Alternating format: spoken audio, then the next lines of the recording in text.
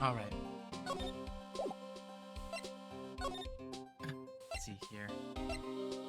You're not pointing at the wall this time. This is true. I am not pointing at the wall this time. Music turns me on. That's good. That's good.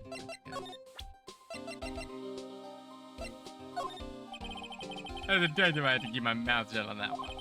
I know better than to go blabbering about things I don't know about. No, I wouldn't want you to do that either. You're right.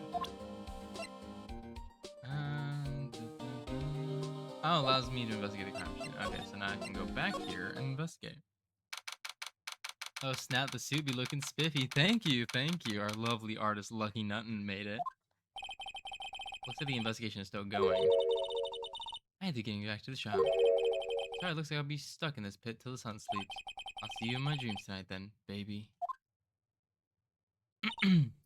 Oh, still here? Hello. Why the surprised looks? Didn't I mention? I've got a boyfriend in criminal affairs too. What happened to the security guard? Hey, what's wrong, Babinina? You're looking like a doggy in that lost its herd. Jake Marshall. Strange guy to put in charge of a crime scene.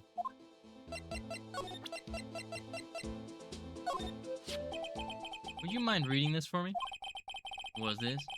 I warn you, fan letters to me go right in the spittoon. It's a letter of introduction from Dr. Head Gumshoe. May we investigate? Gumshoe? And that old cow dog? He holding the birthday party or something? Huh? Look, where it should say letter of introduction, it says invitation. Ah, I think he just miswrote it. Wait, why am I getting all defensive here? No word. This proves it's from Detective Gumshoe. Better than a blood test. Guess I better let you in then. Thank you, Officer Marshall. That's right. He's a patrolman, not a detective. Which reminds me. Hey, wait a sec. Isn't a crime scene supposed to be handled by a detective or higher? Well, folks, the clues are calling. Welcome to our gold strike. Be like the settler. Strike for the lands unknown. Manifest destiny. Let's have a hootenanny. Note to self, police investigations are like settling land.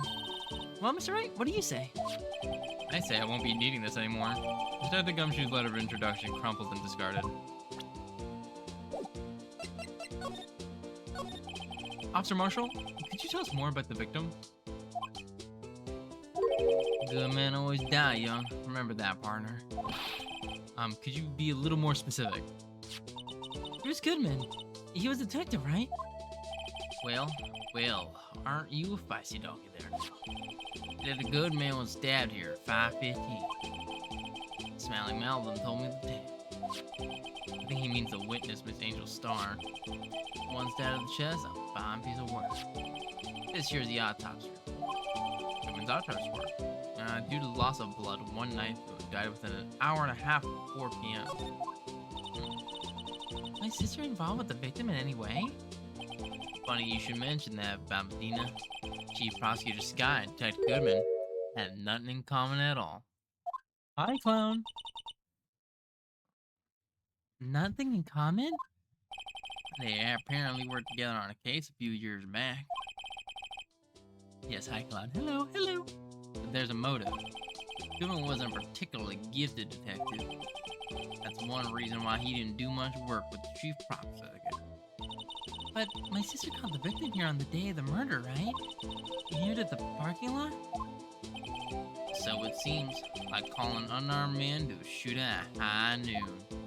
How am I doing? I'm doing amazing. Oh God, I'm doing amazing. Oh, why would you Weezer me? Why would you do this? I don't mean any offense, but Officer Marshall, you're a patrolman, right? Not a detective. You calling me out? They shoot you for that in Texas. Huh? I was one of them fancy shoe detectives till 2 years ago, to tell you the truth. Oh, really? Now he tells me? But you're a patrolman now, so how could you be in charge of a crime scene? Nothing gets by you, does it, Bobina? So why are you in charge? No reason. We're just short on hands right now. I'm keeping an eye on in the meantime. That's odd, though. Detective Gumshoe was saying he had nothing to do. Nothing important, at least. He's nothing but a sad old cow dog that can't find his tail. Hey, you remember me? We streamed together a while back. I think so, maybe? I'm sorry, my memory's really bad at times. But hi, Calamity, and also hi, Bess. Edgeworth, that cow dog been kicked out of this cattle run by her, the chief of police. Because he didn't realize it yet. That the Gumshoe kicked out in the investigation?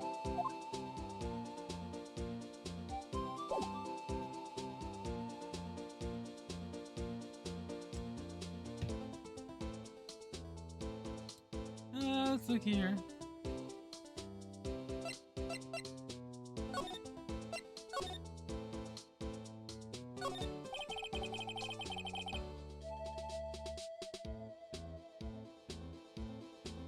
This appears to be the car where the body was found.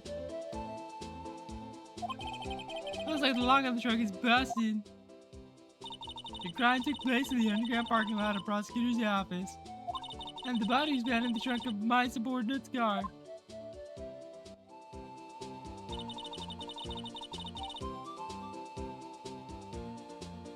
My luxury car just screams I have money to burn. Yeah, prosecutors get the big bucks. Why are you all mad at each other for vibes?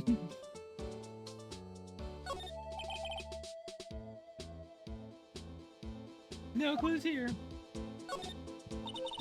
This rope, is it? Yep, they laid in the outline of the victim's body.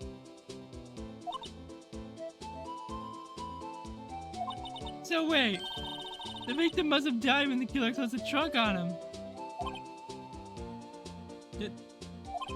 You have to be the only person I know that would come to that conclusion.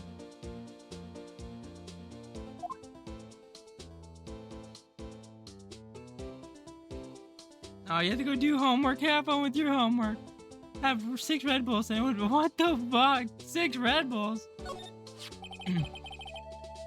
This looks like a cell phone. Scientific analysis would suggest it belongs to the victim. I can't think of anyone else who could belong to. What's so scientific about that? Should we check it out? Right, let's check it out.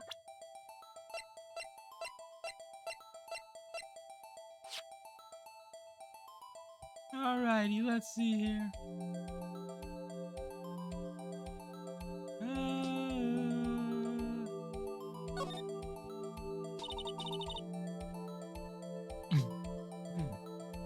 What a boring chap. What's wrong with it? Everyone has different tastes, you know. Here, check out mine. It's a pink princess strap. These are hard to come by, you know. I see the series is as popular as ever with kids. So I don't fuck up my sleep schedule already as it is. Oh, that's so real.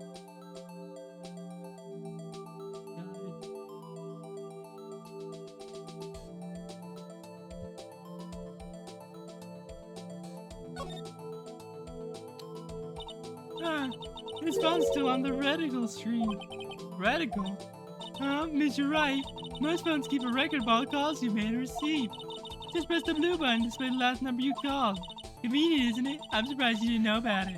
Sorry to disappoint you, but even I know that things like this is like reticle. Huh? Oh, I'm sorry. It just, you never know when people from your generation. Whatever, let's just check the phone out. Now to see who the owner of this phone called last. Note to self, a defense attorney doesn't think first, he just pushes the button.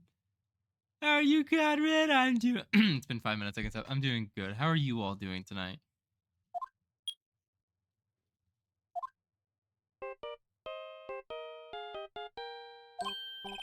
Hey, that song, I know that. Hey, what's going on over here? Sorry. I see you, partner. You pressed reticle on that phone, didn't you? Well, yeah. Whose phone is this anyway? It was on the ground over there. Whose is it? That belongs to Chief Prosecutor Sky. What? It's my sister's? She apparently dropped it when she was taken into custody right out of the crime. Look, the last call was made right when the murder occurred. Looks like she was fixing to call someone. Except she only spoke for a few seconds according to this. Who did she call? No idea. Sorry, partner. Now, I got a question for you, partner. I heard a phone ring just now. One of those new fangled ringtones. Oh, that? Oh. Oh, I'm sorry. That was my phone. What? Your phone? Yeah, it kind of strange, but someone called me right as we picked up the other phone. A wrong number. I hope you're not lying.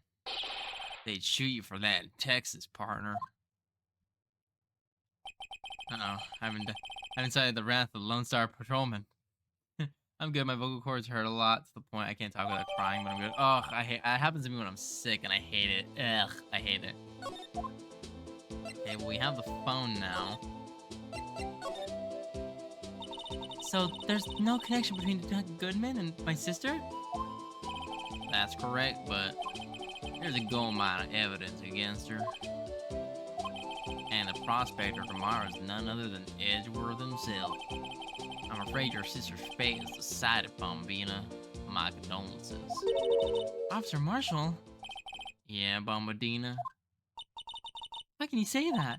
You and my sister, you were... There's something between the cop and her sister that I don't know about? I apologize, Bambina. Something must have gotten to me. Maybe it's that dry wind blowing through the prospector's office. Dry wind or ill wind? Things up here. But who? Suspicions about Mr. Edgeworth have been flying around for nearly 2 years now. Forged evidence and raging testimonies, you mean? He was unbeatable because of what he did, whatever it took to win. Unbeatable, that is, until he met you. But the rumors are just rumors, aren't they? These are prospectors we're talking about. Evidence is everything to them. If you follow the rumors about Edgeworth to the source, you'll find one person. But they're off limits. Untouchable, you might say. One person? Who? Hate to say this, but it's your sister, Bambina. Chief Prospector Lana Sky. What? My sister? Edgeworth couldn't rustle all those cattle by himself. Some people load their guns with bullets, some people load them with deals. What you're saying, Edgeworth was making deals to win trials? Where there's gunshots, there's bound to be bullets. That's what the old timers say. There's a big old secret hidden around everywhere here. Everyone knows it. That way Detective Gumshoe was taken off the case. Did they target him because he was close to Edgeworth?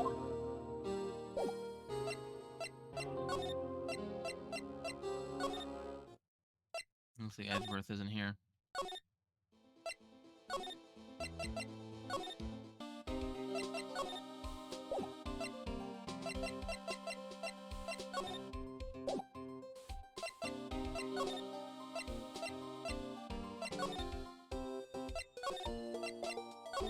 I'm going to like the same 4 places. So. There we go. Okay, well, they're not in here. Well, I'm in a safe spot.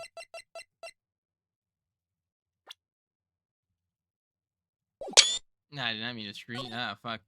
Everything's a problem. Everything's wrong.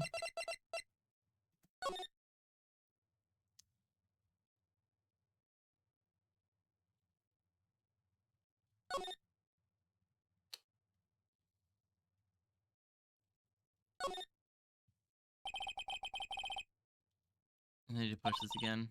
What's wrong? You look like I do during finals. Never mind. It's nothing. Okay, I don't need to mess with the phone anymore, it looks like. Unless... No.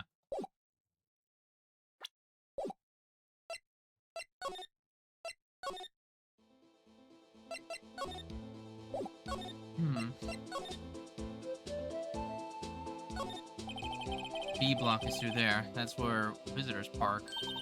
I can see the lunch lad car over there, far in the distance. Hey, you're right. I like the cute design on the door.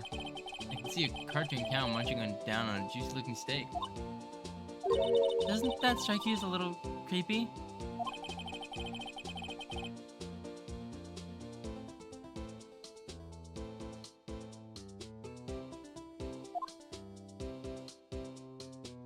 Hmm.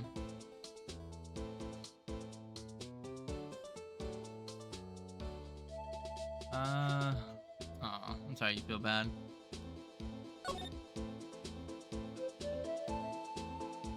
Ba-ba-ba-da-ba.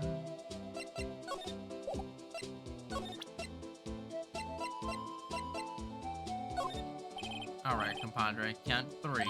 Huh? You gotta do that if you're gonna draw evidence on someone. That's what we do in Texas.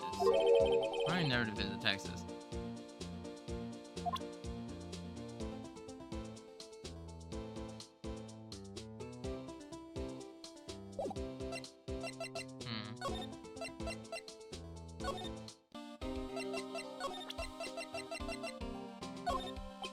I had to get my mouth on that one. Alright.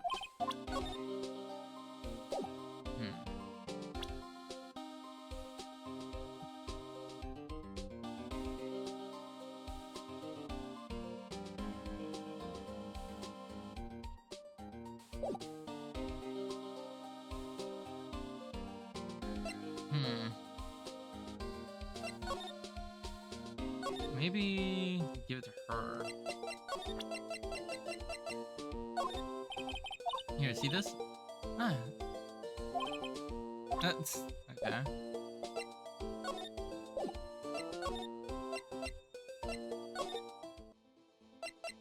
Gotta be something missing.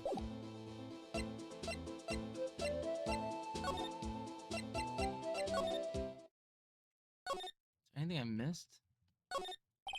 Work desk. It seems quite tidy as one might expect. What a nice desk. Easy to use and easy on the eyes.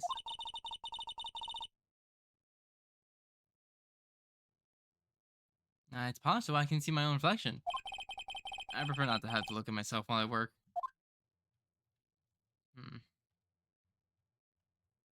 We already looked at those.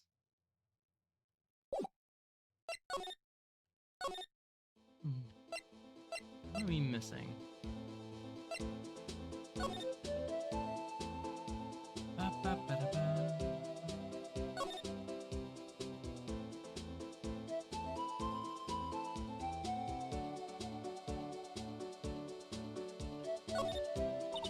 A block. This area is reserved for prosecutors. Defense attorneys are regulated to B block.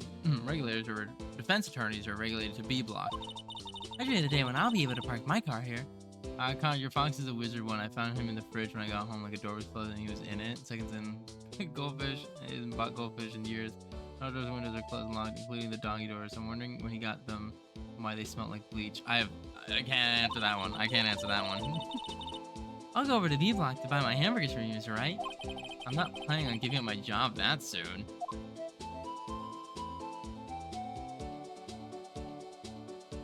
A block's over here, B block's over there. Oh. What's this? Looks like a note of some sort. It looks something's written on it. You're right.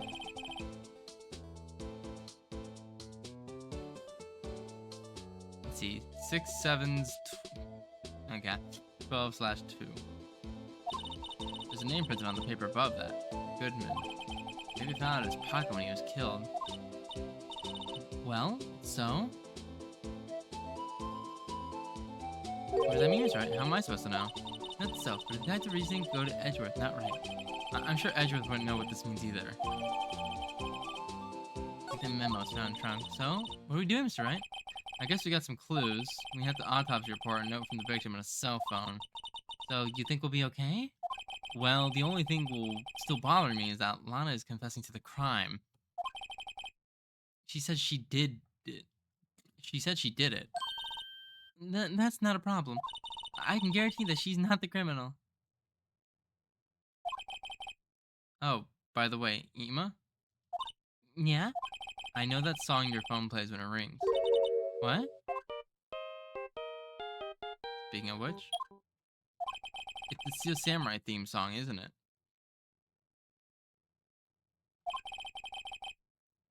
The popular TV show for kids? That phone rang earlier wasn't mine. It was yours. At 5:18, just after the murder took place. Your sister called you, didn't she, Ima? I'm sorry. Can you tell me what you talked about? She hung up right away. I see. I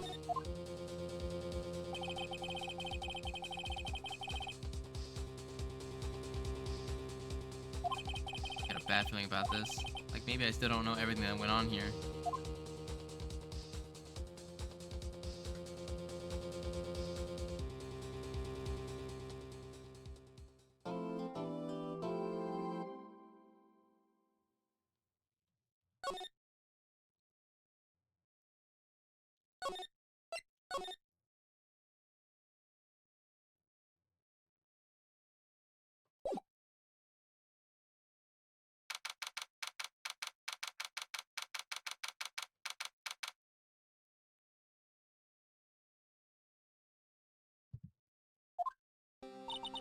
How did the investigation go yesterday, Mr. Wright?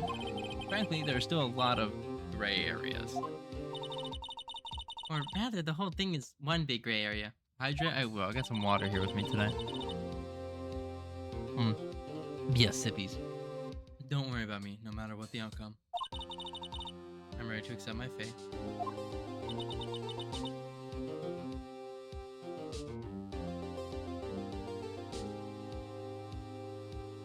I believe in you, sis.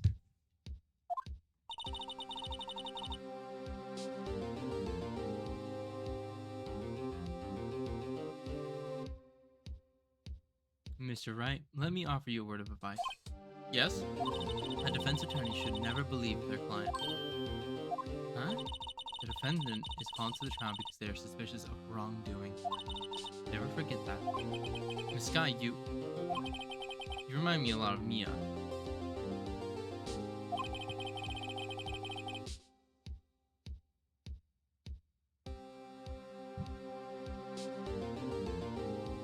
But there's one decisive difference between you and her, and that is you're not a defense attorney. I believe it's almost time for the trial. Good luck, Mr. Wright.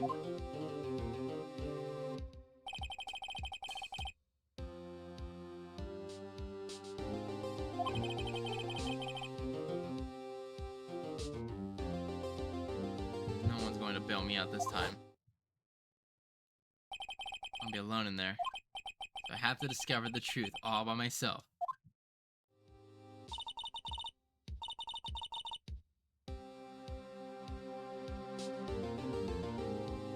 Let's do it, Mr. Wright. I'll be with you the whole way.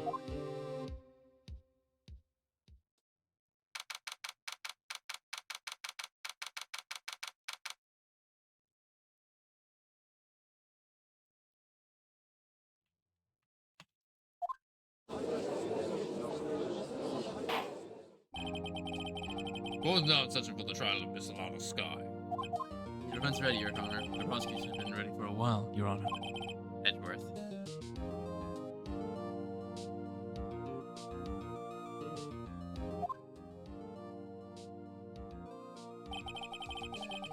Been 2 months, but I haven't been in a courtroom since his trial.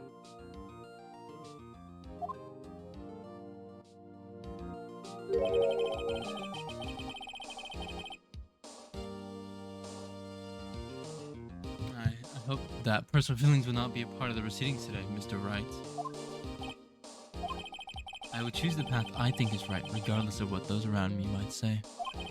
The judgment is to be made here in our hands, not those of anyone else.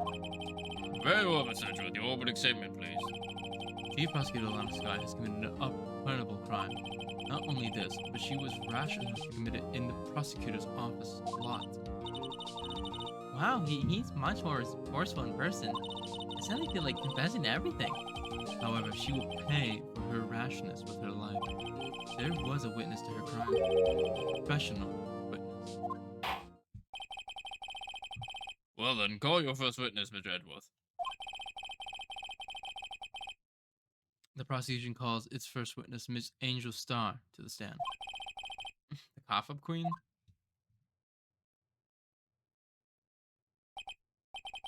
Haven't I seen you somewhere?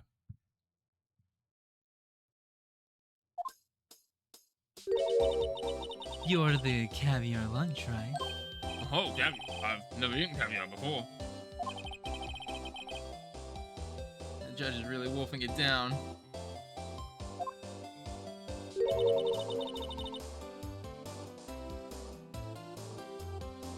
And for you, I have a Fiesta Bowl. Thanks. Will the witness state her name and profession? And you, sir? Did you order the fingerprint lunchbox? It is too early for lunch. Your name and profession, please.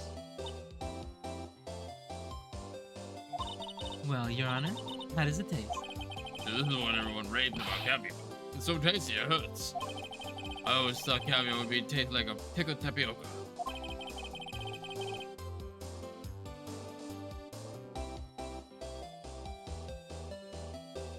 What the heck does pickled tapioca taste like?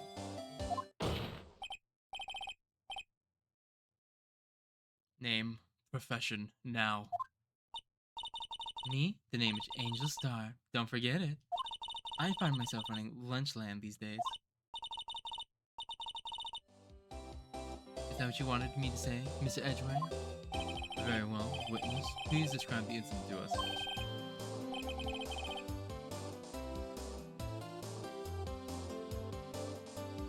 The prosecutor will wait. I'm not finished eating. Hurry it up. Very well, Miss Edgeworth. Very well. As you know, we usually call to the police to provide a description of the crime. Your Honor, as Mr. Edgeworth has said to the court, I am a professional. Huh? What exactly does that mean? Mommy, please. Until 2 years ago, Miss Angel Star was a special investigator with the police.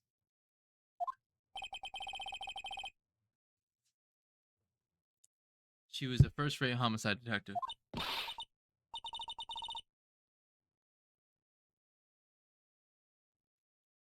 What? Miss Star was a detective?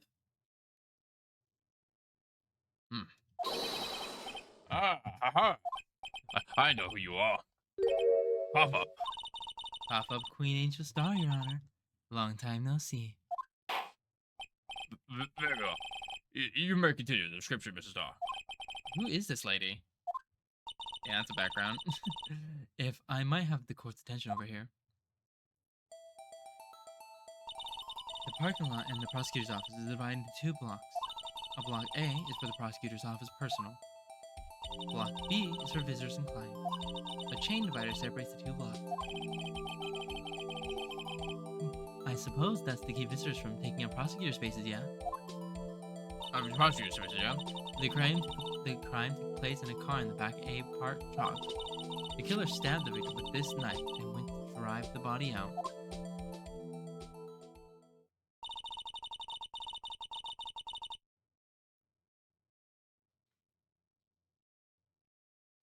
Unfortunately for her, there was a witness, and an arrest was made on the spot.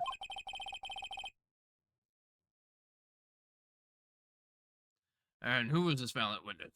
Why, it was me, Your Honor. Parking lot floor plans. Witness, did you see the very moment of the crime? Of course, Your Honor. And immediately after that, I apprehended the chief prosecutor. It seems rather cut and dry, doesn't it? Very well, Mr. Wright. I can't agree on principle, Your Honor. It seems that some poor losers are unwilling to accept the truth, Your Honor. Should I proceed to crush what little hope they have remaining? If you can, then give me your worst, Miss Starr. Wait, are they talking about me? Tarot reading? I will do a tarot reading.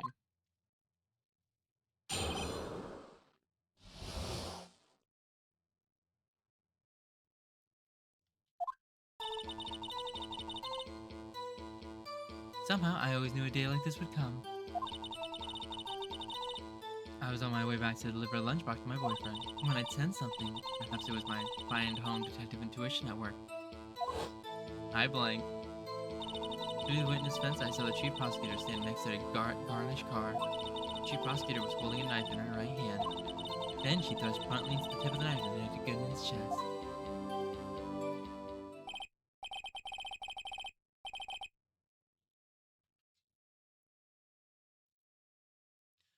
Bring your lunchbox to your boyfriend. How touching. As you can see, there's no room for doubt. The key point of your testimony seems to be nothing other than the point of the knife, which you saw being stabbed Detective Goodman. Blank, who is the reading for?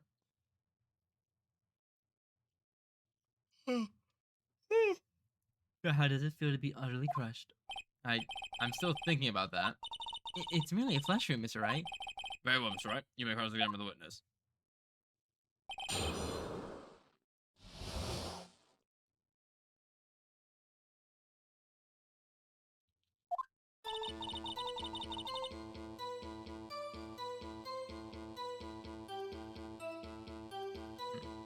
Hold it.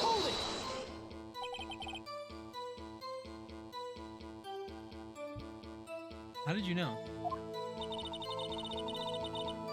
I respect the prosecutor's basic interrogation of crime, yet their methods are ugly twisted.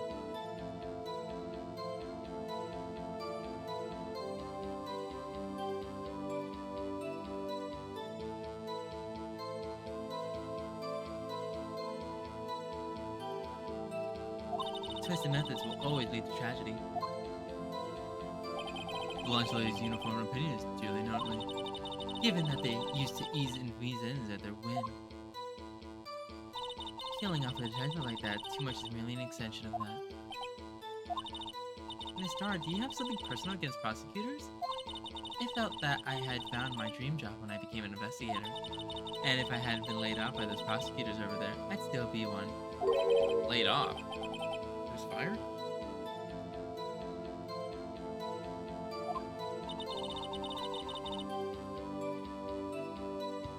To me, prosecutors are nothing more than worms. That said, I am as a pro, as you know. My testimony is unbiased and flawless. Very well.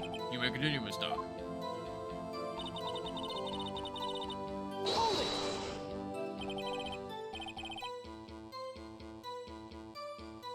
This boyfriend, he's the detective?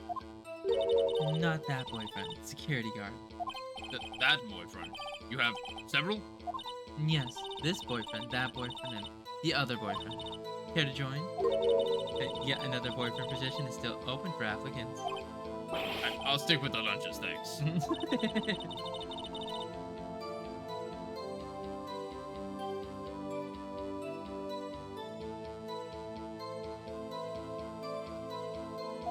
The security guard's room is a lot in A block. Everything there, that would be this room with the security sign.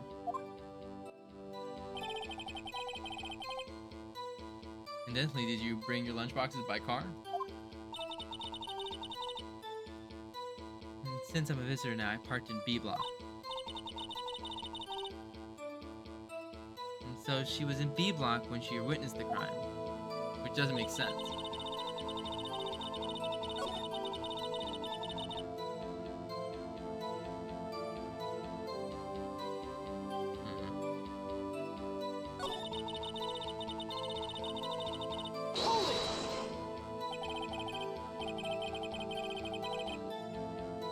Sense something? So you're saying you had a premonition of the murder?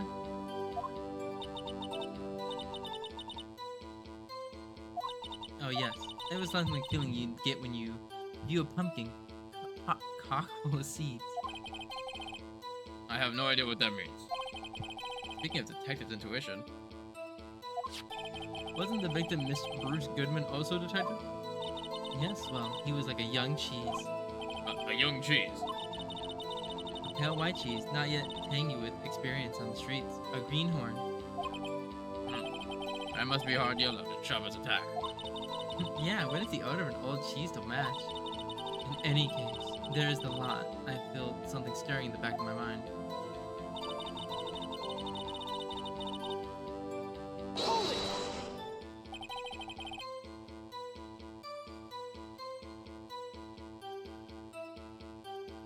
By Garnish car, you mean? Mr. Edgeworth's car, yes. Miss Edgeworth's? Incidentally, the knife that the victim was stabbed was also Mr. Edgeworth's. Wasn't it? Indeed, it was. What an odd case this is. And that person you saw, and you are sure it was the defendant? I saw her from no further than 30 feet away. I'm certain it was her. She's telling the truth, we're doomed. Let's just do what we can, even if we don't have any proof. We can always nitpick. Witness, in your testimony, you clearly stated that the following. Prosecutors are nothing more than worms. Ergo, you are a biased witness. You might want to keep those silly opinions to yourself in the future, rookie.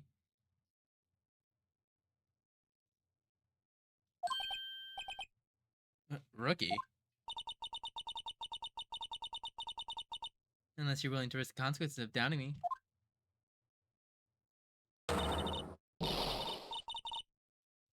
I'll fry you like a fritter, crisp on the outside, chewy on the inside. That was inspiring. I believe I just heard that tagline elsewhere. You could cry plagiarism? I may be reluctant to lowly post a lunch lady, but my instincts are honed. A photograph? You took this?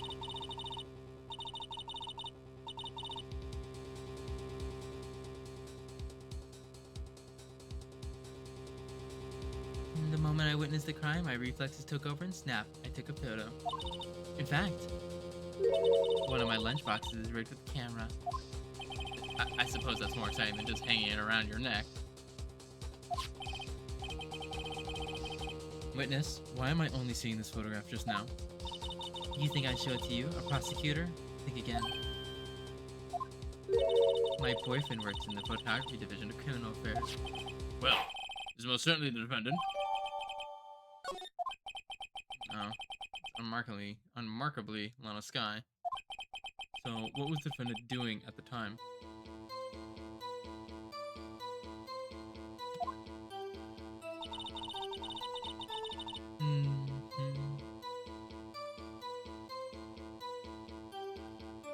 Hold on. That's not right, because you just gave us a photo where she's not holding a knife. Objection! And you witnessed this?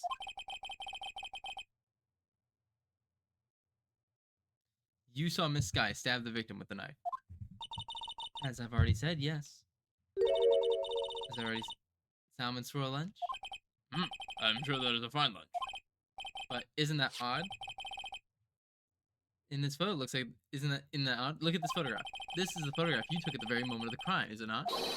Then why is Miss Sky not holding the knife?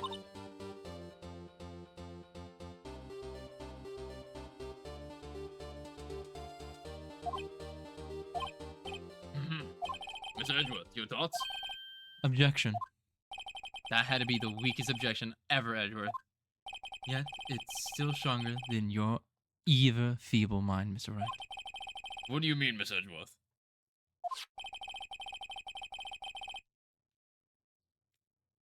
This photograph was not taken the moment before the stabbing. This was taken the moment after the stabbing. Objection! And how can you tell that? Blood splatter.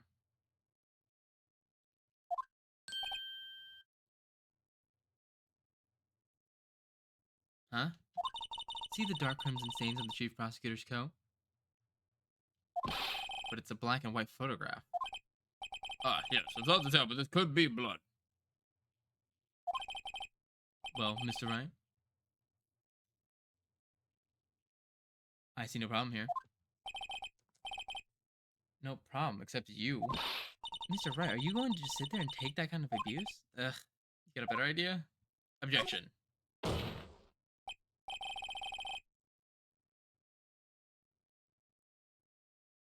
Wait. That contradicts what your witness just said in her testimony. Namely, that she took the picture the moment she witnessed the crime.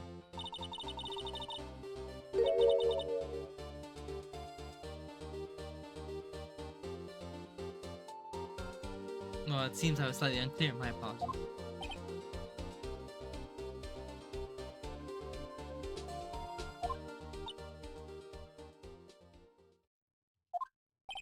That's it? If you run out of lunch, you'll order seconds. Problem solved. If you don't like it, try ordering the jumbo-sized lunch from the get-go. Good advice. I'm not sure I understood it, but good advice.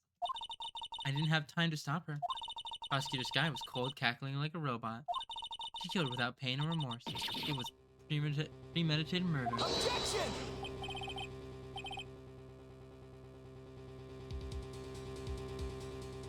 Premeditated? How do you know?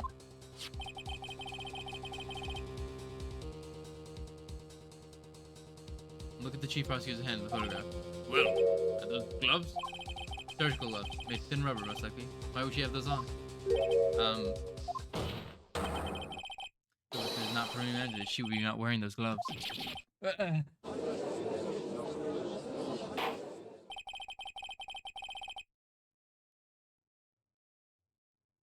Those gloves do seem to tell the tale of premeditation. Premeditated murder, a serious offense. Witness, add this to your testimony.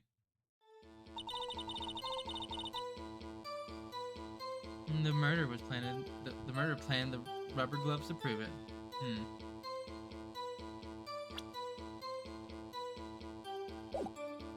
Hold it! What if she was just in the habit of wearing gloves? Like driving gloves? Objection! The gloves were omitted as evidence that the defendant was arrested. They were rubber gloves of the kind used for autopsies. In other words, when the chief prosecutor came to the crime scene, he came to do murder. It was the only possible conclusion one could make. Everything was planned. It was a premeditated crime. Ugh, Impressive. I'm sorry they took you off the force, Miss Starr. this is bad. I'm thinking it was all planned. If she can prove this claim, the trials are already over. I'm trying to think of a way to show this wasn't premeditated. Filling flesh wound, Mr. Wright. We can make it. You said that before. Anything else? Scientifically speaking, Mr. Starr's testimony is flawless. Sounds pretty fatal to me. What do we do? Is this it? Is my sister guilty? Just keep our heads cool and press the witness a bit, shall we? For some reason, having her panicking next to me makes me calmer. Don't smile like that.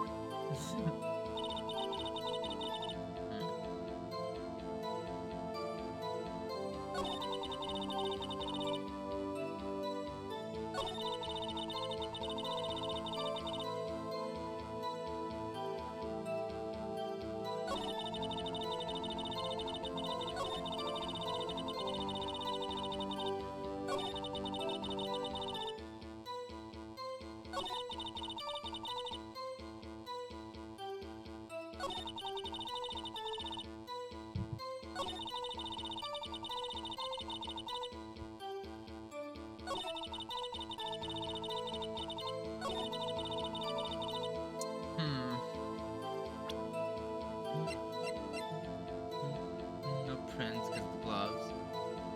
12. An hour and a half.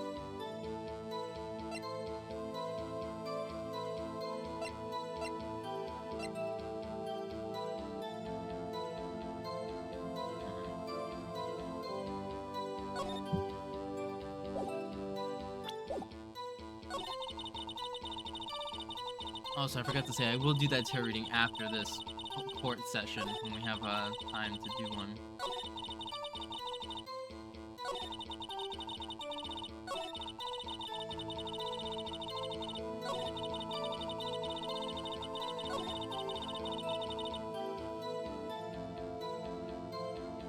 Hold it! What if she just... Objection!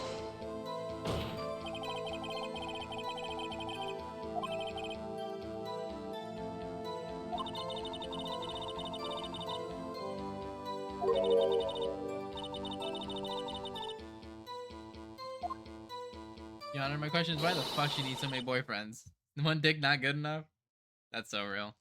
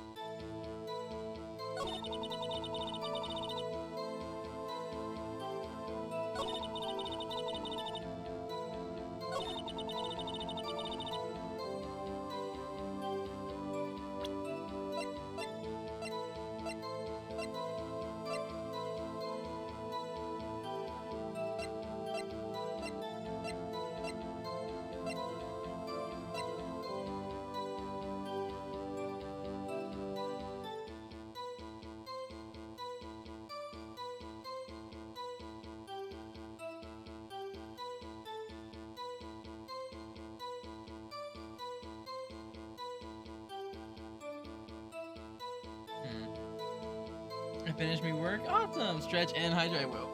Oh, I'm gonna crack something.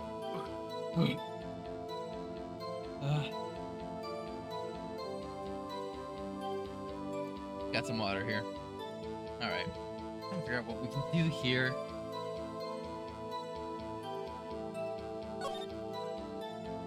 Okay.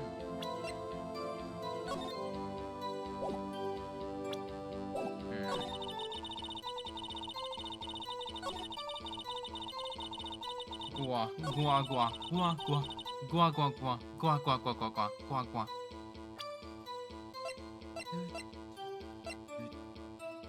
Well, if we die within an hour and a half, 4 p.m., good smell on shrunk. No, nothing about this.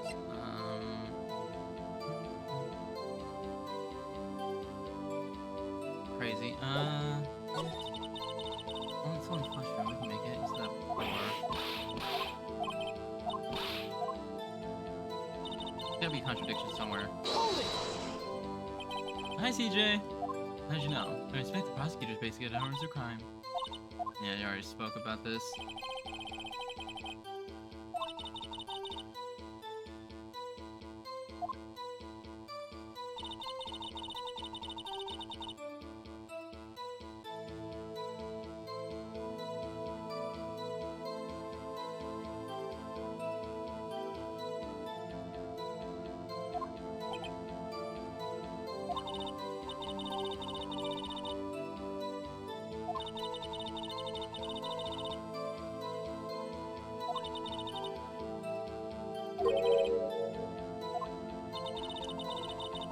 They're saying it's premeditated, right? But if it was premeditated, that means they would have planned the knife attack. But it's not her knife, it's Edgeworth's knife. So there's no, hold on. I'm now connecting this in my brain, like, hold Objection! on. Witness, do you know what this is? Are you trying to test me? I sell lunchboxes for a living, you know. That's a knife. The knife.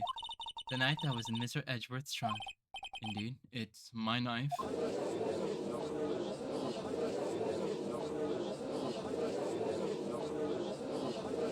bloody murder by Carl, the prosecutor. Ed Vernon is the chief prosecutor for the district, right?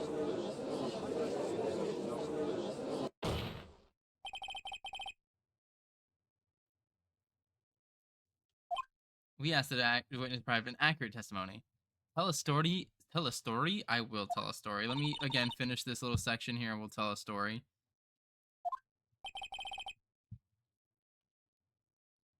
In your testimony, you say, Alana Kay, the plan for this murder, and that's why she is wearing those special gloves. Seems like a natural conclusion to me. The gloves do include planning. However, why would she not also prepare the most important thing? The murder weapon.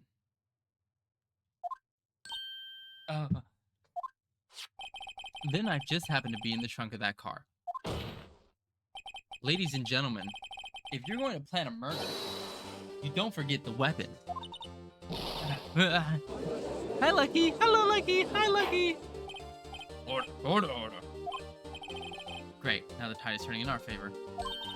Great show, Mr. Wright. My sister's as good as free. Right. I believe the next lunch you'll be eating is humble pie. What? I hope you weren't deluding yourself into thinking that the tide has turned. Not over such a trifling detail.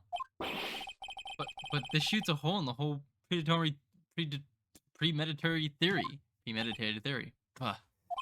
The prosecution could care less if it was premeditated or not. The only one who seems to care is that lunch lady over there. The defendant, Lana Skye, murdered a detective with a knife. That is the only thing the prosecution needs to prove. Nothing else. Very good, Mr. Prosecutor. I suppose you think you're clever now. But you know as well as I do that she planned on killing him. It was planned.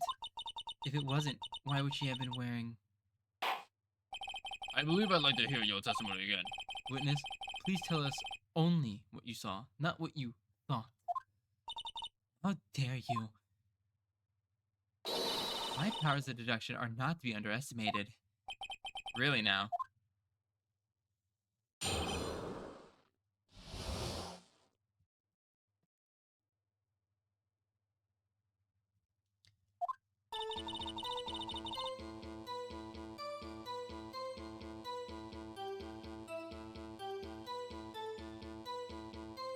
Lana Sky intended to murder Detective Goodman. That's why she called the victim out by the way to the prosecutor's office.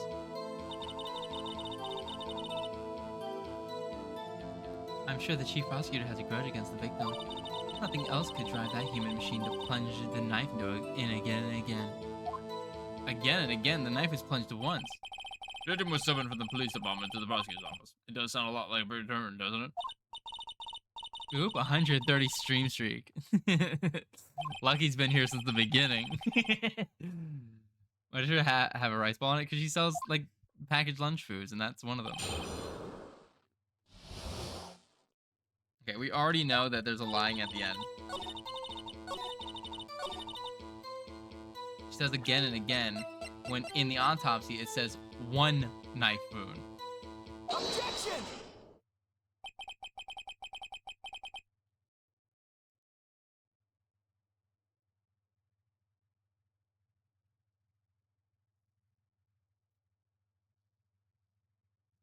You say that she stabbed him again and again.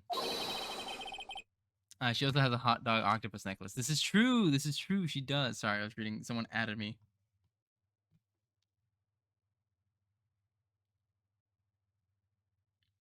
But you couldn't have witnessed that. Conrad, do you want your PNG that you have now on pixelated? No, it's fine. Are you testing me? Then I'll test you. With my moss surprise. I'm afraid that moss is growing under our feet as we wait, Miss Star. What did you mean? I shouldn't have to explain this, but take a look. The autopsy report states that death was due to a loss of blood from 1 stab wound. Aha, you're right. Good show, Miss Edgeworth. What a hunk! He's my hero, really. What about my objection? No one noticed?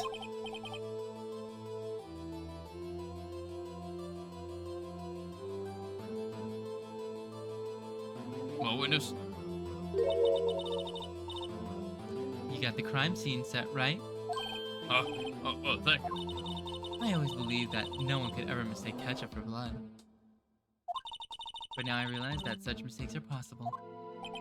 So, you're saying you mistook something for blood. When she lifted her knife, I thought I saw blood at her breasts. Splattered blood from her victim. That's why I thought she must have stabbed him at least twice. Then tell us what you saw that you thought was blood. Testify.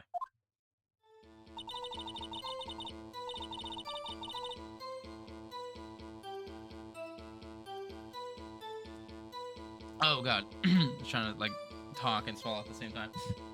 Her red muffle looked like blood to me. That's how ghastly the whole scene was.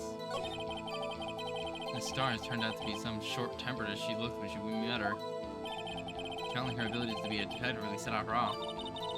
I'm not sure what burns out the fastest. It's a scientific fact. I wonder, wouldn't it depend on the size of the candle? I mean, add more wax and even a really short wick will burn longer. Obviously, more scientific testing is required. Lana Sky intended to murder Detective Goodman. That's why she called the detective all the way to the prosecutor's office. I'm sure the chief prosecutor has a grudge against the victim. Her red muffler looked like blood to me. That's how ghastly the whole scene was.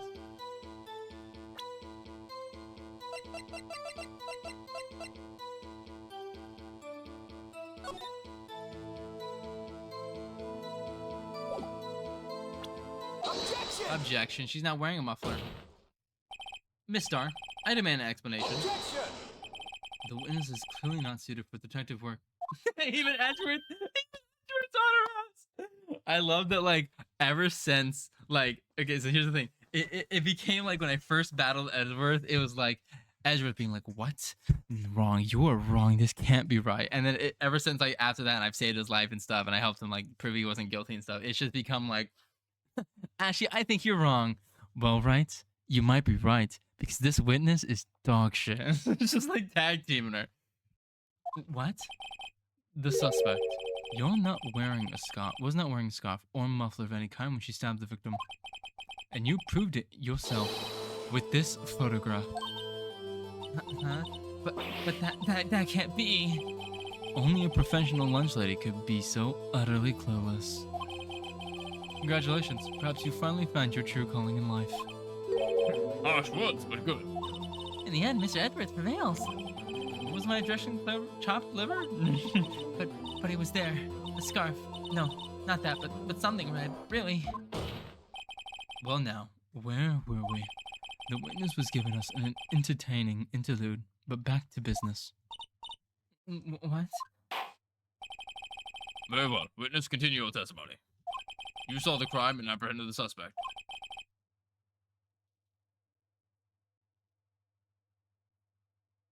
Tell us about that.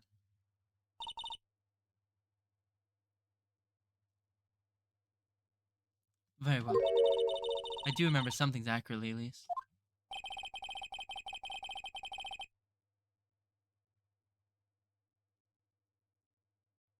Ultimately, we could shake her the most important part of her testimony. The most important part? The part where your sister stabs the victim. This next testimony might be the important moment of truth. Yeah, it's already been an hour? I know, right?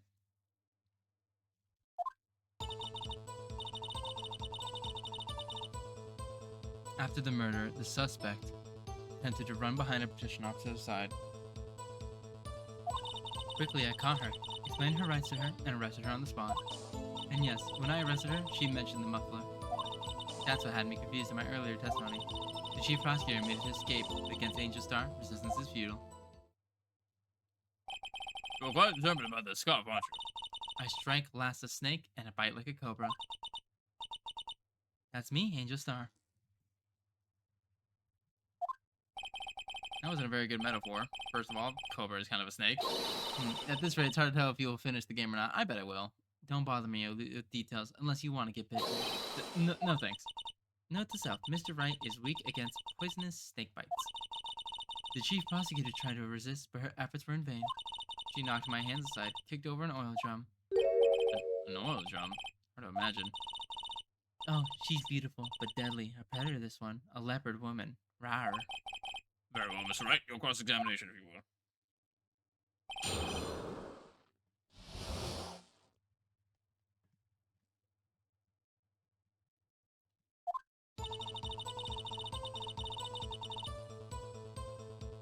After the murder, the suspect attempted to run behind the precision officer's side. I quickly caught her, explained her rights to her, and arrested her on the spot.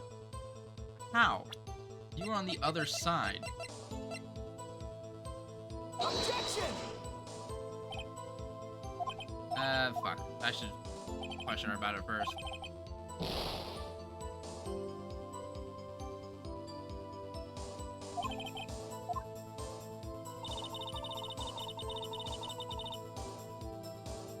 Hold it!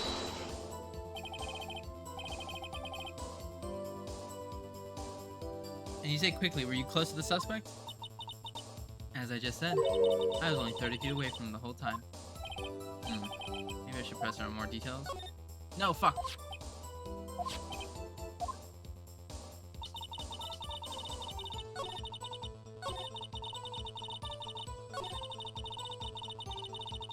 Hold it!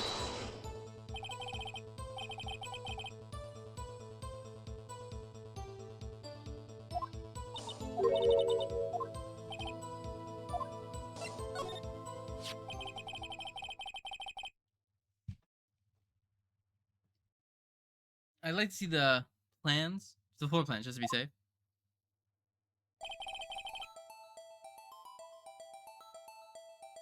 The lunch locker car was over here.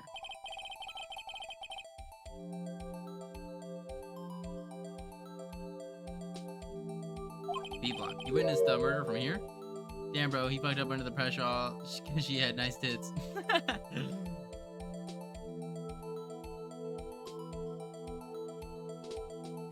And that would make it about 30 feet from the car, yes? Is that correct, Miss Star?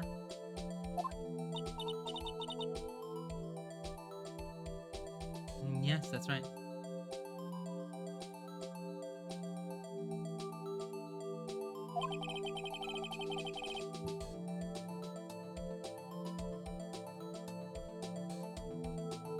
There's a chain link fence in front of you.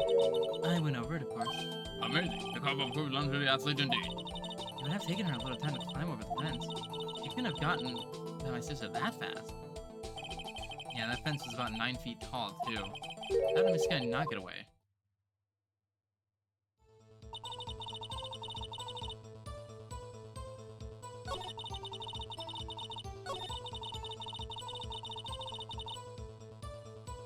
Hold it! She made to escape? Can you be more specific?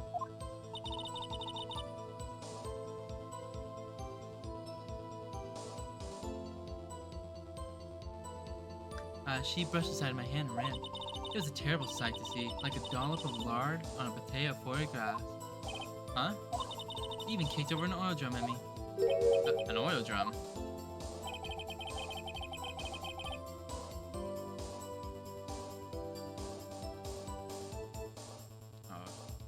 There's an oil drum lying on its side at the scene of the crime. But it's strange. What's that? If she wanted to escape, why didn't she just run the other way? The parking lot entrance. That's right. It doesn't make any sense that she would just run from behind the magician with the oil drums. Excellent. More mysteries. I wish you could solve a few more before finding more, though. I try to run. I'm sorry my sister's so suspicious, Mr. Wright. Not as sorry as I am. But she didn't do it. You have to believe me.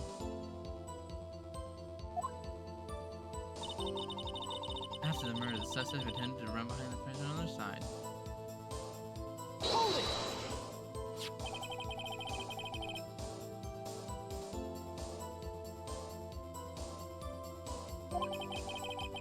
Next to the car.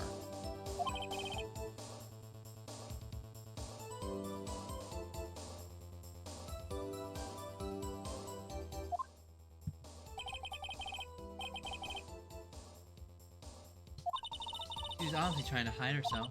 Quite a natural thing for a criminal to do. And what did you do then?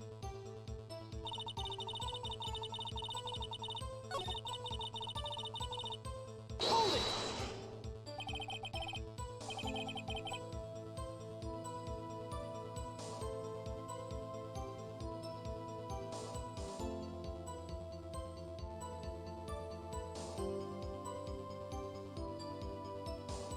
You mentioned the muffler. What exactly did you say?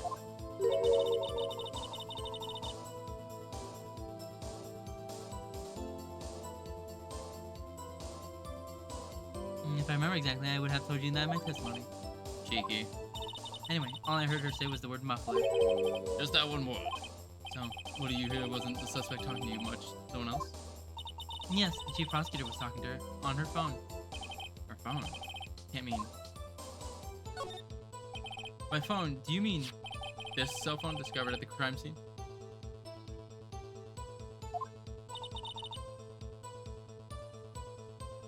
Yes, ultimately. Ultimately? My memory is like a salmon heading upstream, you see. No, the court doesn't seem to stop. The chief prosecutor's first attempt to use the phone hung up on the wall. On the wall. That's right. It was near the car, but the emergency phone on the wall.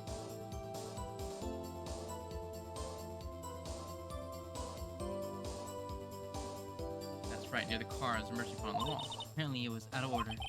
And so she used her cell phone. Indeed, the emergency phone was out of order that day. Very good witness. Witnessing. Witnessing?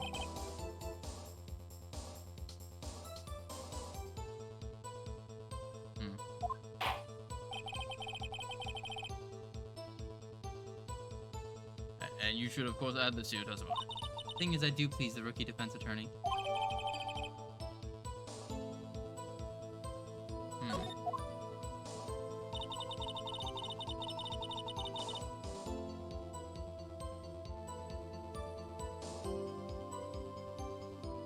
Hold it!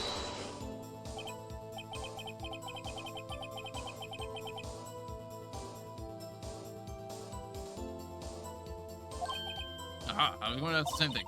I only asked this one time, so listen close, Ricky.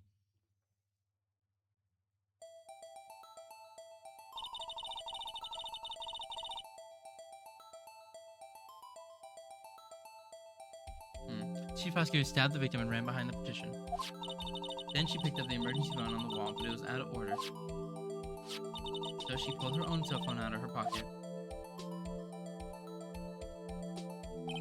And during that time, During that climb, you climbed over the chain link fence. that's when I boldly grabbed her arm. Chief prosecutor hung up her phone. And you saw her doing this? What is it, Miss Wright?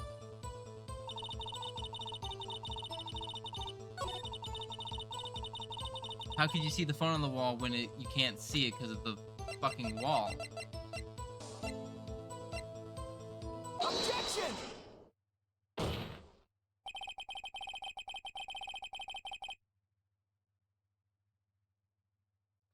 Miss Starr, I have to conclude that you have a personal grudge against Miss Lana Skye. Objection! The witness is a former detective.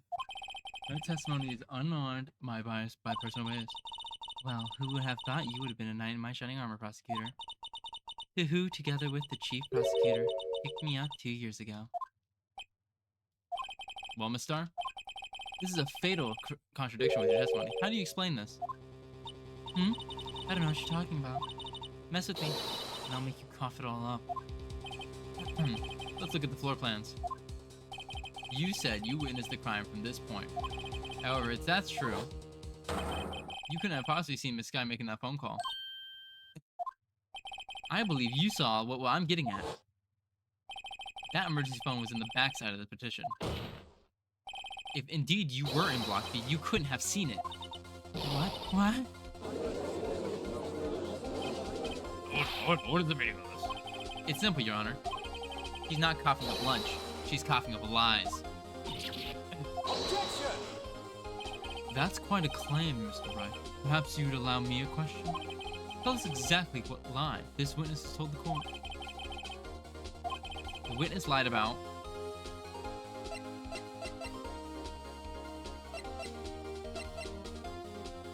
what she saw. She lied about what she saw. In other words, she didn't see Miss Skye use that emergency phone. It does seem to have imagined that she could have a very large. What's the matter, Star? Cat got your lunchbox? Miss Wright, I hate to bother you while you're celebrating your victory. But why would Miss Star lie like that? Huh? Why would she say that? My sister tried to use a phone but failed. It doesn't really make any sense. Why lie about something insignificant? Oh, she's right. I mean, she really did see her to use the emergency phone. I see no room for doubt here. You ordered the patooey on rice? Mr. Rat, I thought you had something better. Fuck, I did too. One more try. That's your eyes. You haven't learned your lesson, have you? Tell us exactly what lie. The order of events. She lied about the order of events. Miss Skye used the emergency support before the murder. I see. I hadn't thought of that. That took the wind out of her sails. Nah, fuck, it's not that one either. Orange peel lunchbox. Ah, shit. Fuck. Okay, so then that's from where she saw it.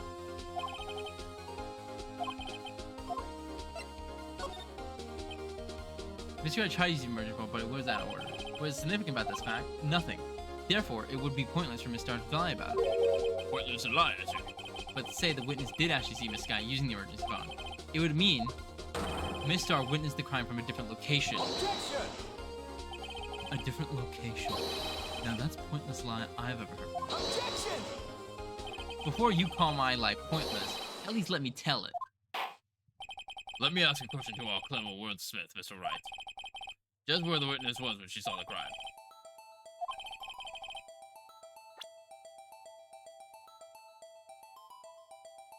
Take that!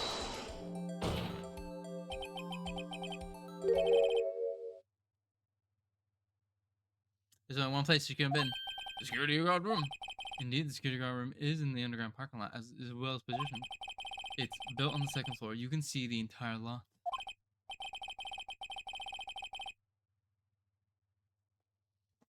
And she would have been able to see the emergency phone from there.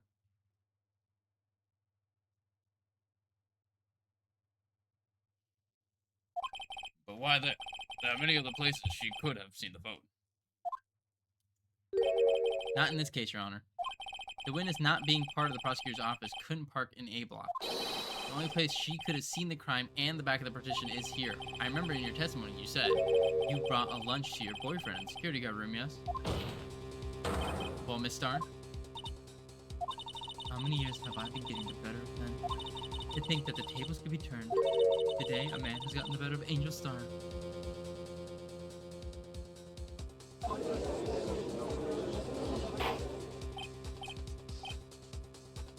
Hold on, witness.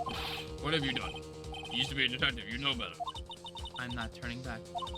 Guilt will be punished, because he will be punished. I'll do what I must to make sure justice prevails. The guilty? Is she talking about Miss Sky?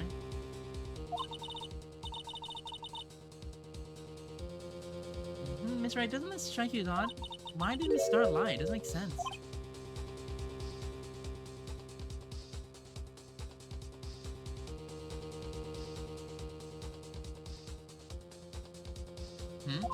She could have just said she saw the crime from the security guard station.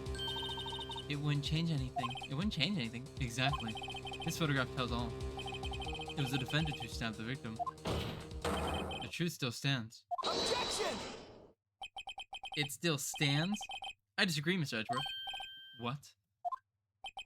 If a witness is found to be lying, they're guilty of perjury. She knows this. She wouldn't risk that without a good reason.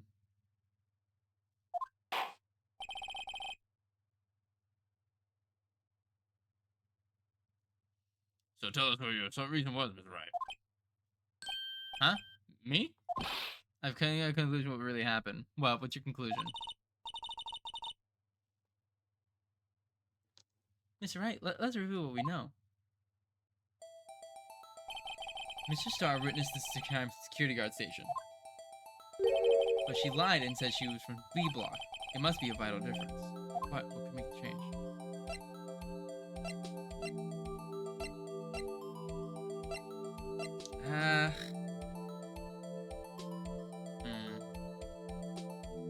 What would make the difference? I mean, the difference at the crime or the angle of, I mean, it would be the distance of the crime, would it not?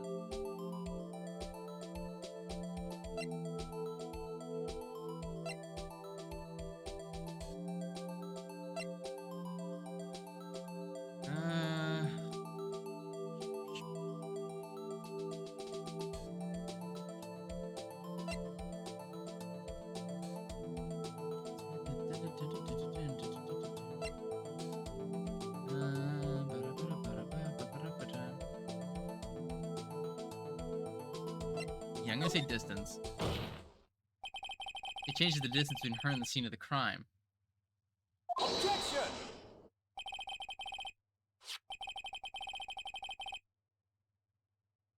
My condolences, Mr. Wright, but one look at the floor plans and it's quite clear. The distance between the scene of the crime and the grand station is 30 feet. I don't see how that would change what she could see. Objection!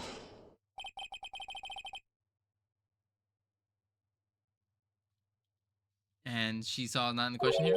What matters is the time if it would take her to reach the scene of the crime. Miss Starr, you witnessed the crime from the security guard station. Now, how long did it take you to go from there to the scene of the crime if you arrested Miss Skyler? What witness? You. Yes?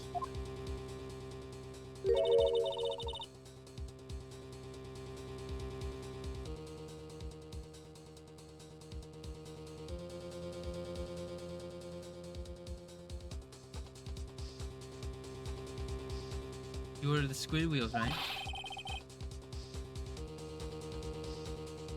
The quality of my lunch has gotten from low to incredible.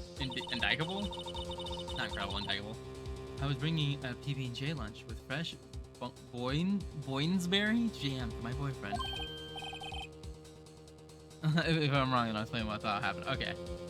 Boonsberry for the boyfriend. He wasn't in the station, so I waited. I witnessed the crime from the glass vault station.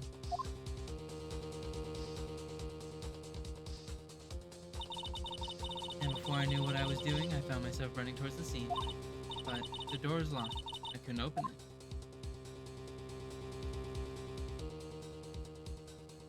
So you went all the way around to the B section to climb over?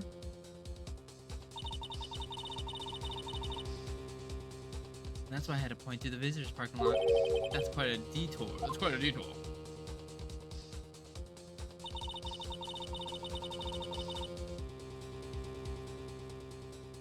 It'd probably take me at least 5 minutes to get to the scene of the crime. 5 minutes.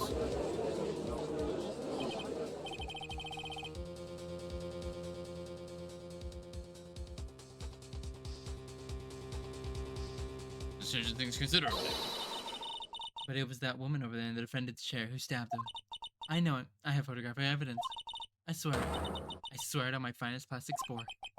You have a point. That the spork is a wonderful invention. Would you like another caviar lunch? Absolutely. Uh-oh. Mr. Wright, you have to do something. Have any evidence to stop this? Objection! 5 minutes between the witness and the murder and the rest. Think about that. You could make pasta in that amount of time.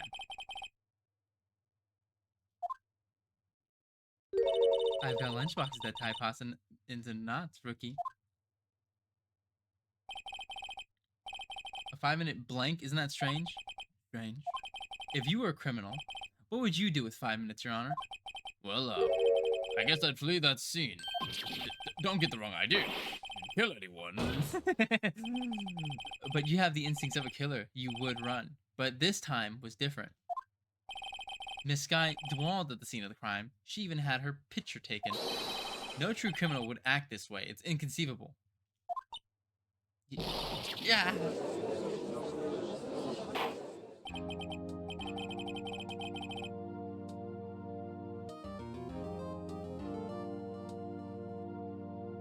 Well, it seems we've come to the very end of the testimony.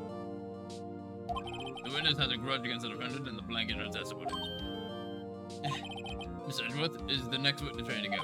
Unfortunately, I appear to have overestimated this witness on account of her professional history. We did it! We screwed that hand shut, Miss Wright. That was too close.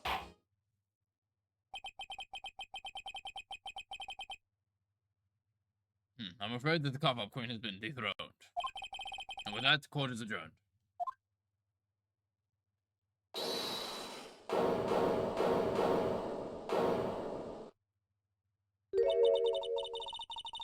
Miss Edgeworth, you ordered the squid wheels, right? That's the one she tried to foist off on me. I prefer not to take the defendant's team's leftovers. Anything else you say? I might be able to save you. I have decisive evidence.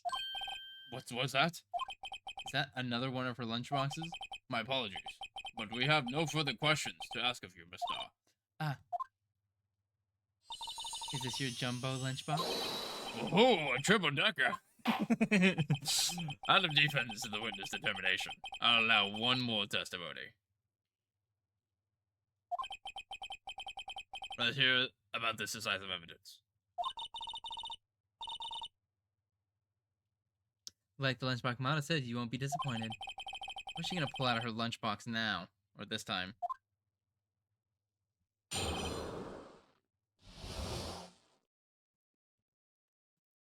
Right? Can't fuck this up. Should have mentioned this 5 minutes when I wasn't looking at the crime scene. And now, to the matter of the victim's shoe. Did I not bring this up? 2 types of blood were found on this shoe. One was, of course, the victim's, and the other blood type matches that of the defendant, Lana Skye. This shoe proves it. It's flawless, decisive evidence.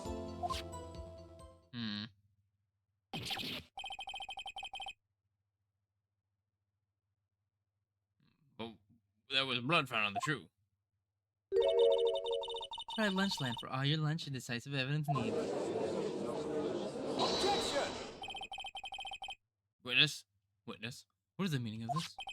Why is this the first time I've heard of this evidence? Simple. I've already said. I don't trust you with evidence, Miss Edgeworth. That's why I took the liberty of investigating this myself. Bro literally took a fucking bribe in front of everyone. I know, right? What is this bullshit?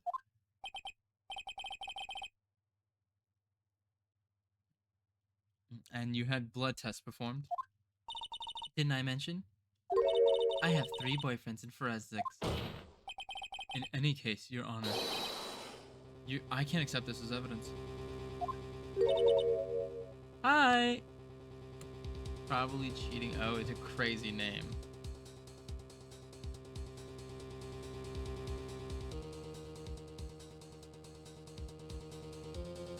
What? You must know the 2 rules of evidence laws. I can smell my cat's litter. One of them just used the bathroom. That's horrible. Ugh. Rule 1. No evidence shall be shown without approval of the police department.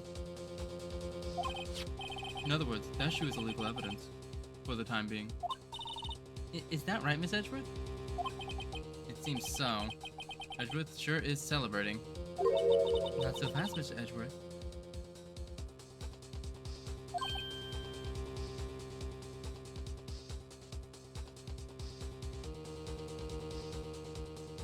Oh, is that you, Fish? It's you, Fish. I had to like look at your profile picture. I was like, because this is a crazy name. It's you, Fish. It's Fish. Everyone, it's the piss guy. It's Fish. I'm guessing your previous account got fucked. Don't forget, I used to be a detective.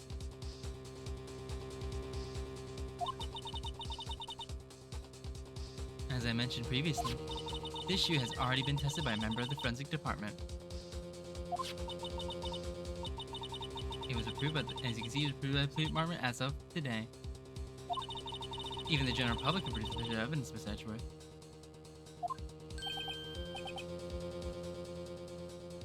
Oh, this is an all I stream on. Ah, okay.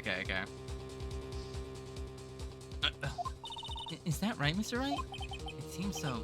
Edgeworth is looking pretty sullen. You could at least study some evidence law, really.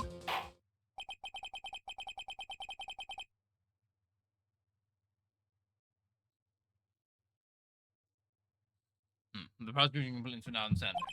It feels this evidence satisfies the first rule of evidence law. However, it seems you have yet another count against you, witness. Anything to ensure the guilty are properly judged. Alrighty. Very well, Mr. Wright. You may cross-examine the witness. Something about that 5th statement just didn't sit right with me. I don't know, she's gonna say, yeah.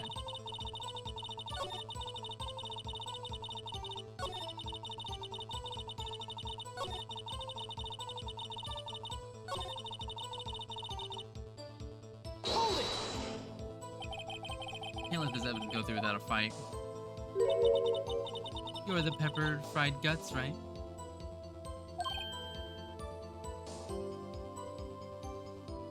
No, you're not, Mr. Wright. Like it seems like it, huh, Mr. Wright? Sound like your client. She's in enough hot water to make a whole vat of soup. Mr. Wright, do you or do you not have a problem with the shoe? Problem? This is critical. There's got to be a problem with it. Yeah, there is a problem with it.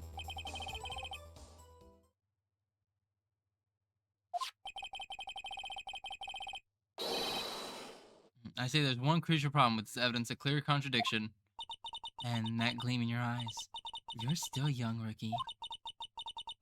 I'll be right back. Yeah, take your time. I'll give you a pepper fish gut now, but you couldn't take the heat, could you? Let's hear what Mr. Wright has to say. What is the contradiction about this victim's shoe? Show us the problem with this evidence.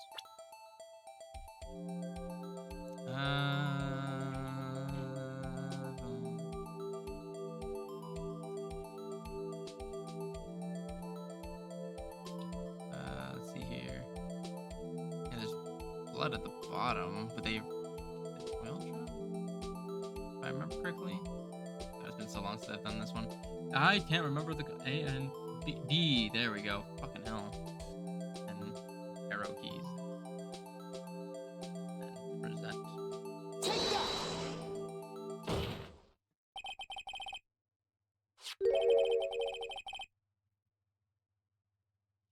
I wonder if you noticed there's blood on the bottom of the shoe.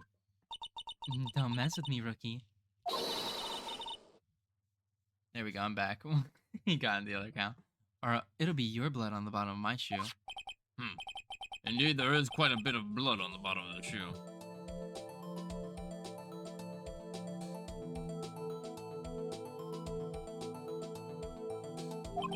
It makes sense. The victim was stabbed with a knife. What could possibly be contradictory about the blood on the bottom of the shoe?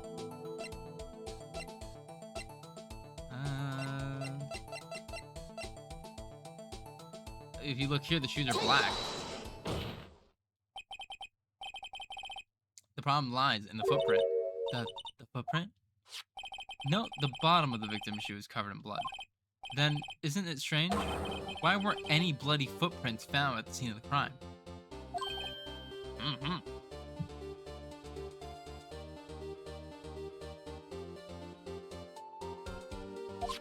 As you can see, there were no traces of any footprints at the scene of the crime.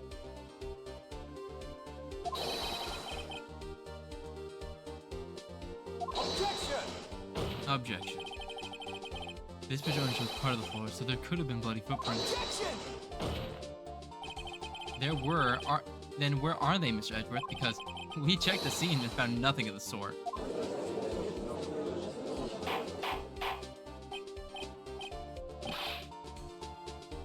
Order, what was this?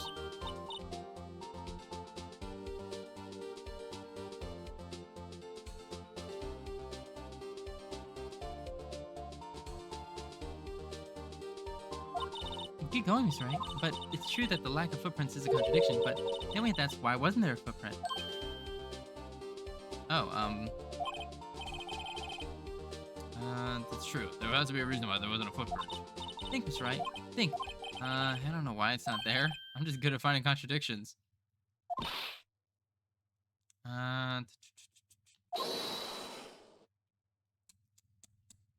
Could be the oil drums. I see. Now I get it.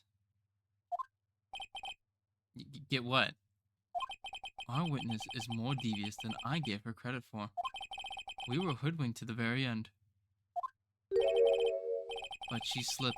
There's one vital hint of truth in her testimony. What are you talking about? Think back when she told us about apprehending that suspect.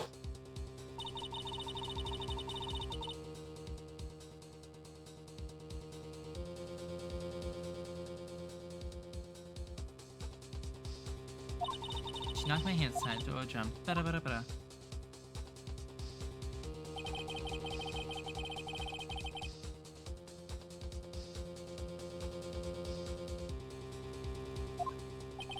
No kidding. Now, witness, allow me to ask a very simple question. This oil drum, was it empty? Oh, that? I'm not sure I like your attitude, Miss Edgeworth. But apparently you're not the slowest conveyor belt in the lunchbox factory. Witness, what was this oil drum empty? Calamity? Oh, right. Is that for blank? Because that means there's 2 tarot readings happening after this. Witness? The oil drum was kicked over with cheap process with burning with water.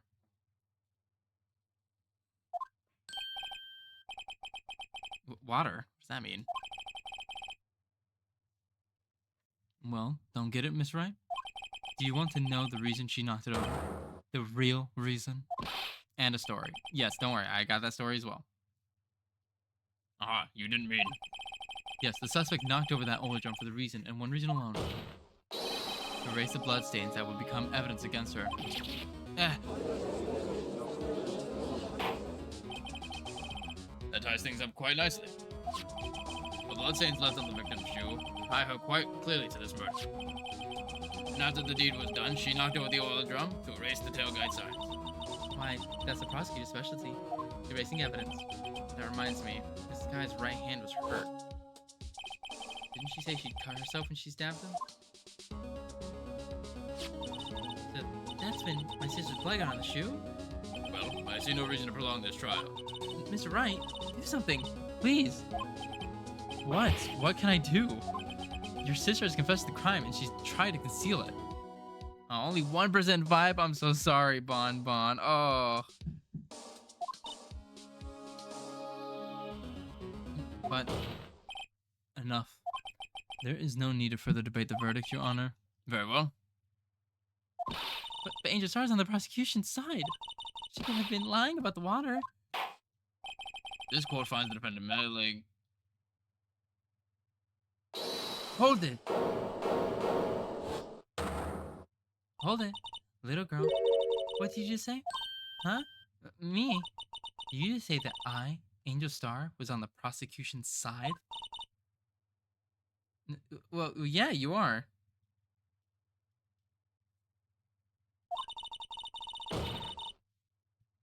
You're saying my sis. You're saying my sister had evidence by erasing the bloody footprints. Well, I thought you had your file, but you are demanding a second helping. I know the lunchbox called evidence.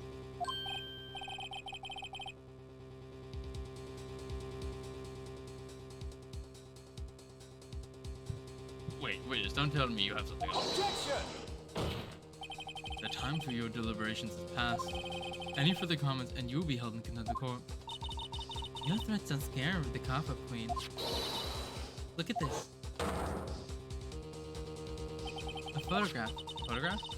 Just like the case anyone had to go on to suggest. The white shoe didn't belong to the victim.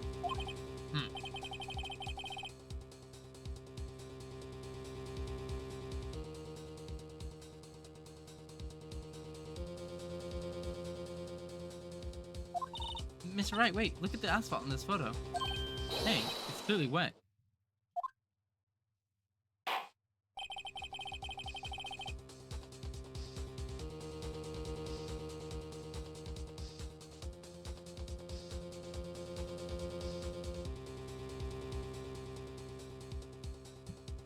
Erasing the last trace for down to Conrad. Immediately after the murder, the crime scene was washed with water. I'm sorry, Mr. Wright. I guess I couldn't help after all. It's not your fault. I knew I couldn't win this case from the beginning. And it just seems what your sister wanted anyway.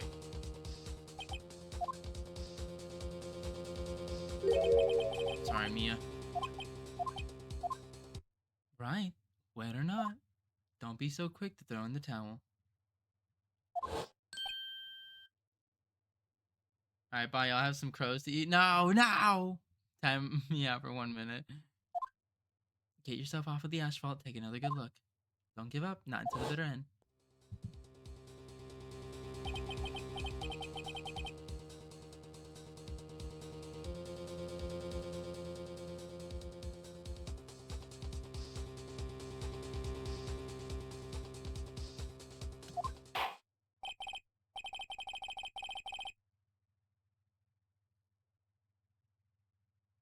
Very well, this sounded like a clear verdict for the good. Objection!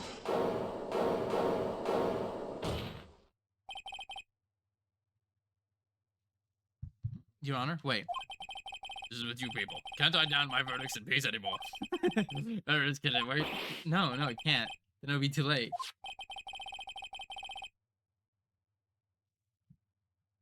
Look at this photograph. One last one. What was it?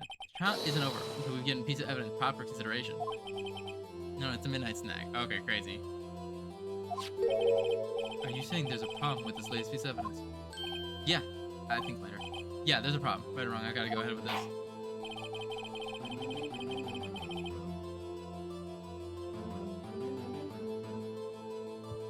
I suppose we come this far and give every claim a fair shake. Very well, Mr. Wright.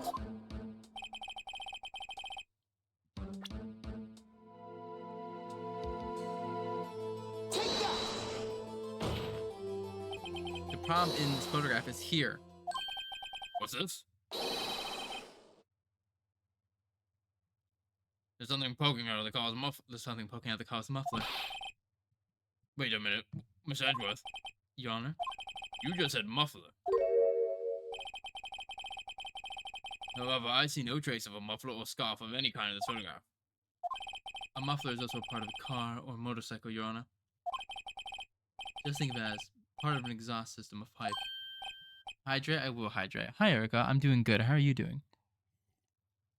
Crazy to call me Stinky, though. Oh, I see.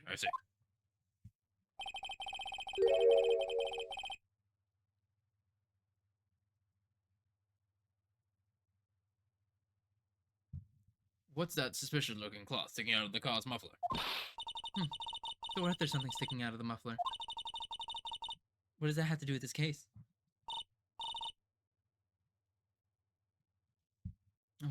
Nephilim. Objection! Sorry, Miss Star, but it's not going to be that easy. In fact, you've already told us why it's important to this case. You said as much in your testimony. What?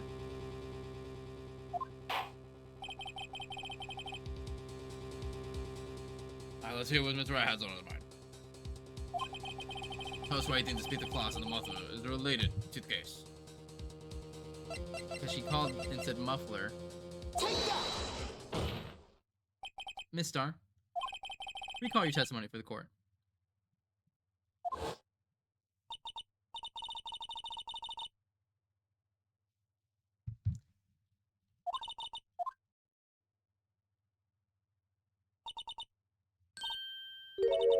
Muffler.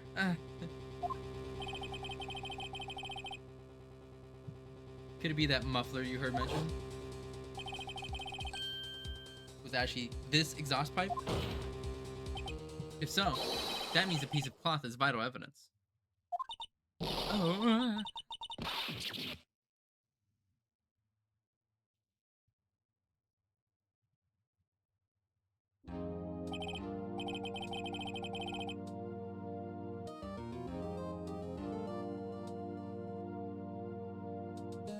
Well, it seems that we'll have suspense.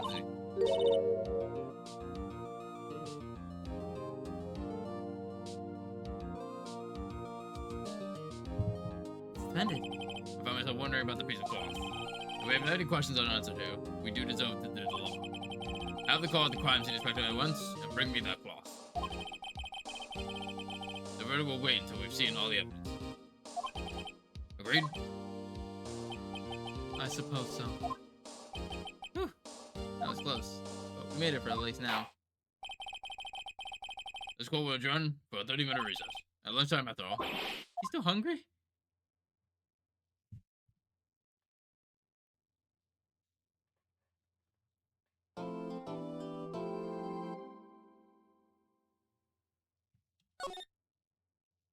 Okay, let's do that tarot reading, and then we will tell a story. We'll do the 2 tarot readings back to back first. So let me do that really quickly. Let me get the tarot reading. I like how they react as if they got shot or slapped. I know, I love it too. I love the reactions in this game. Come on, cards. Come on. Yeah, shuffle. Shuffle cards. Yes. Yeah, shuffle. Alrighty, let's look here. Yes, we have enough time for 2 readings. We have more than enough time for 2 readings. One reading got redeemed earlier while we were still doing the scene, so I couldn't do it. And then we had another one that was just redeemed. So we got this. Do not worry. Do not fret. First card is going to be the 8 of Cups. Third card, our second card, is going to be Death. Third card is going to be the reverse Hanged Man.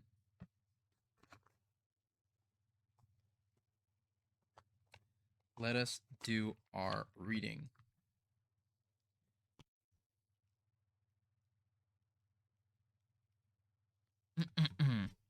The crow rests as she dreams of all the things she wants. Some of her dreams lead to love and victory. Others may result in loss or deception. Because she's created so many choices, she's finding it hard to commit to a decision.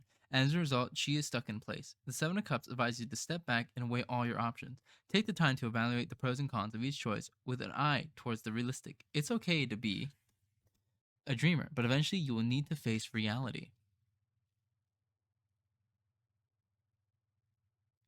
Number 13, Death. The crow has let go and made peace with the change that must take place for her life to move forward in a positive direction. Her death is symbolic of transformation and comes with a warning. Unless you are willing to sacrifice the part of you that is holding you back, you will feel pain or discomfort in the future. This card marks a profound change coming. One has the positivity of creating a positive outcome, and if you allow the change to happen without fear of the unknown. And the Hangman reversed. In contrast, the reverse Hangman feels as though he has been putting in too much effort compared to the amount of success he is seeing. It may also point to a person who has lost faith in his or her idea and is ready to give up without doing the necessary spiritual work that could help in finding a solution. So that was the first reading, which was for Calamity.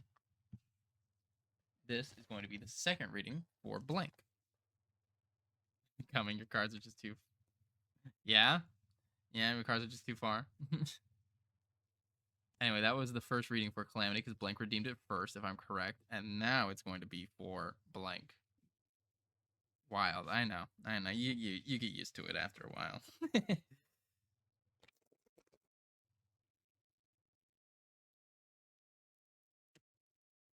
Okay. First card is going to be Reverse Five of Pentacles. Second card is going to be the Ten of Wands.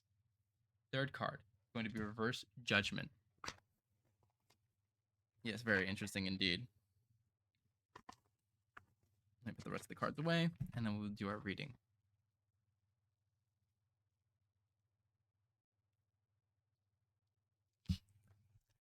The Five of Pentacles tells the story of two different groups of crows. The first group is comfortable and warm, roosting in the tree.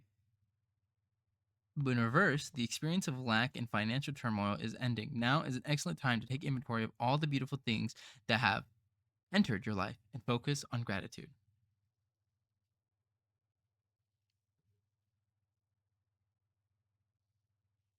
The Ten of Wands. From a distance, the Ten of Wands didn't appear so big to the crow. However, once committed to carrying the wands, the crow quickly questioned whether or not it made the right choice, and if it is now unable to manage the task. Was the treasure worth the effort? This card is a message of caution. You may have taken out responsibilities that could prove to be a bigger burden than anticipated. The Ten of Wands may also reflect an inner strength that will assist you during a time of struggle. And when Judgment in reverse may suggest that you are not the one in control of your decisions, or that you have been giving up your power. It may also point to a time of being over-judgmental, and as a result, you are missing an opportunity.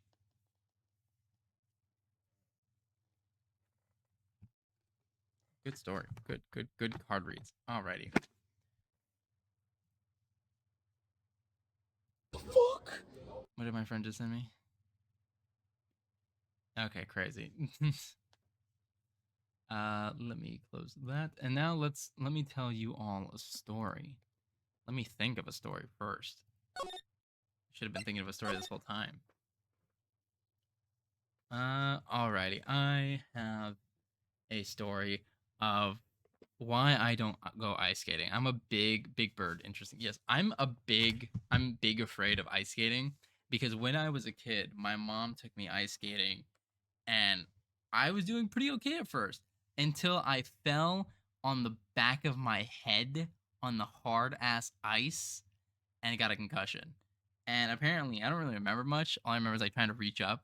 But what I had done is apparently I was getting up on my own, like on the side of the wall, but I kept falling onto my side because of the concussion. And this lasted for like a good minute and a half until my mom got me and got me like to a fucking like urgent care to check on me. I broke 3 ribs while ice skating as a kid. Never again. Yeah, fuck ice skating. That shit's scary. That shit is scary.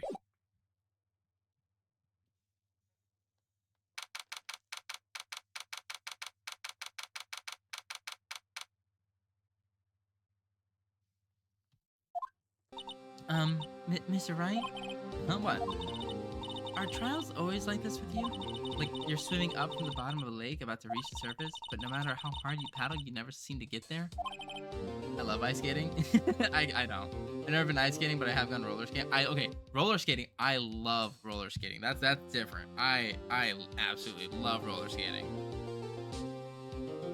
Pretty much. Except today we're swimming in quicksand. So what happened to your sister anyway? Apparently she got called off to the judge's chambers. Huh.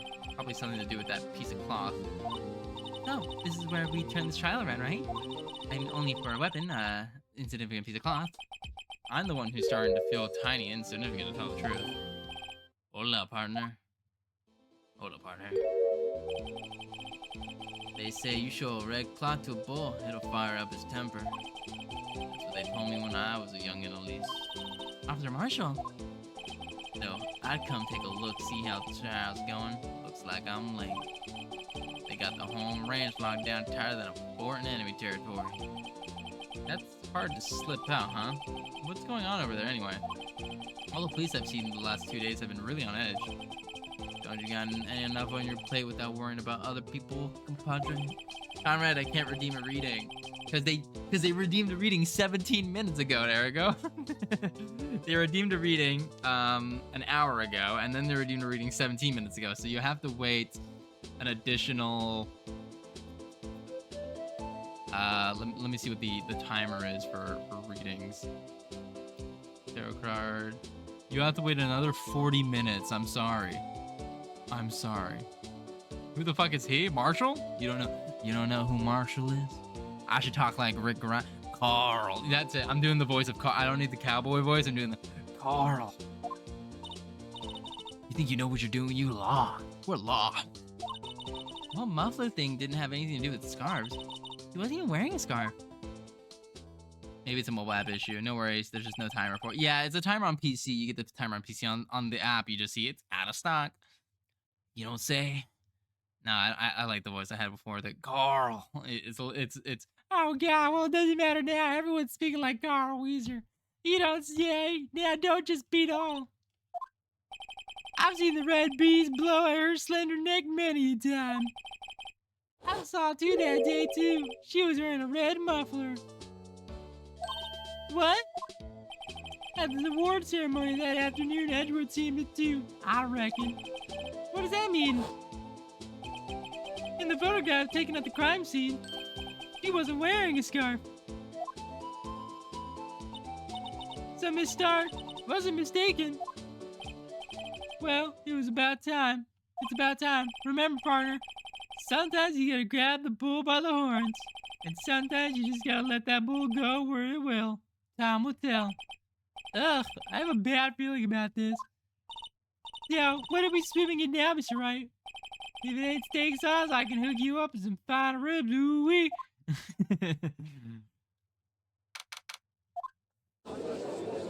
Oh God, we're back in the courtroom already? Oh yeah, it was a recess, that's right. I'd like to resume. What's up? The judge keeps looking over at the prosecution.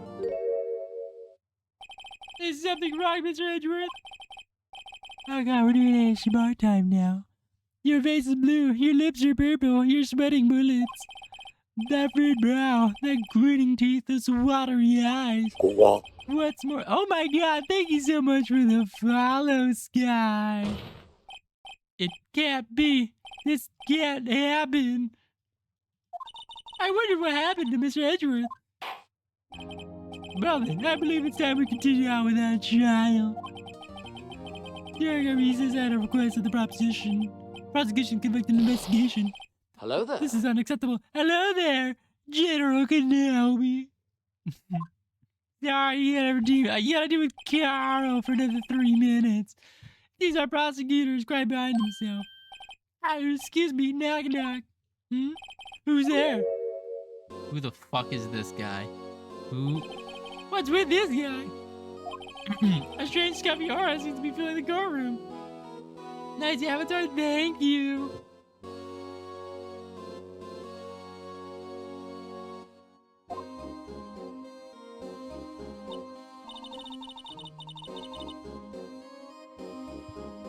Hey, the temperature rose 5.7 degrees when that man came in.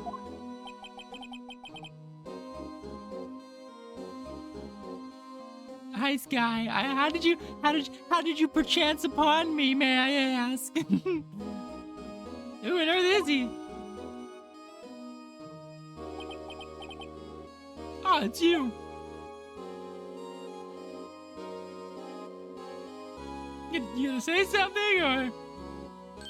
Oh, hey! Sorry I'm late, Yuji. The roads are packed. It's just me. Long time no see, huh, Edgy? How you been? Swim much these days? Ah, hello. No, I've been so busy. Busy, smizzy. Edgy, my boy, you have to make time to relax. Yes, indeed. Edgy seems to be his nickname for the judge. I'm afraid you're right. Very afraid. Sorry, but who are you? Aha, so you're Righto, the attorney, I've heard. Good things about you, son. Thanks. So sorry about our little word they give you all the trouble, eh? Well, you know, we all go swimming together sometimes. Jolly. I really like swimming. What the fuck? Little worthy, Mr. Wright. You don't know the district is the chief. Oh, he's the chief of police. Ah, the chief of police. He's the top-ranking police officer in the entire district.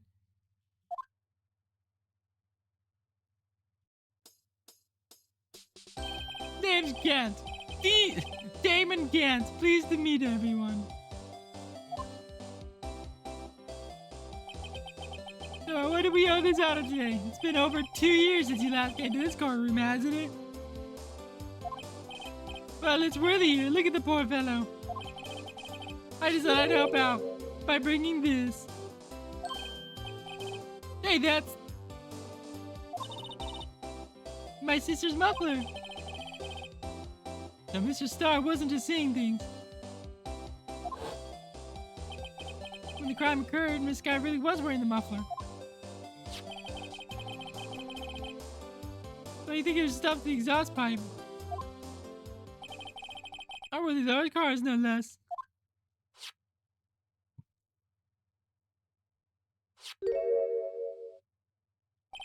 It's really quite embarrassing even for us. Well, what's this? It was what you call a switchblade knife. Quite perfecting this. Objection! Chief? What kind of outfit are you wearing? Mr. Edgeworth, how could you miss such vital piece of evidence?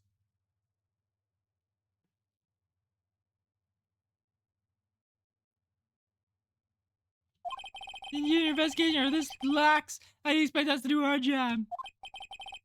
Now a minute, Worthy. I've no desire to hear your excuses. I tell you to wait.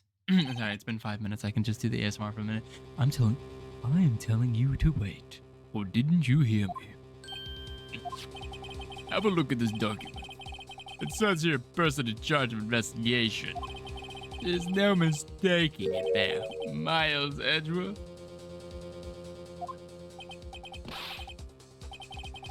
But that's not fair. The day of the crime I had. You had your head in the cloud because you got that award. I know you feel. But you're the person in charge. I expect a written apology. What? Are you serious? Don't be too upset. We'll find a way to clean this. Trying to give him like a Markiplier run. Hello, everybody. Don't worry. From Old Man to Grunk Center. I'm trying to like, I'm trying to give him like a hello, everybody. Don't be too upset. We'll find a way to clean this mess that you made.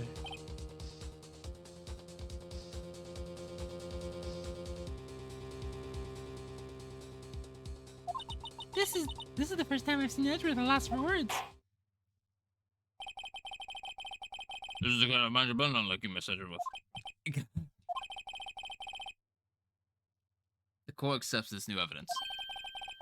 But I'd like to ask the defense a favor first. Yes. Just to be sure. I'd like to take a look at this blade for a knife. The blade, Your Honor. Well, I don't see why not. Would you open it for me, I wonder? Yes. Well, I think all you have to do is press that switch and... I cut my finger, Mr. Wright. I wouldn't be able to pound my gravel anymore. Yes, but I cut my finger. I won't be able to point at people anymore. Come on, just hurry up and open it. Ugh, fine. Why not? I can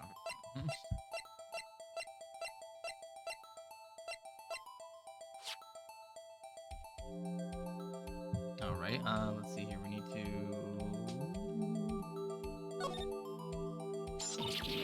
Ah, don't scare me like that.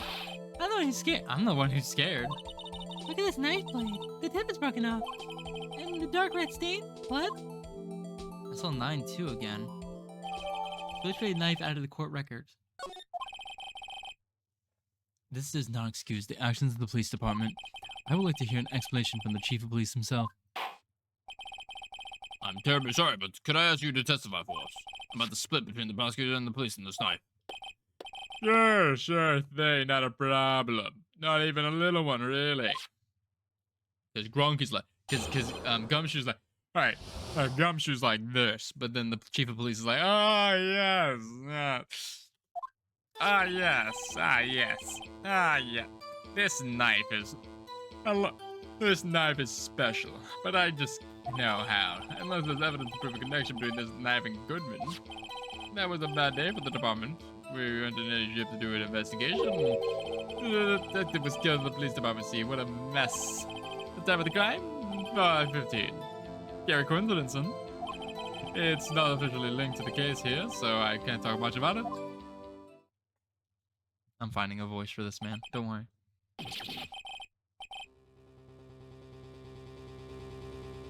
Yes, the murder was the police department, detective.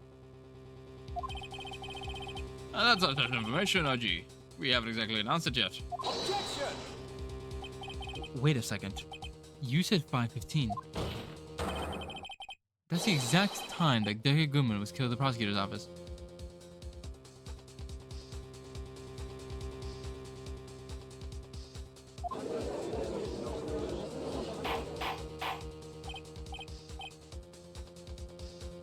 Order. Anyway, the department we are flustered, as you might well assume.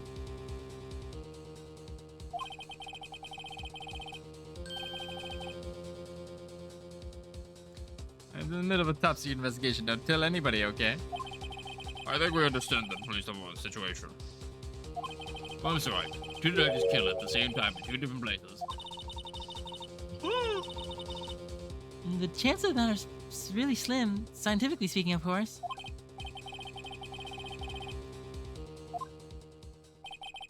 Well, however.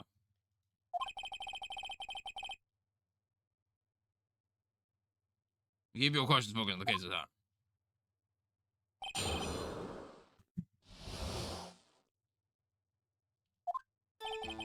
This knife is special, but I can't say how here. Excuse me. Special? Mm-hmm. How'd you come by this particular knife anywhere else? Might that such a thing be the little tag? Oh, sorry, Righto. I can't say that now, not that. Well, we've established that the knife in Goodman's chest was this knife. Now, why was there another knife at the scene of the crime? That's quite a mystery. And like my mystery, it's wrapped in something of muffer. There is. Objection! Wait a second. Ah, at last, an honest and goodness objection. This knife. This has something to do with Detective Goodman. What do you mean? An honest to goodness, what do you mean from Oogie? This is great. Look at the tag on this knife. It reads SL92. This is important. Why? Over here, we also have a memo from the very bottom of the victim. What is this? 6 minus 7, that's 12 too? Your Honor, it's upside down. Upside. The printed name on the memo makes it look like it's right side up. But if you turn around, what do you get?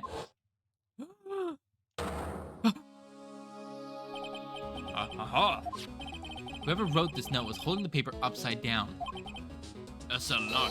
That's the same thing as written on the knife's tag. Order. Well, Chief?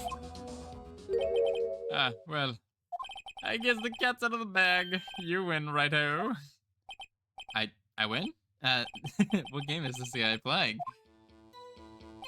The knife was evidence in a case it was stolen from the department evidence room. Hold it! So this knife was stolen?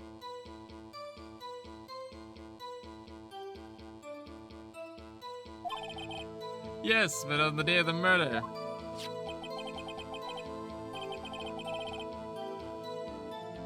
It was evidence, you say, was in fact a murder weapon.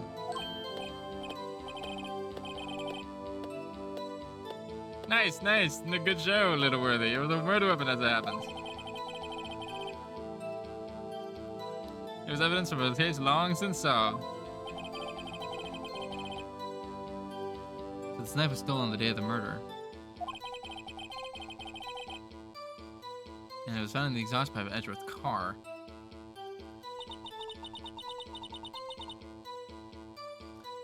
There's a connection there?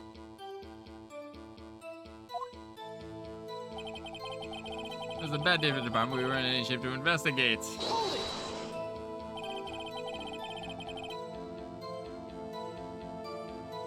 Something happened to the police department too, huh? You got a good look in your eyes there, Righto, my boy. Sharp, hungry. So something did happen, but why wasn't I informed? Well, hey, weren't you informed? Why did you ask? No matter, I understand. You were busy with that Lana case, that's all.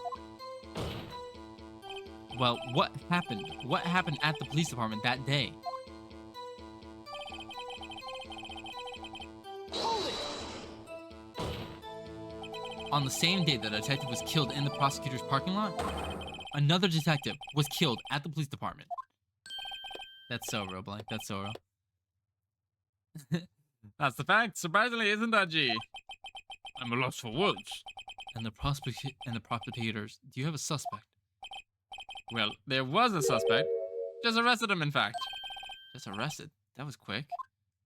But there's still a lot of unanswered questions. Maybe you could help, Righto. I suppose I could help if you help me by giving me data on your case. Good one. This kid's sharp. Okay, here's the deal. I'll tell you one thing and one thing only.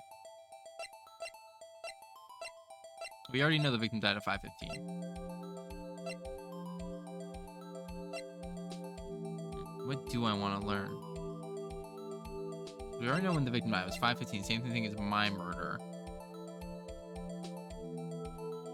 When would it be?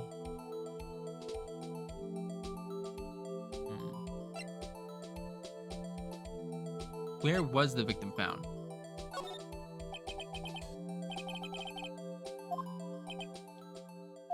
Well, I can't speak on where the corpse was found, but I can say it took place in the evidence room at the police department. The evidence room. Wait a second, I heard of that. The evidence room? Didn't he mention that in his testimony just now? And I was evidence in the case. It was stolen from the evidence department's evidence room. I'm gonna go to bed, have a stream, love you. Yeah, of course, you have a lovely night. There's a connection between those two cases. You seem happy, Mr. Wright. Happy? Happy. Happy, we just got handed our ticket to go to town in this case.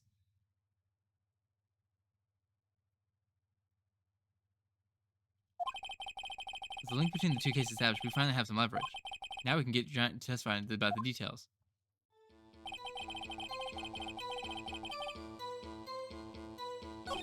Two detectives were killed at 5:15 in the prosecutor's office, and one of the police department. That can't be a coincidence. And the knife. What was it doing there? Better check on this knife out.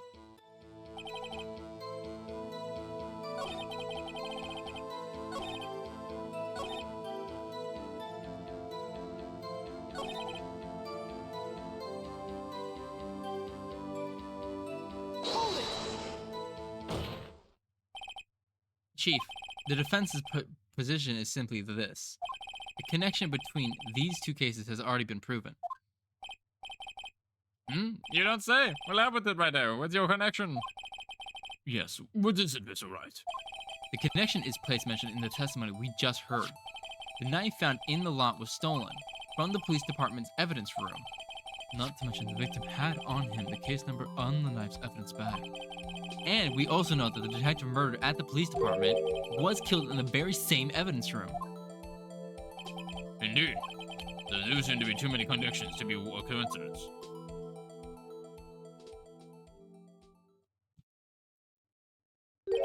You two make a good pair. It took my men 2 days to find out what you deduced right here. Chief, I request that you release your information on the victim and the police department. See, that's the tricky part. It hasn't been announced yet at all. Can we get the information? Unofficially?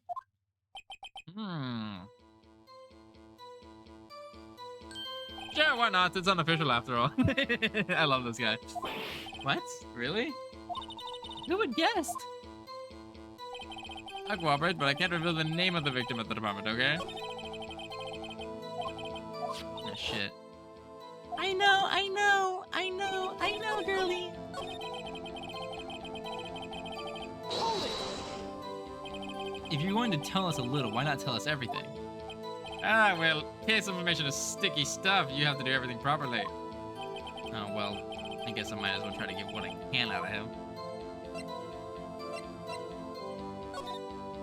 Okay, how about you tell me the victim's ID number? Sure, why not? It's not like I'll tell you who it is from that. Of course not, you won't tell me their name after all. We keep a tight lid on ID numbers, so don't get going your hopes up. The number is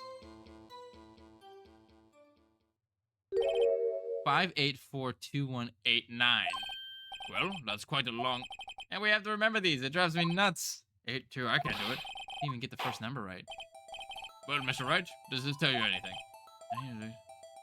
Yeah, it does tell me something. Isn't that the same one I have for the other? Actually, it does, Your Honor. It does. It has to be what I think it is. But what does it mean? Well, let's hear what the defense has to say. You say the ID number to her who was murdered at the police department. Tell us something you don't. Take that! Witness. What is it, Mr. Wright? You're grinning like a schoolgirl on prom night. No, I got confused. And this is news? Huh? Just come out with it, both guns blazing, like you always do. God, you are just so gay for him, Edgeworth. Police department, the prosecutor's office. 2 places, 2 detectives murdered at one time. Actually, I happen to have the police ID number here. Oh, you see is yours. No, Your Honor. I'm a defense attorney, remember? This is the ID number of our victim, Detective Goodman. Shame on you, Righto. Personal ID is a top secret. Detective Goodman's ID number is 5842189. And this means what exactly? Huh? Wait, the ID number we heard from Chief earlier. That started with 82. I've forgotten. Didn't even get the first number right again. The number the chief of the police is giving us is 5842189. Wait a second, Wright. What does this mean? Mean?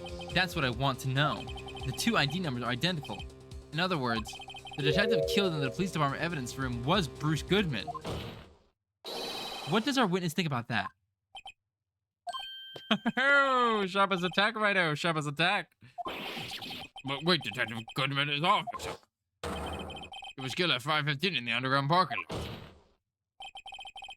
Yes, a Detective Bruce Goodman was also killed at the police department in the evidence room at the exact same time. Objection! That's impossible. So what you're saying is the same person was killed at the same time and in completely different locations?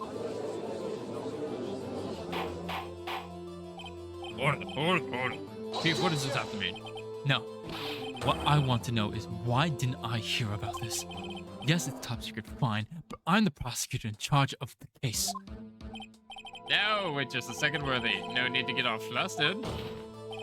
Your Honor, the police department has made a grave error in this case. Wait. I said wait. Or didn't you hear me? This oversight, this grave error, Mr. Edgeworth, they're yours. What? How dare? We informed you yesterday. I believe it was Officer Meekins who brought you the news. Officer Meekins. Mr. Wright, where have we heard that name before? Wait,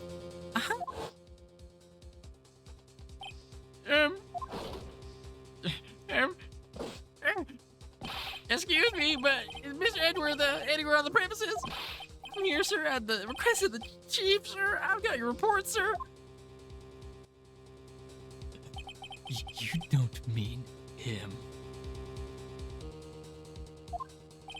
According to Meekins, you didn't accept the report. I don't believe. But your officer, he told me, he said the report had nothing to do with the Lana Sky incident. Detective Bruce Goodman murdered the police department evidence room. Mr. Edgeworth, the victim's name is written right on the top of the report. Why didn't your officer tell me? honestly, I'm not sure if the officer was capable of making the connection. I'm just slowly becoming Maya again. He didn't seem challenged. In that case, it's serious error, gross negligence on your duty of the part worthy. Objection!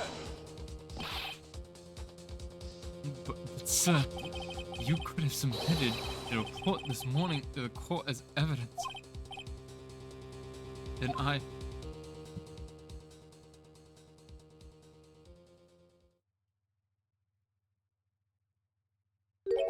No such luck this time, worthy. Or should I say, unworthy. What? Now, what was the second rule of evidence law, Well, Mr. Wright? Oh, well, it's, Rule 2, unregistered evidence presented must be relevant to the case on trial. And how is this rule relevant? Normally, you'd submit a list of evidence to be used in court before the trial. This report wasn't on that list. So, what does this mean? I couldn't submit this on evidence until a connection was proven in court. The connection was just proven by Wright over there. Good job, Wright, my boy. Huh? I was doing my job. No. No!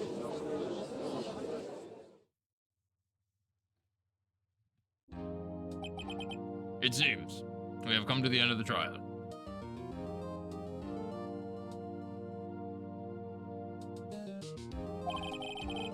I know you're going through a tough time, Worthy, with all these rumors. This past December. You were even the defendant's chair just this past December. I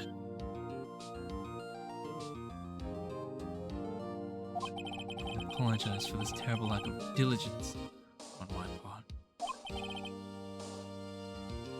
Miss Edgeworth.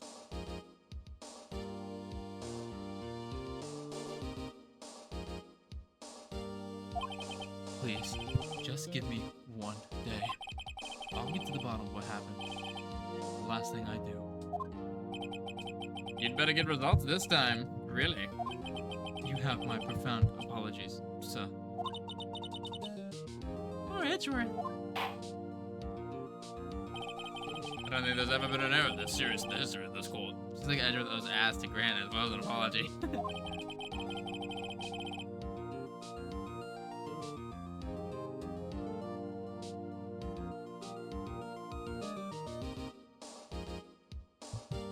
I will grant one for the day for prosecution's request. Will be significant, Miss Edgeworth. Yes, Your Honor. Thank you. Whatever your punishment for this is, I suppose say hope is not decisive. Very well, court is adjourned.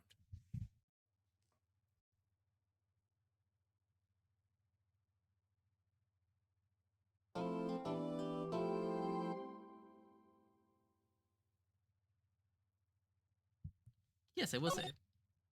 I bet you can take two at once. That's crazy.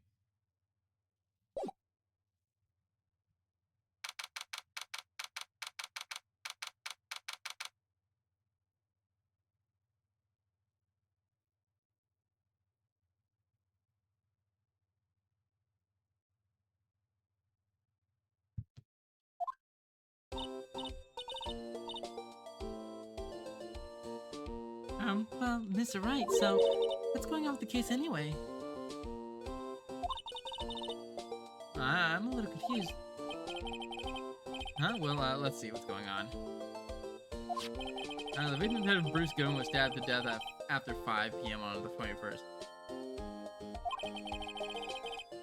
He died in the prosecutor's parking lot and the police department's evidence room. What's this? And the evidence report? Prosecutor's office and the police department are 30 minutes apart by car. Well, that's what we're gonna find out. Or try to, at least.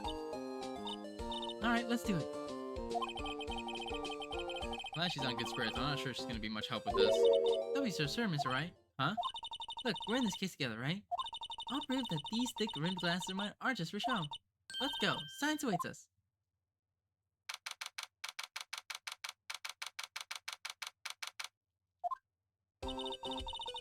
You know, I really don't think you should worry about the police department murder. There wasn't even a body found there. Who cares? Yeah, it was only a victim who was killed in the evidence room. No biggie. Besides, my sister would never do such a thing. I know it.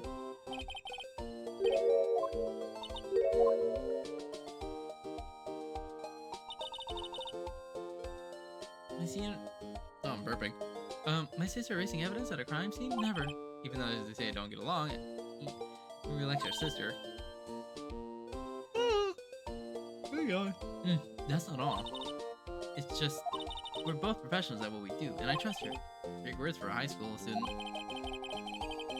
Well, whatever, there's blood on the floor or not. The waiter in the oil drum will wash it all away. Huh? What's that grin for? Situation calls for one thing, that's liminal testing fluid. Luminal?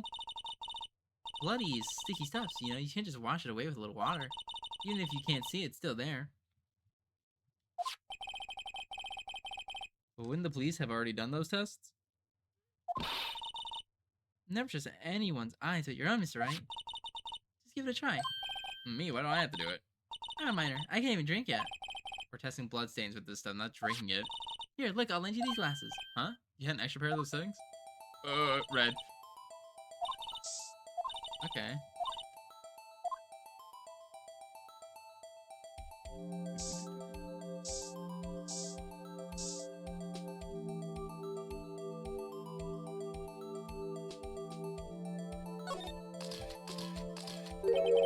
I can see your eyes shining behind those glasses. So this is a blood stain. It's so, Emma, you're shaking. It's just, this is my first time seeing real blood. Okay, we'll definitely know what this is a blood stain. But does something strike you as odd, scientifically speaking, of course? Thought about this. The amount of blood. Treasure defendant Goodman found right here, right? Don't you think there'd be a little more blood? I definitely think so. I mean, look at all the blood on the sole of the victim's shoe. It is pretty strange. If they fought here, there'd have to be more blood than this. Name is Edward. I'm gonna mark out the floor plans with blood stains, okay? Oh my gosh, Sky, thank you so much for the sub. You did not have to sub, but thank you. Oh yeah, this stuff's pretty handy too. Did my allowance buy that? Yeah, my allowance buy that.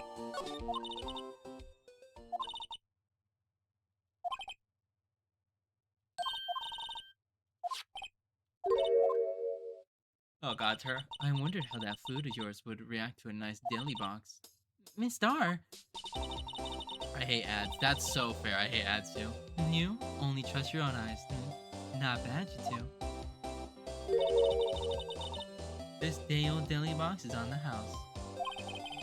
Yay, reach your sub goal! Sorry, it's just that felt like a lead doesn't really get my mouth watering.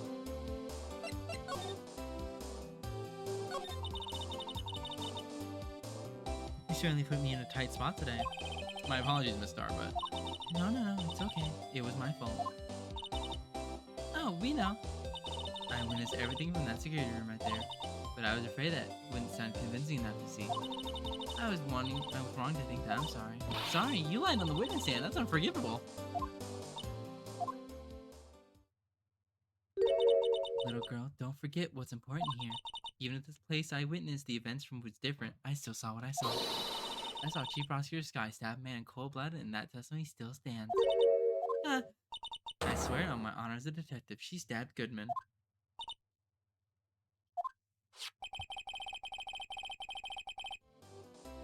I know this photograph has something important to tell us, but what? So you were a detective, weren't you, Miss Star?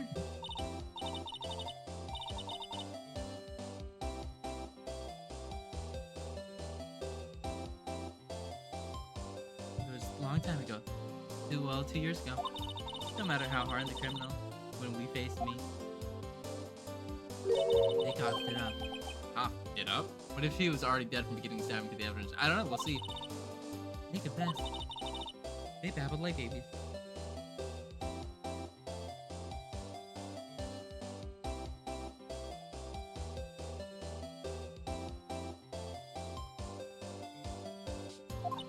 You know,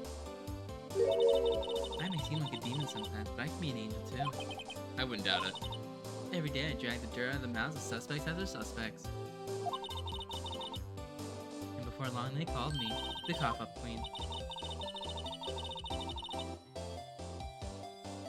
Oh, and here I thought someone had gotten food poisoning from your lunches. And you were let go or fired?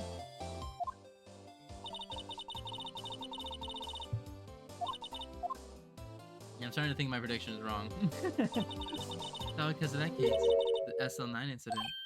SL9? Wait, does she mean...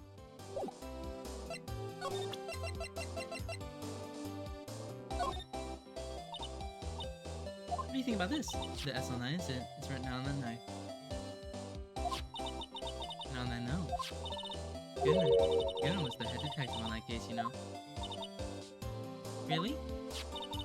That knife is evidence in that case. The murder weapon. It was due for transferal the very day that Goodman was killed. As I suspected.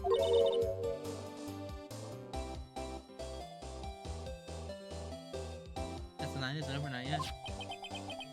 Do you think you can tell us more about the SL9 incident?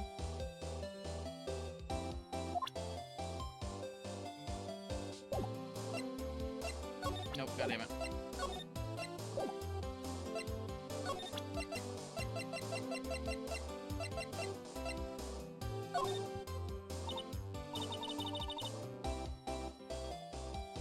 What do you think about this?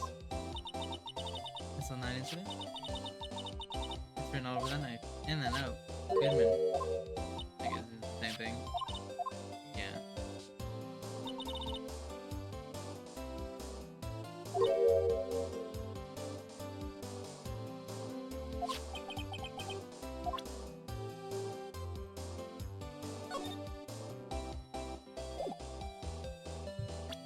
Alright. I mean, I've seen Possession and Spooky go shit all over Phoenix, so I can't help but think that. Yeah, that's true.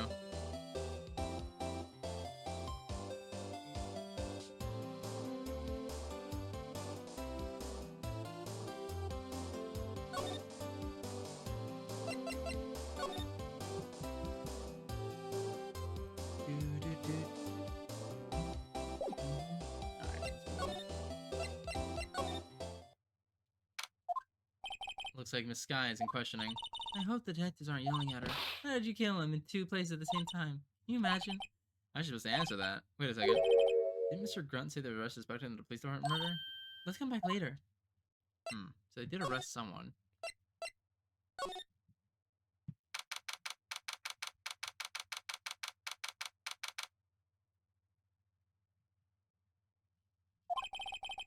Now everyone looks deadly serious here.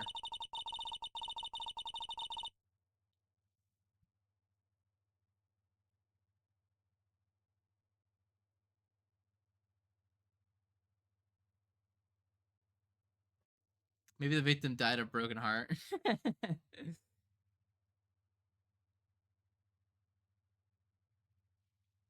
Well, wasn't there various murder detective down in the police department? Yes, the same detectives also killed at the same time the prosecutor's lot. It makes my heart hurt. Well, first things first, let's go check out the police department crime scene. Yeah, you sound dead set on investigating, but don't mess up or we could end up dead. I doubt anyone wants more mysterious or dead bodies around here right now. But it doesn't look like anyone's going to help us much either. Police department?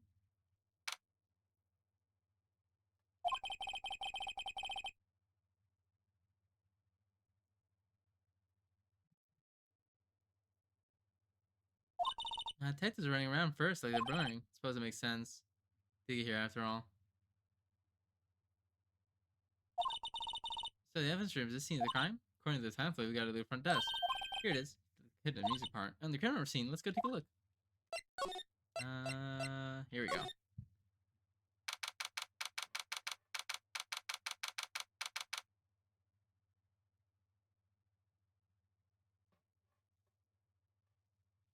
Oh god, he's gonna be here.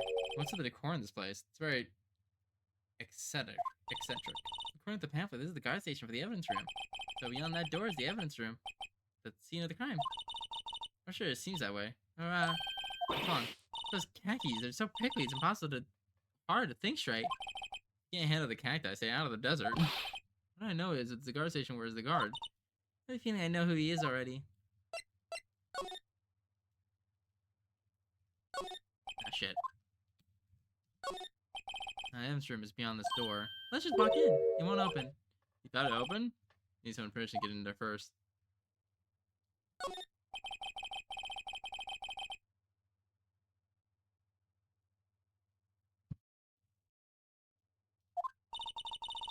a light blinking below the monitor. It says recording. I bet we could use this computer to check on who went in and out of here. Yeah, that would be useful. Alright, let's see here.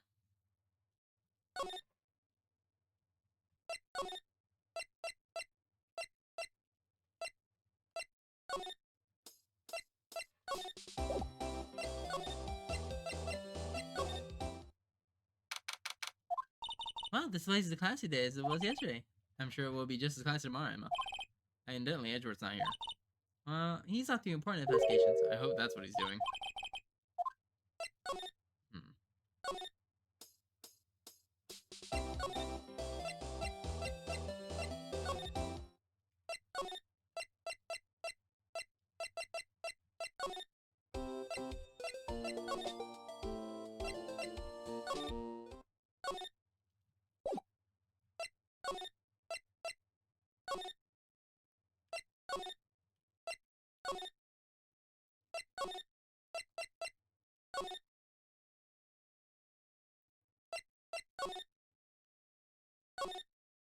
Look on the floor, a lasso.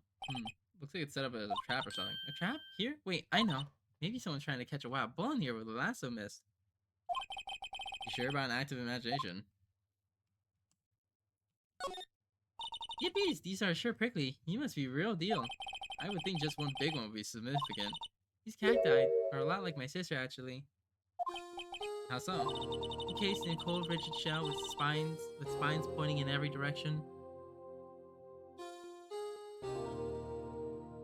I'm back in that. Okay. Just like her. I'm not sure I see the resemblance. It's more of an attitude thing than a physical similarity.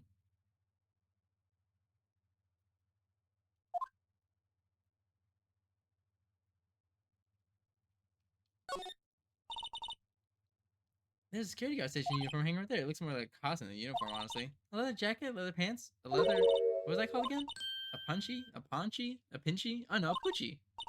Wait, that wasn't it. It's a poncho, but I think I'll keep that information for myself at the time being.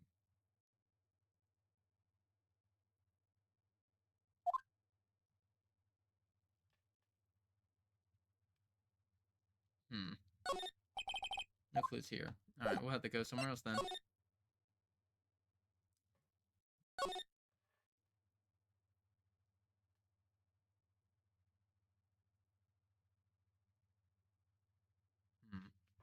Not here.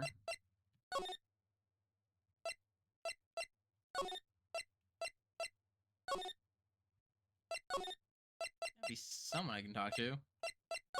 That's her.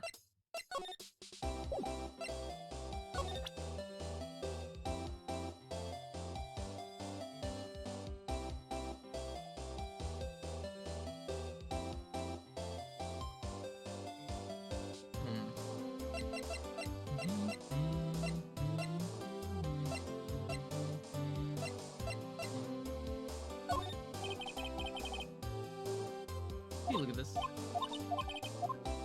she's not even listening.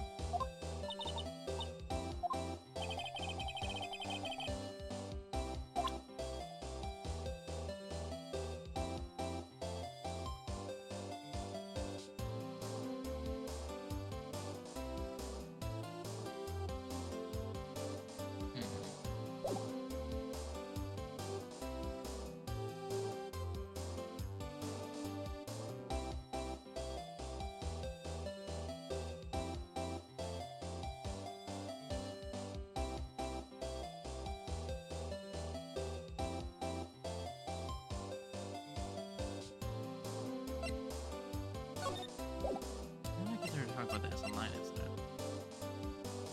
In fun fact, in Japanese, the sky is Akuna Hazuki. Anaki means deep red, and Hazuki means jeweled moon. Oh, very nice.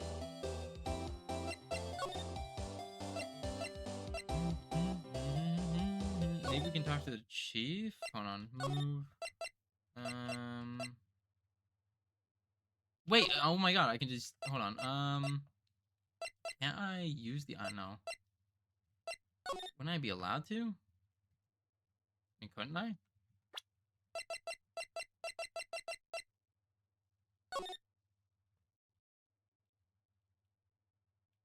No, it's not like a. Yeah, maybe.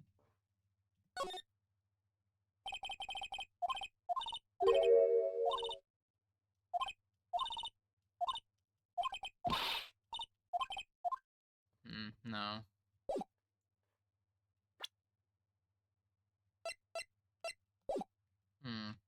How would I get up there or through there?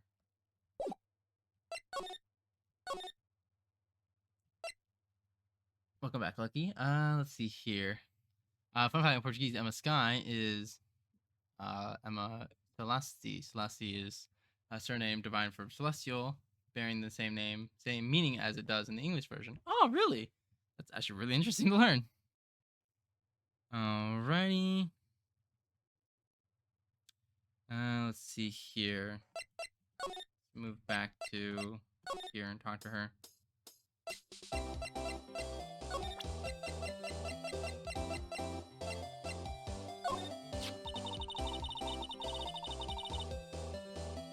If you think of fuck. Even I get flustered sometimes. So you went straight to the scene of the crime.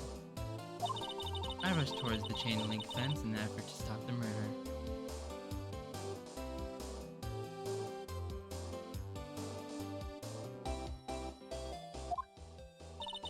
That's how I take this photo, yes.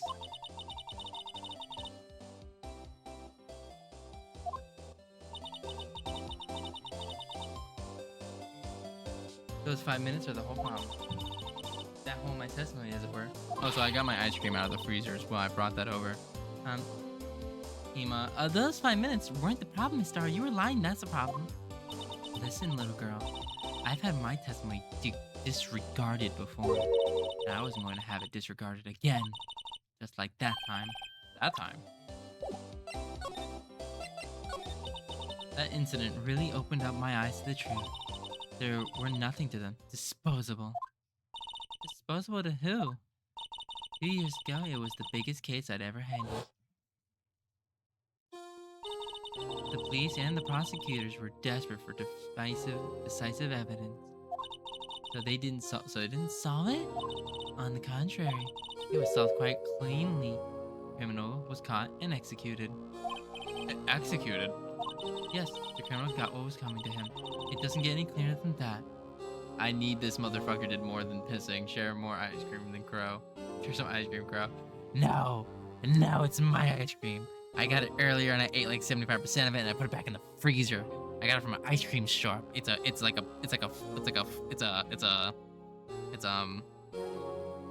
flurry, but it's got Snickers and Kit Kat and Reese's and M&M's. No, it's all mine.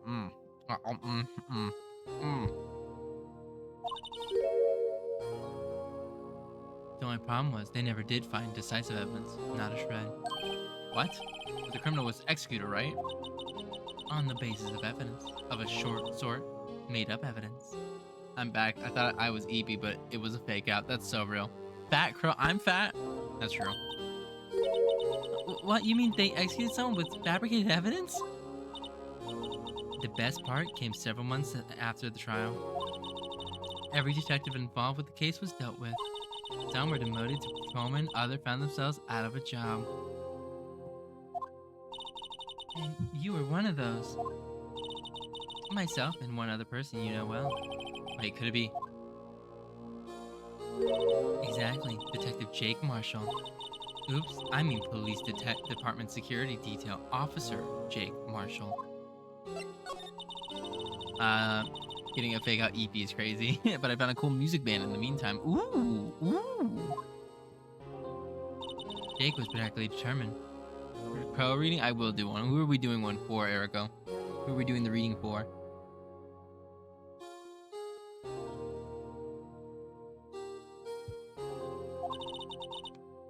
And then it was over, and he was demoted. However, he hasn't forgotten, and neither have I. It's called Desolate Thoughts if you want to give it a listen. Yeah, I'll make a note of it right now. Hold on. For me, please? Alright, I will give you a reading for you. But first, let me look up Desolate Thoughts in my Spotify.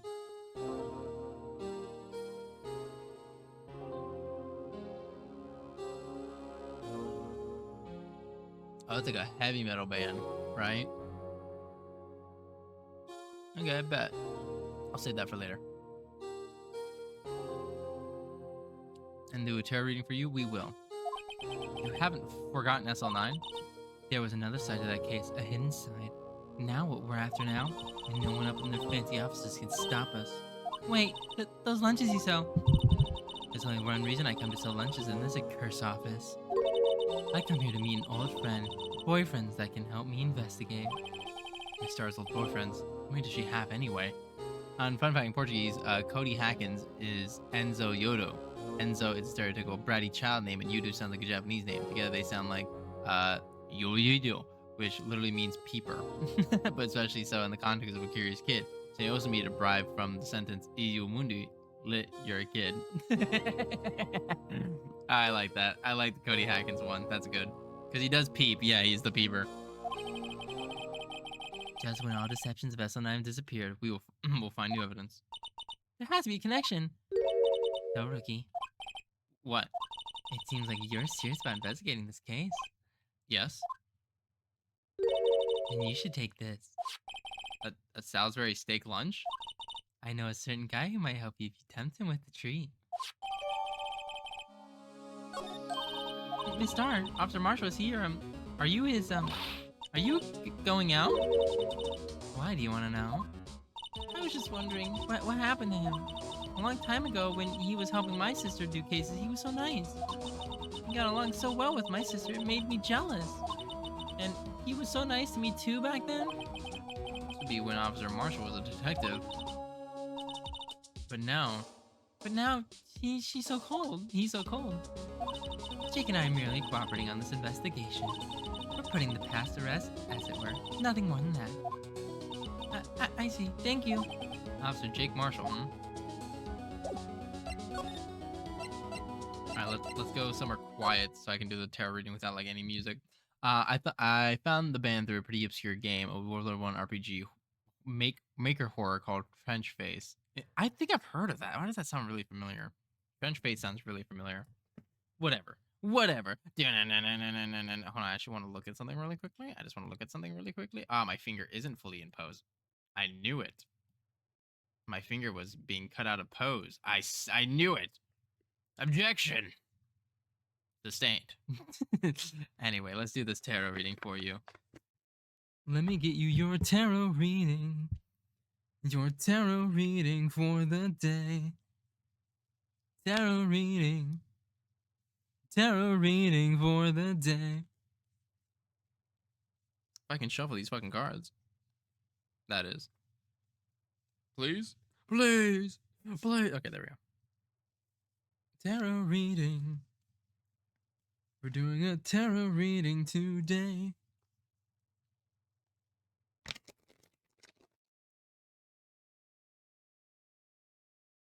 Alrighty, y'all.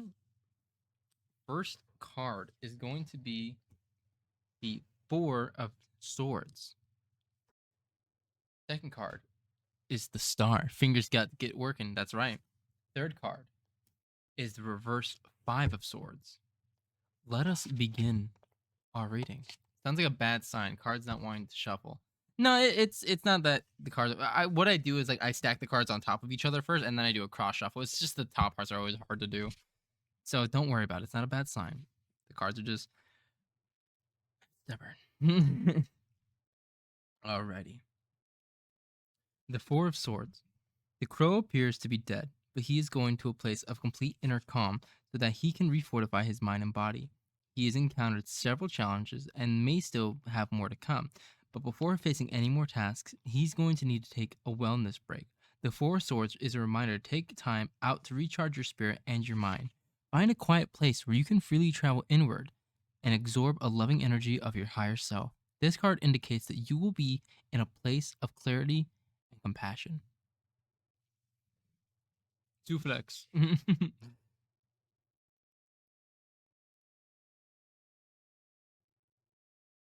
The Star. Bathing in the crystal clear night sky, the crow allows the water to wash over her wings and cleanse away the negativity of the past. On a branch, a songbird serenades the crow and harkens the time of newfound optimism. The star card brings the gift of hope and a message that any problematic time in your life will soon be over and the place you find yourself will soon be of love and stability. You will feel a profound transformation, one that connects spiritually. As a result, can lead to a lifetime change. Now the Five of Swords reversed. Reversed, the Five of Swords indicates that you are tired of fighting, and you have accepted that some gains are not worth the battle. I hope you enjoyed your reading. I thank you for redeeming the read.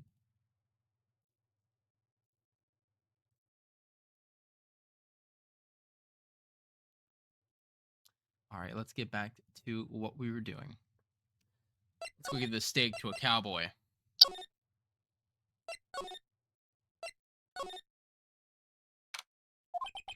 This place is charged with frantic energy as always. Please. Wait, what's that? One steak. Please. Oh, it's you. He's dead to Gumshoe. Now's not the time for chit chat, pal. I'm a busy man. What I really need now is a steak lunch from Lunchland. Oh, you mean one of these? Actually, it's not for sale. I think he just heard the sound of his heart breaking. Now is no time for despair. We've got our criminal. Now we just need evidence. Criminal? You mean?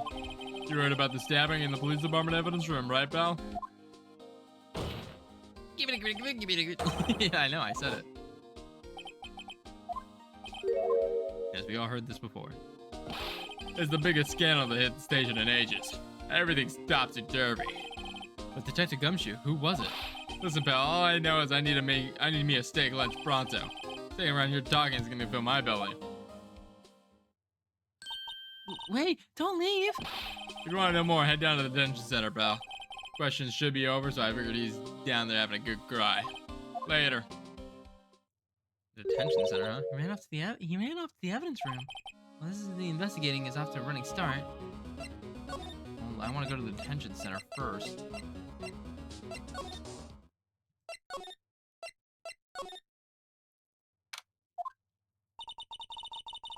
Still, I do feel a little better about things a little. I mean, they caught the person who stabbed Detective Goodman, didn't they?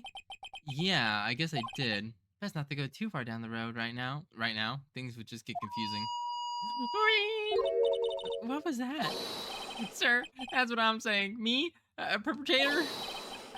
I'd say I was perpetrating again, sir. That's what I'd say.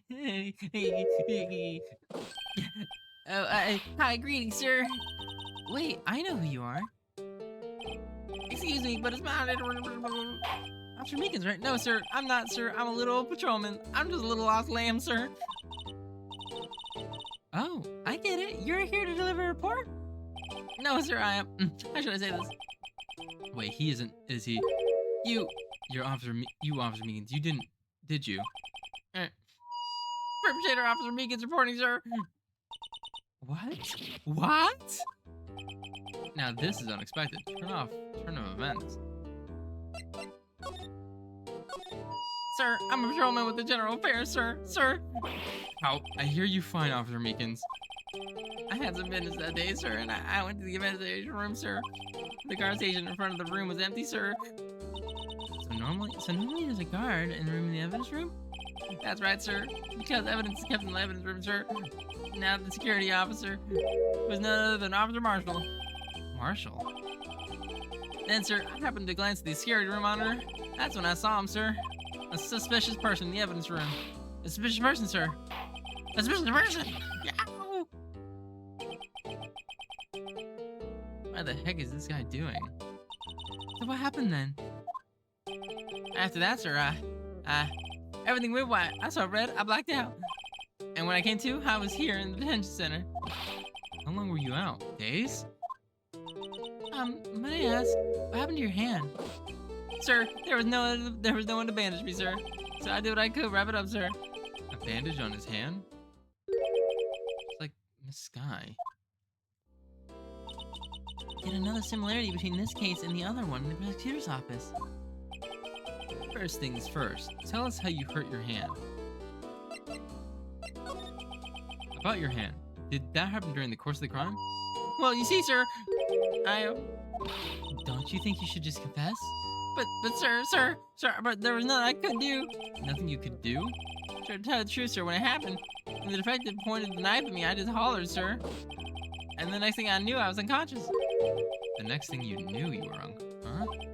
Then, when I opened my eyes, I was almost in the evidence. I was alone in the evidence room, sir, all alone. Alone because Doug Goodman had disappeared. What? Then when I looked down, I was gushing blood from my hands, sir. Oh, the shock. Oh, the sorrow, sir. Can you imagine how I felt? The victim's body disappeared? That's some story. Now, shit, I didn't mean to fuck, goddammit.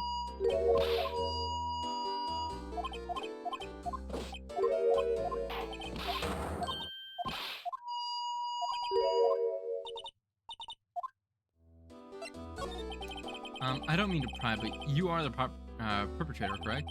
You killed Detective Bruce Goodman in the evidence room, right? Sir, please don't look at me with those sad puppy dog eyes, sir.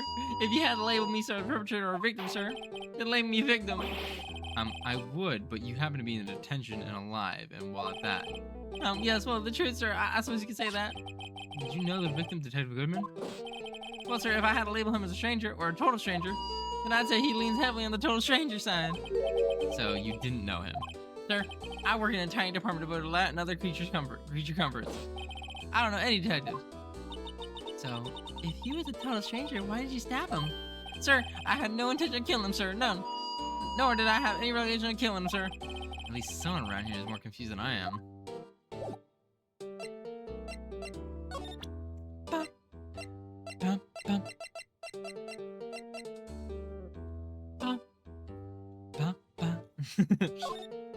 Officer Meekins, this is for you. Hey, I'm scared now, sir. It's okay, I just wanted you. That's it, sir. Last night, sir. That's the one. It was an apple, sir, in my dream, sir, and I was being peeled.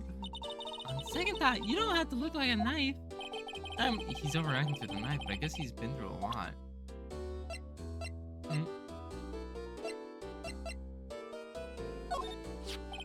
Hey, why'd you have that? That's From the day I was taken out the prosecutor's office.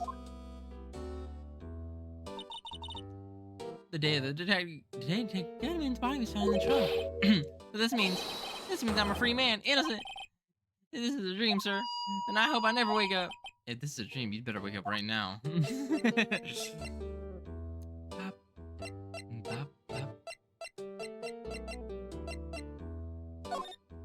Officer Meekins, can you take a look at this? I'm sorry, sir. I really don't know what that is.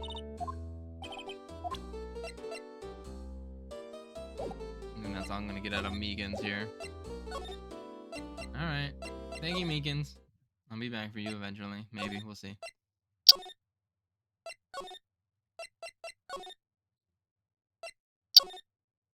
Oh, he's not here. Great. Never mind. I have to go talk to Meekins until I get the right thing.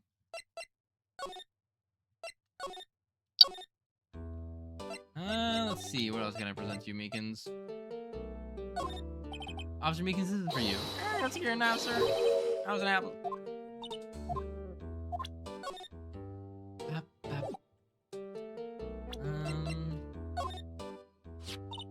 Do you think this could take a look at this? Hey, that's it, sir. That's it. That's it. That's what? My head was blank until that very moment. But, sir, now I remember. I remember, sir. You mean you remember what happened? Correct. That card was the cause of all of it. This ID card? Exactly, sir. That's exactly it. Nothing can be more exact, sir. None. I better pry into this a little more deeper. Can you tell me what is it that you remember? Well, sir, you might say I'm a little lost patrolman. A lost little lamb, if you will. I did know Mr. Goodman who was in the evidence room. And that's why you thought he looked suspicious. Sir, I entered the evidence room and asked the man if he could show me his ID card. Well, that sounds pretty matched by the book so far. That's right, sir. That's what I've been trying to tell you. So you asked Detective Goodman to show his ID card. What did he do? That's the thing. Suddenly he pointed a knife at me. What? What? Sir, I assure you I was as flustered as you are right now. So I whooped and leapt at him. Detective Goodman pointed a knife at him? Do unto others before they do unto you. My father's words, sir. That's a horrible way to live. Do unto others before they do unto you? Jesus fucking Christ. What happened then? Well, my eyes, sir, everything went white. When I woke, I was here. Right. So, Officer Meekins, why was they arrested you? What do you mean, Ema? Well, let's look at what we know. Now, Officer Meekins didn't know Detective Goodman, and the victim who had met at the scene of the crime didn't show his ID card. In other words, we have no way of knowing if the victim really was the victim. And if the body just disappeared from the evidence room, we don't even know if anyone actually died. That's it, sir. That's what I wanted to say. That is, I did say something along those lines. Huh? But you still ended up here. They told me that I had to be him, sir. On the day of that time. That's some drinker dad advice. Detective Goodman was definitely in the evidence room. That's what I said. But you don't remember the events clearly. No, but the videotape, it's quite clear. Huh? Videotape? From the security camera. The camera, the crime, I swear stamped out. It's there. It's me. It's on tape. And you waited until now to tell us? I'm sorry. I'm really sorry, sir. I hand over my badge. I don't deserve it. No, thank you. I'll have my own. Guess we gotta go check out this crime scene. Ah, shit. I did not mean to click on that. Oh, no. Oh, no. Not again. Oh, God. Not again.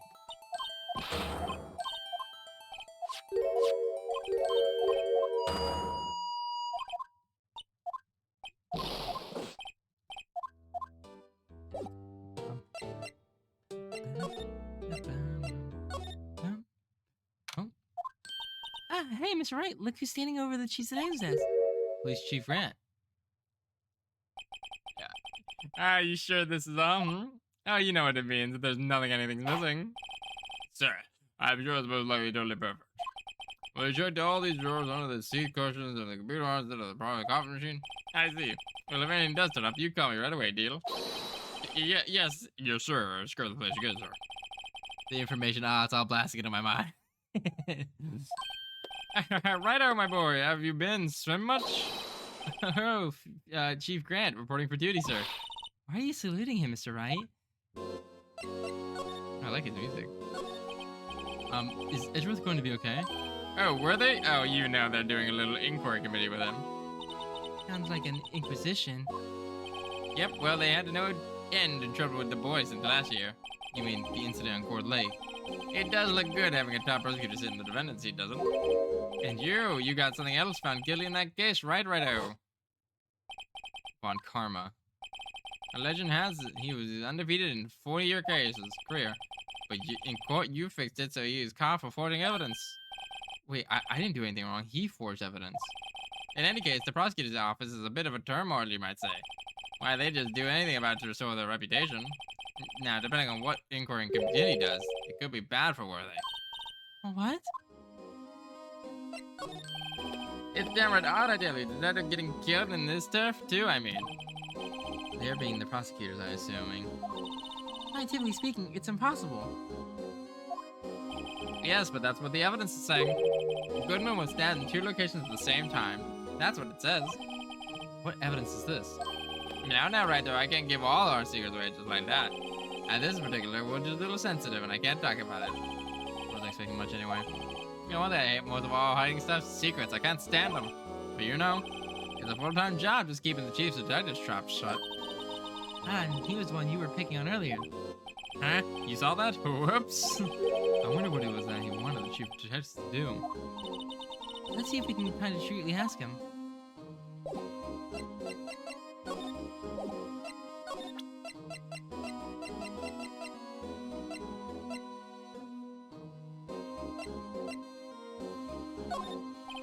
I was wondering, could you take a look at this? Ah, sorry, brother. I'm through with stuff today.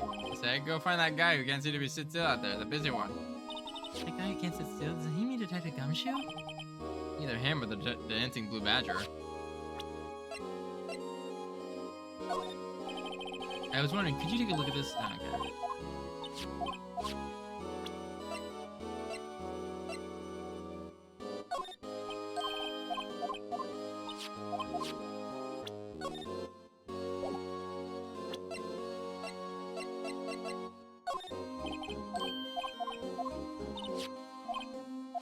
I guess he doesn't really want anything. Alright.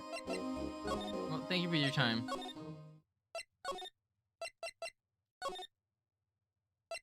No, there's something else I gotta talk to him about then.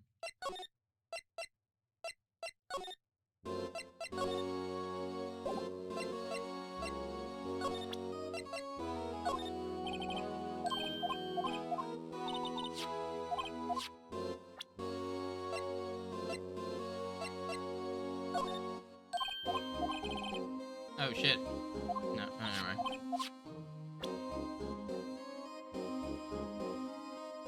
Hmm.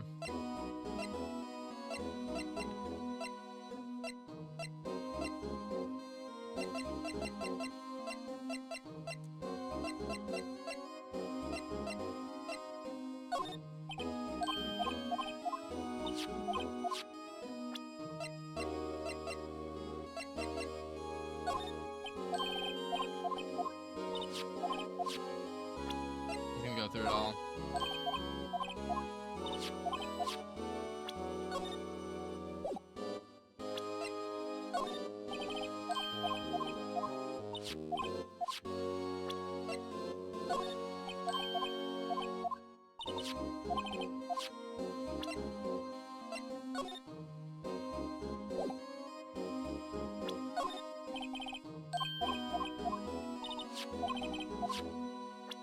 Hmm. Lunch is for Gumshoe. Well, no, it's for Marshall.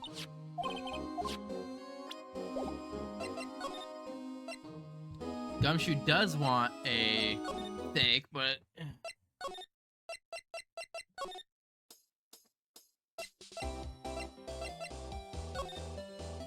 Bum, bum, bum, dun, dun, dun. Bum, bum, bum, dun, dun, dun, bum, bum, bum, dun,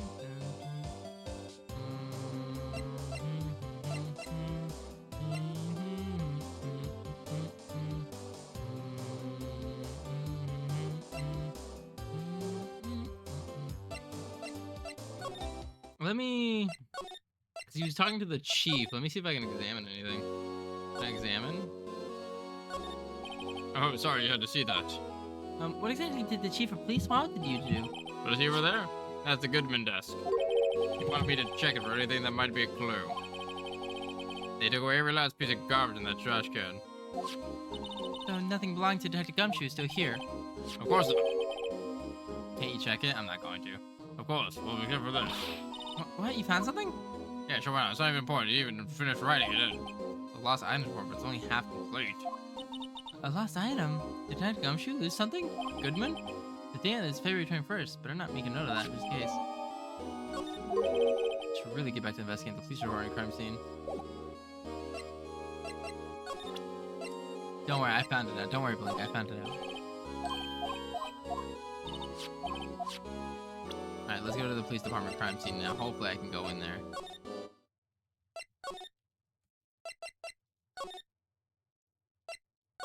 No.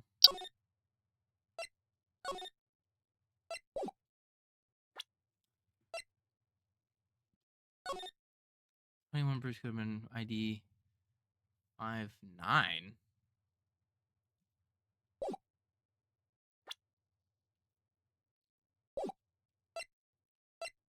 Hmm, 59. Who would that belong to?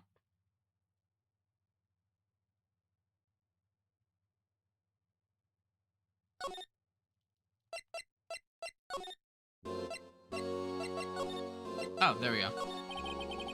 She was wondering if I could ask you for a favor. Well, I never thought the day would come when Wright asking for me out.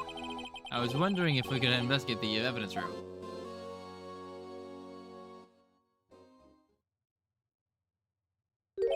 Yeah, righto.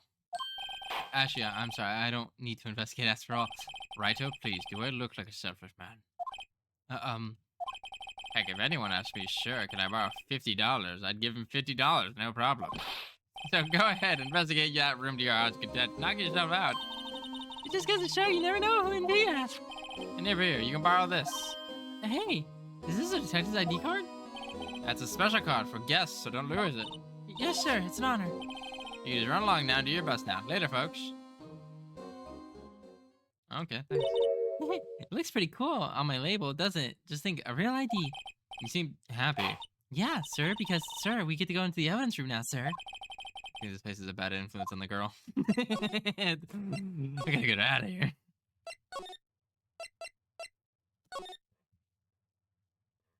So I should be able to... The evidence shouldn't be on that door. And we have the ID card from the chief chant. Let's just walk in. It won't open. Aha, the card reader's turned off, see? What's the security guard thinking?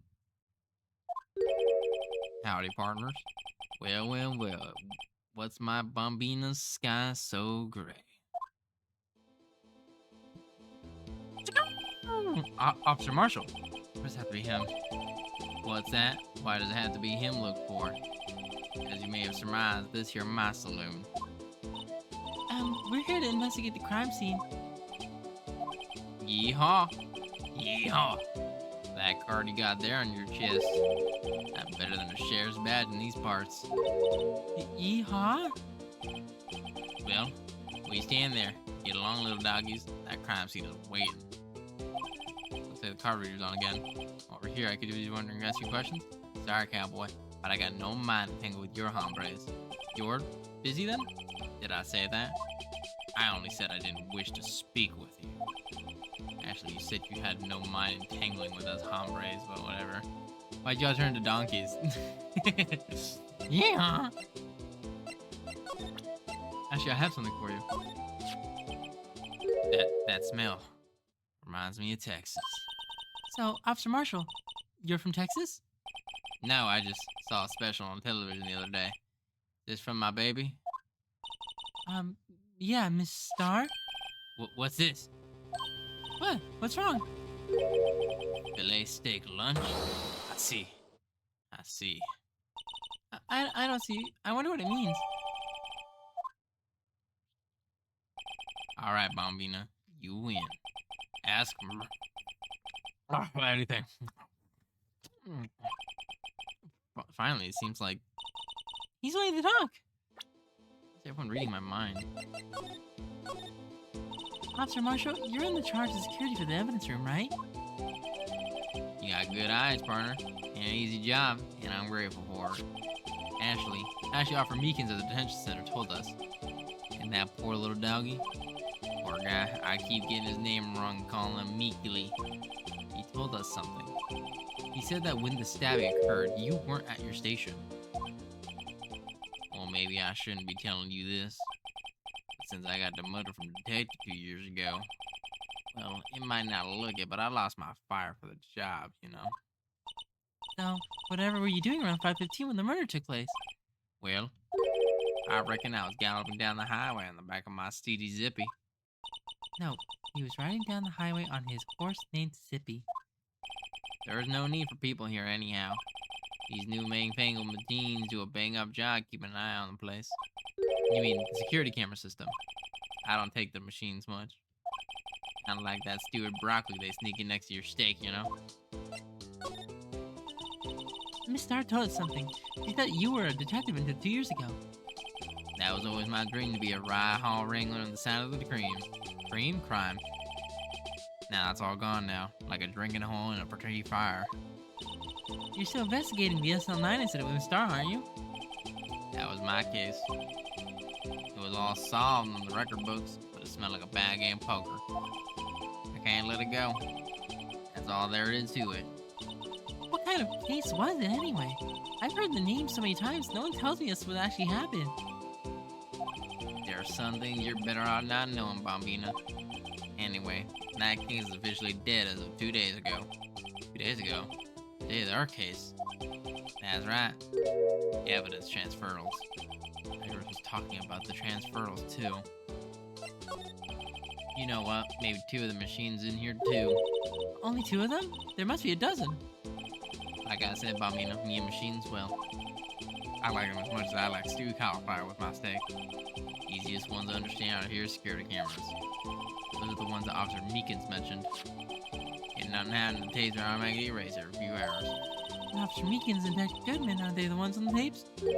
I reckon they might be. You're the security guy, and you reckon? Here, one more thing. When you go in the evidence room, you need an ID card. That's the card reader by the door. And the card reader leaves a regular area ID card that passes through. 422. This ID card record. Hey, Hey, I've seen that somewhere before. sorry, Bambina. I can't show you more than that. Huh? I haven't heard whether this is related to the case yet. Mr. Wright, I saw a number on that record just now. I've seen that number before. Maybe there's some way I can prove that record's tied to the stabbing.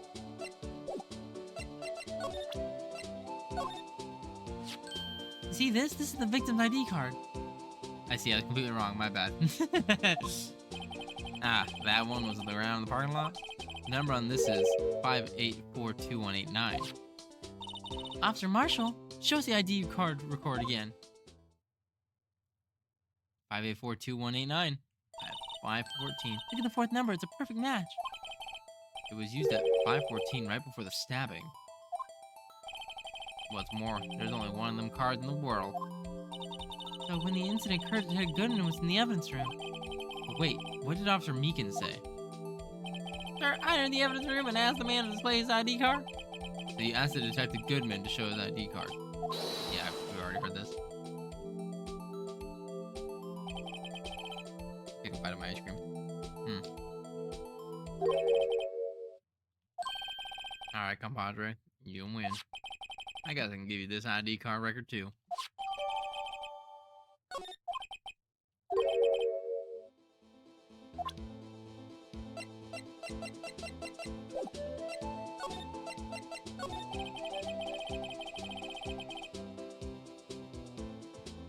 Sorry, but can you please explain this whole transfer thing is about? We only take evidence from solved cases in this room. Kept there in the presentation to detective supervisor for 2 years. So we can reinvestigate them if it turns out there was a mistake, see?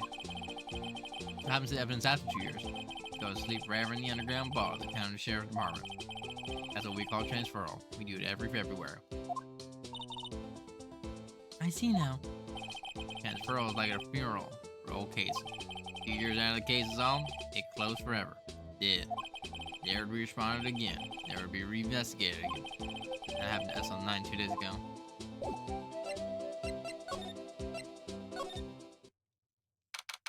February 23rd, evidence room sector 3. Quiet. The investigation must be over. So this is the evidence room. It's really kind of like a graveyard. Graveyards are supposed to have grass and trees. This feels more like a morgue. Nice try, Miss Wright. You can't scare me. Whoa.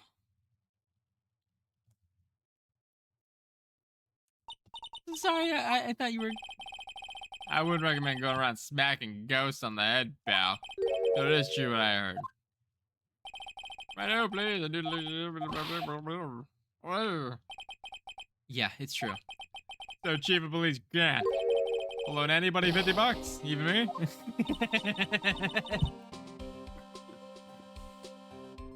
Yeah, that's what you focused on? That part? Actually, I was put in charge of this investigation over today. Just for today? Boss for a day? Boss for a day? But guess what? You got permission from the chief, so now you're boss for a day. Gee, thanks. First of all, you'll want to have this. Evidence room floor plans for the court records. Alright. So, Detective Gumshoe, you're boss of the day? That's right. That's right. Why am I fucking Doug Dimmadome? That's right. Doug Dimmadome, That's right. It's an honor. After all, the murder took place right here at the police department. But if you're boss, why are you all alone? Where are your underlings? They're using yesterday's find to prepare for tomorrow's trial. In other words, you got kicked out of the investigation again. I'm adamant, though. I'm gonna take control and put this case to rest. In my own evidence locker, pal. You have a locker in here? Too, Detective Gumshoe? Of course. I'm a detective after all. They gave me a locker that only I can open, pal. Only you can open. I'll always believe in Miss Edgeworth, no matter what happens. So Mr. Edgeworth is with the inquiry committee right now? They're trying to figure out who's responsible for the mess up at the court yesterday. I said, I don't remember what I said. I have dementia. I see. I guess that's what you call fate. Miss Edgeworth just can't get away from that case. That case? Yeah, that case. The SL9 incident, of course. That was the beginning of the end for Miss Edgeworth. Maybe we can get him to tell us more about that case. This place is more high-tech than you might think. Every locker is fixed that only one detective can open it. Using their ID card. Well, that's the thing, pal. ID cards can be lost. Well, I'm on my third card since entering the force already. That sounds like a lot. Yeah, but even I can't lose my own right hand. Right hand? Oh, you mean your fingerprint? Exactly, but the locker for each locker is covered with a fingerprint. The only locker we can open is our own. Funny, they look like normal lockers. Those aren't the latest models. There's a trick to handle, see? The handles? On the other side of the handle is a sensor, and if the wrong person touches it, You get shocked. that's what happened. My hand would be black and smoking every day. In any case, the locks aren't that obvious. There are even some people on the force that don't even know they have fingerprint locks. He did say that, fuck. And he did say there's people on the force who don't even know that there's fingerprint locks.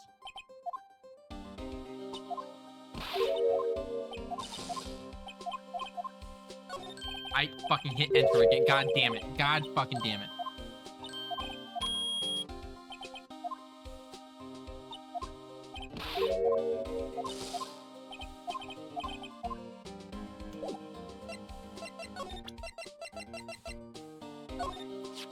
They had a gumsman's notes and the switchblade knife. I bet Edgeworth was the most surprised of anyone. Because of the SL9 connection. Goodman may not have known. Yeah. That was Mr. Edgeworth's first big case, 2 years ago. That was the first time the world knew Edgeworth was a man to be feared. But why would evidence from that case turn up now? Or the poser for Goodman, yeah. I guess it's not over, pal. Maybe there were some loose ends left on that case.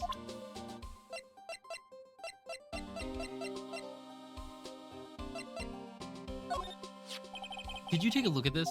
This is an ID record of the people who came in here on the day of the stabbing. I heard the rumors. That was good. Whoa! What is it? The second number. It's not your ID, isn't it, Detective Gumshoe? There's Edgeworth. What? That second number on this list belongs to Mr. Edgeworth. What? What? Why would Edgeworth have to come into the evidence room? So we know the second one is Edgeworth. We know the third one, or the fourth one was Goodman. I'm assuming the fifth one, because at that 4:15 at the exact time, was Meekins. Then who is the 450 and the 420? Blazin.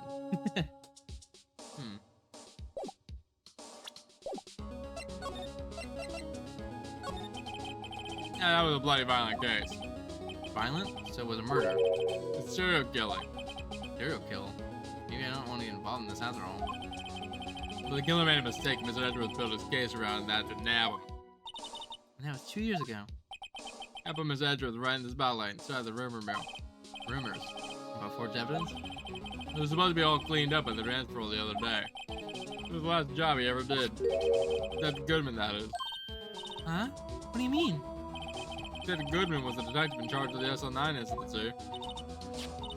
So that switchblade knife. The victim took the knife out of the evidence locker himself?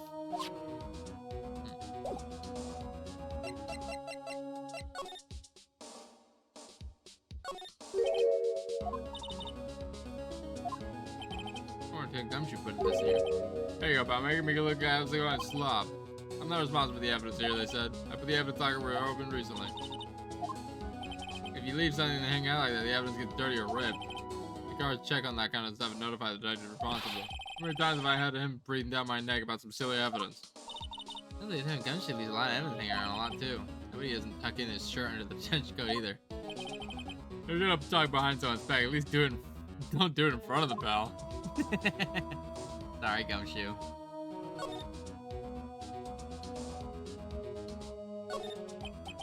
What's this blood? It's a little worn, but it's definitely a handprint here. Looks like someone tried to wipe it off. Mr. Wright, what if there's another blood stain left in the room? We should use this testing fluid to check it out. How do we use the testing fluid? I forgot. Don't I just, present...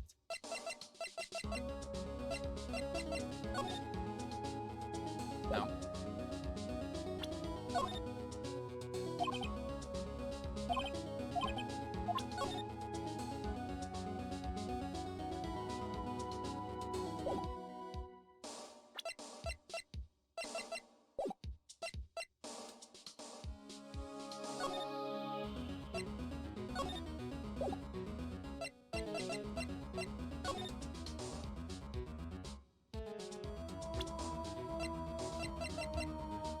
here we go.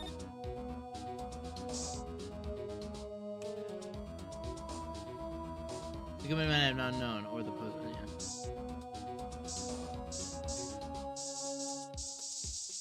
Woo!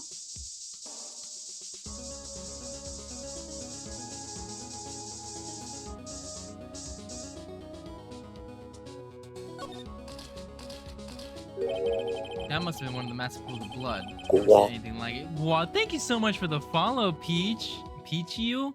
I'm gonna call you Peach. You're Peach now. You don't get to change it. Thank you for so much follow. I hope you enjoy your stay with us. I'm not a professional. What's your opinion, detective? Huh. Pale blue blood. Maybe Detective Goodman was actually an alien. Thank you, thank you. No, thank you. Thank you for the follow. We're every follow is one step closer to 300. We're getting so close. This proves that something really happened in front of this locker. Make a note of it on the floor plans. Hey, if you don't want my opinion, you shouldn't have asked. Alright, we have that. We just have the handprint here.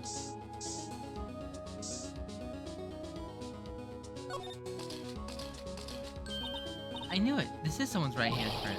What? What's the matter, detective? That logger's mine. It's yours? Please. You have to help me when they come to take me away. I promise you'll testify that I wouldn't hurt a fly.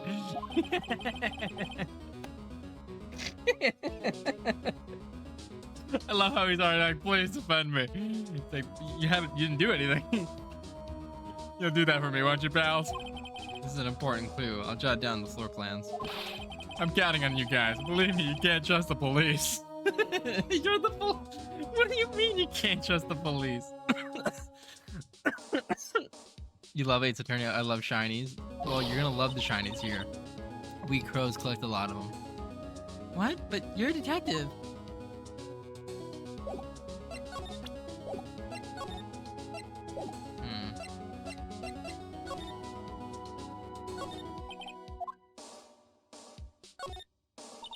Look, this one's open. The red indicator light above the door is lit. That's locker coded with Detective Goodman's fingerprint.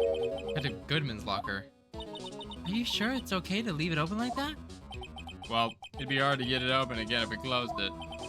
It's empty. They must have taken the contents elsewhere.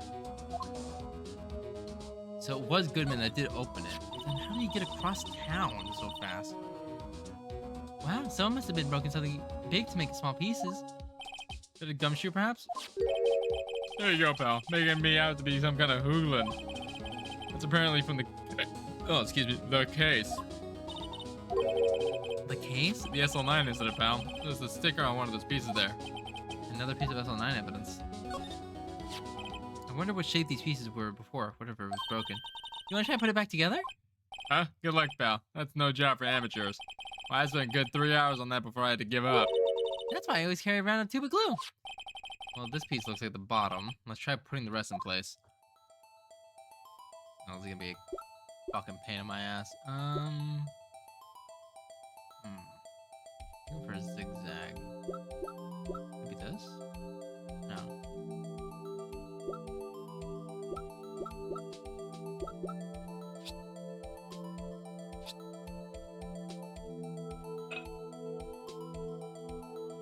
Maybe? Yeah! Okay.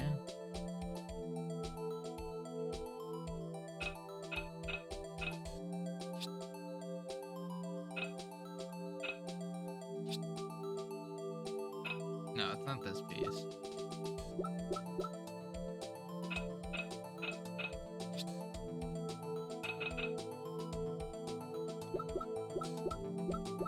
Maybe this one? No. What about this? Maybe? Aha! Okay.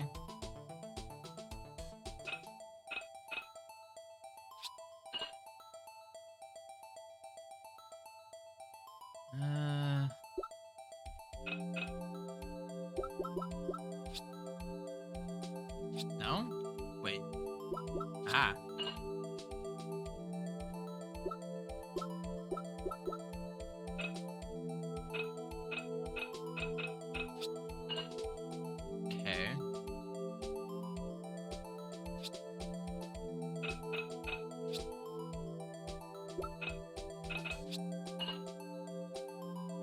slowly coming together.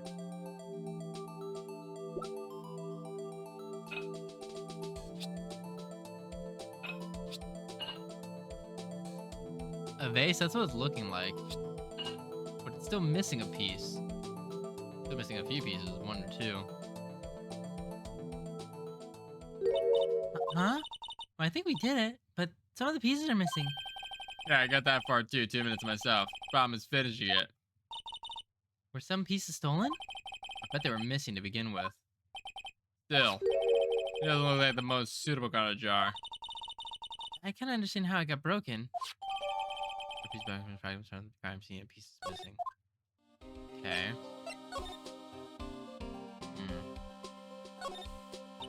Piece of stuff with evidence, stuff with dreams. Not sure about the dreams. Won't open. Did you really think it would?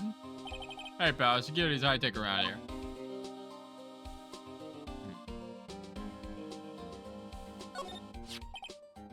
Make a jar. There are 2 things that bother me. 1, why are some of the pieces missing? And 2, doesn't it seem a little unstable? No wonder it broke. I'll make sure to remember that next time I make a jar. What is the sauna of paint doing here? Since the dawn of time, true art has always been a war against oppression. Dude, art? I noticed that there's blue and yellow paint here. Perhaps we're witnessing the birthplace of the Blue Badger? Well, you might say this is my studio. Here? In the evidence room?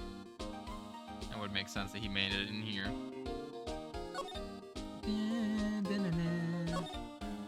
Wow, look at this big pile of junk in the corner. It looks like a car door. There's a pair of handcuffs attached to the frame. Maybe the guy they caught was some sort of escape artist and got away. Hey, that's one of those human profile ranges for testing. He's been shot square in the forehead. He's been shot square in the forehead. Better him than us. Some sort of bulky equipment is gathering dust here. What a sorry-looking fishing pole this is. Hey, that's my personal pole. I never did get around to using it. Wait, I've seen that somewhere before. Right, pal. That's the metal detector. The one I led to dissolve in the case of the gored leg, remember? Oh, right. Wow, that feels like ages ago.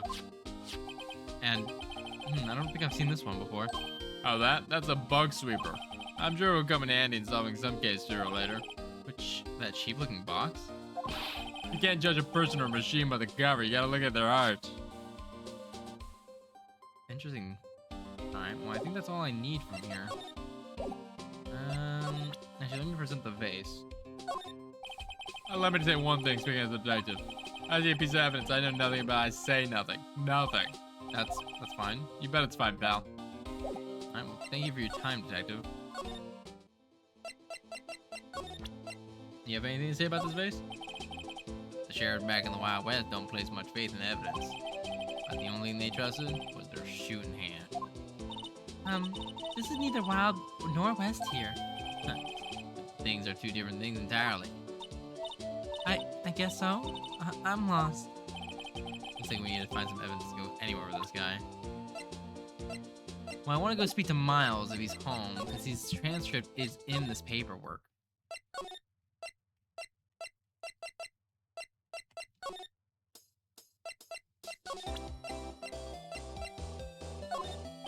Did you take a look at this?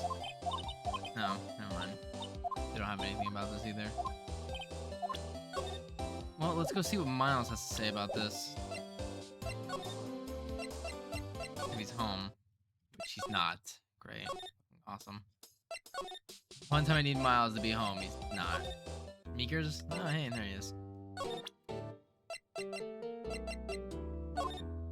Officer Meekers, can you take a look at this at us? Sorry, sir. Oh. Okay, well, he doesn't know either. Okay, well then.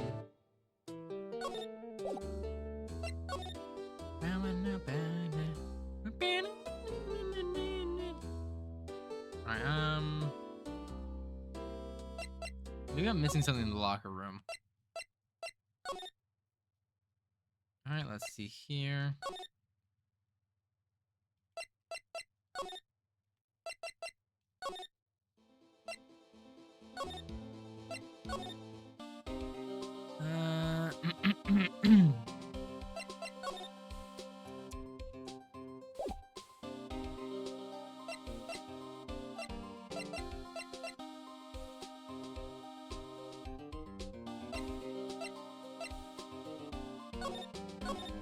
else I missed. Oh, wait, what? Don't let this glove here, but only one.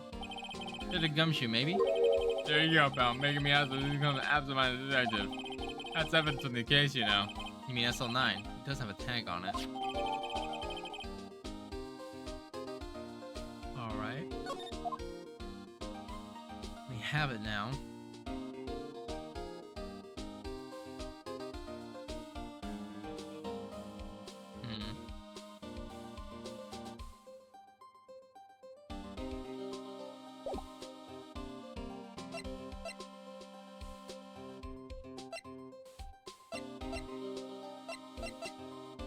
Where's the... No, I don't want to present, I want to look. So we have this here. Okay.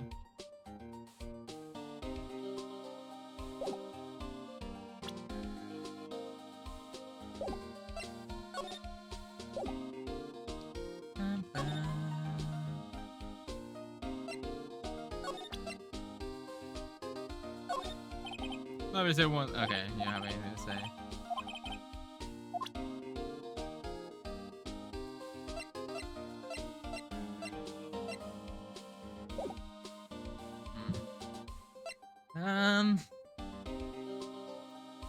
Maybe I can use that spray again. Hold on, let me look. Oh, I need to examine. Nope. Examine. Then I need to court record.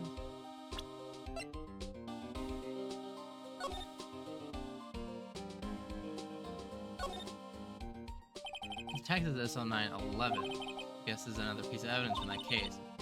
You know, I never did care for the word tag. It's confusing. Huh? What's so confusing about that? You know how many other words like it? Bag, gag, nag, lag, zag? Zag, is that a word? Did he challenge me?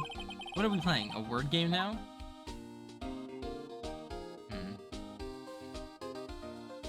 Anything on the back? Not seeing anything.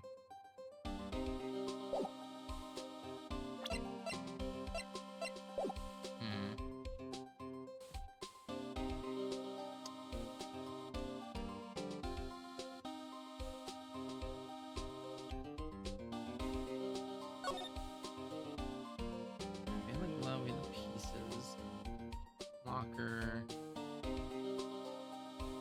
So much shit, I know.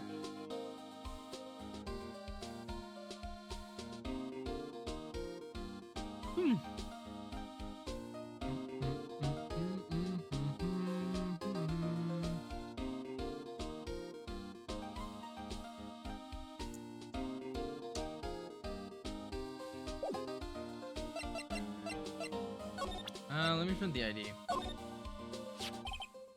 That's the victim, Detective Goodman's ID card. He says everything's cards is secret numbers. I can't even relax. That's only because you always lose your card.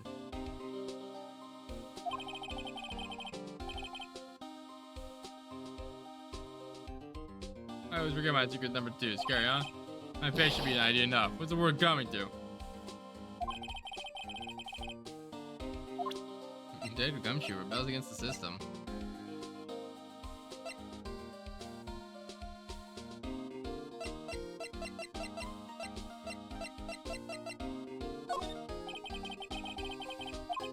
Doesn't have anything to say about that.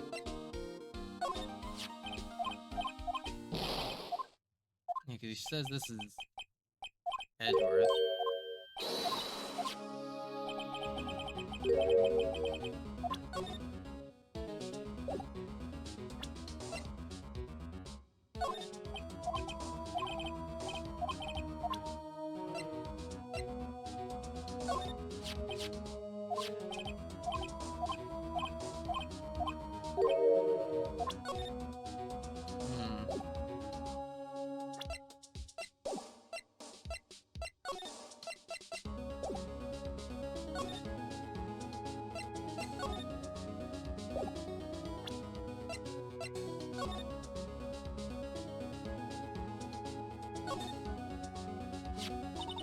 Hey, look, they're hard to make out, but there's some dark red stains here.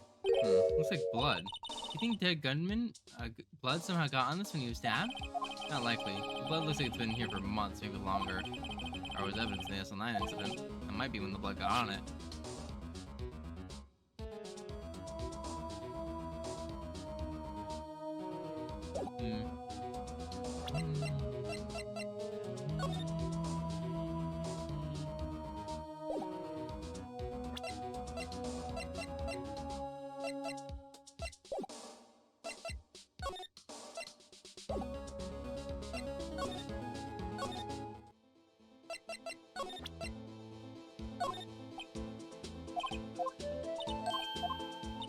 Didn't care about it either.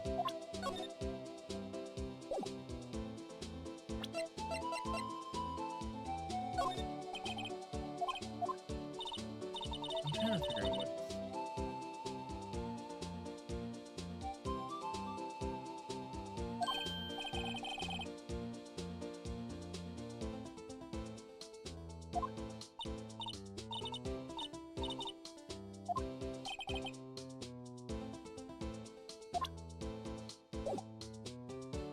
Okay. I'm missing something here in the evidence room.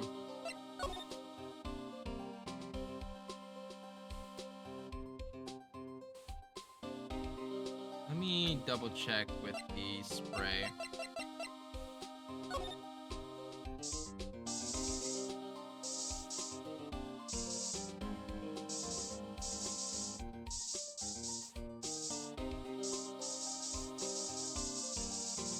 Oh, wait.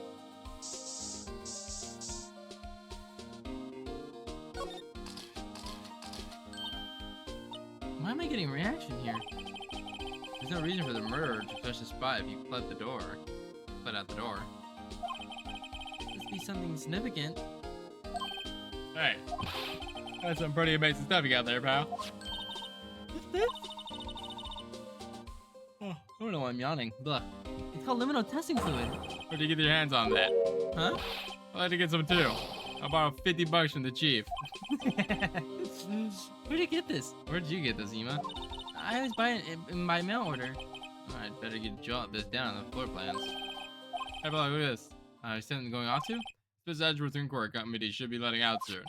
I'm gonna go by and give my report for the day. Might help you, you know?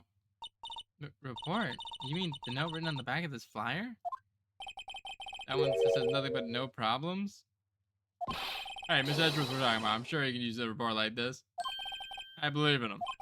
Who needs enemies when you've got friends like Detective Gumshoe? I'm up, pal. Later. Should probably see what Edgeworth has to say too.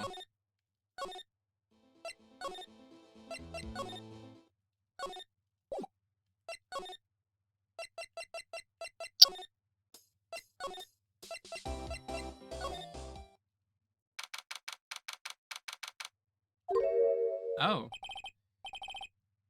Yes, my apologies. Oh, it's you. Have we met somewhere? Huh? Miss Edgeworth, I beg your leave so long. Is Edgeworth here? There, standing by the window, a teacup in his hand. Right. He has the hotel bring him tea service? Miss Edgeworth, you're back from the district prosecutor's office inquiry? I am.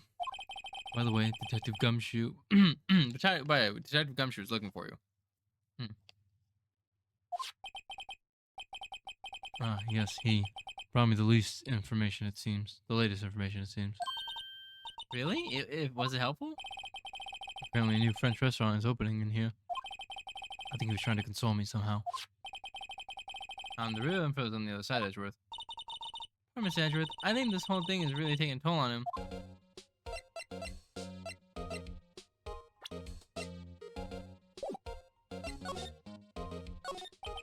So, how did the inquiry committee go? Actually, they decided to treat this not as a case of concealing evidence, but as a communications error during the investigation. Concealing evidence? Yes, apparently there are some who believe I conceal evidence. They gave me a warning. You were lucky this time. Again. Hydrate? I will hydrate, Lucky. I'm sorry I didn't see that until now. Detective Gumshoe works in mysterious ways. This is true. Again. I've heard them say that so many times. And stretch. I will stretch. Let me get that stretch. Oh, and something cracked. Oh, oh, something popped. Oh, that hurt. It didn't really, but it, oh. Oh gosh. Ever since that case 2 years ago. Are you okay for the trial tomorrow? Well, I'm still the presenting prosecuting attorney. However, Something happened? they gave control of the investigation over to the police department. The police department? Yes, any further investigation of this case will be directed by Chief of Police Got. Yep, heard that. Love turning my body into a cracker. I can do nothing but wait for his results. I see. Why, I ask you? Why? Oh, Mom, I've done only what I believe is right. I have nothing to be ashamed of. But still, Now, I've never seen him this out of sorts. Let's see. What can I present to you? Oh, right. I better check this now. as I was saying, what is this? A record of ID card usage? Edgeworth, you weren't in the evidence room that day. You went into the evidence room that day, didn't you? Just before the incident occurred, no less. Yes, that's true. Why? Why, Miss Edgeworth? Please don't look at me like that. I was asked to go by Chief Gant, no less. The chief of police? Why are you so close to the mic? Because anytime I voice Edgeworth, I have to... Serenade to get in the role of speaking as Edgeworth in this tone. Mannerism. But when I'm Phoenix, I'm just... Anyone else is like, yeah, no one talk. But then when it's Edgeworth, it's... Right, you think you're so clever. Hi, can we get Core eating a cracker ASMR? Crazy. Oh, we're doing pure ASMR. See, okay, I can. You want me to eat? I don't have a cracker. Actually, I can't get a cracker. Hold on, give me 1 second. Hold on.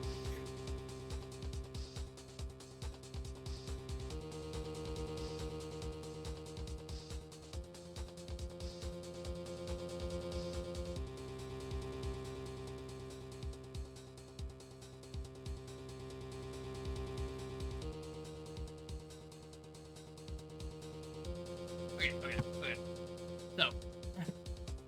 So lucky you, CJ. I do actually have a box of club crackers here. I can eat. Let me give you a good crunch out of these.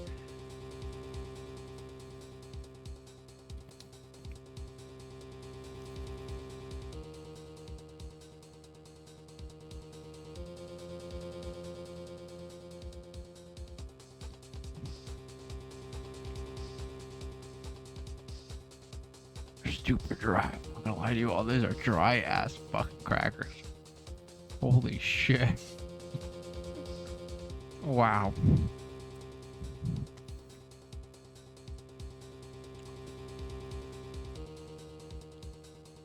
These are dry. Oh wow.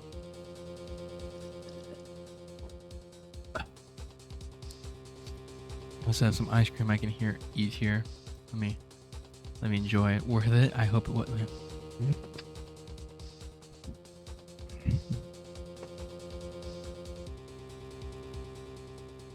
I love this ice cream.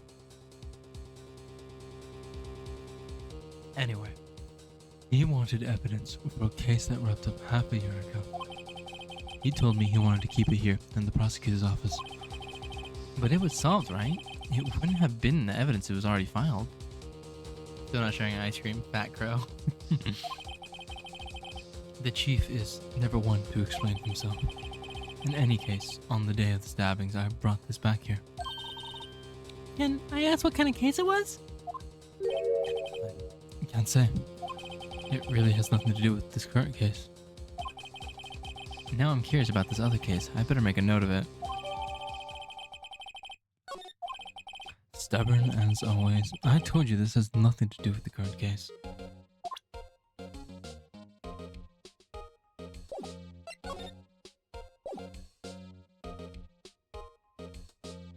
Let's see here. What else can I give you?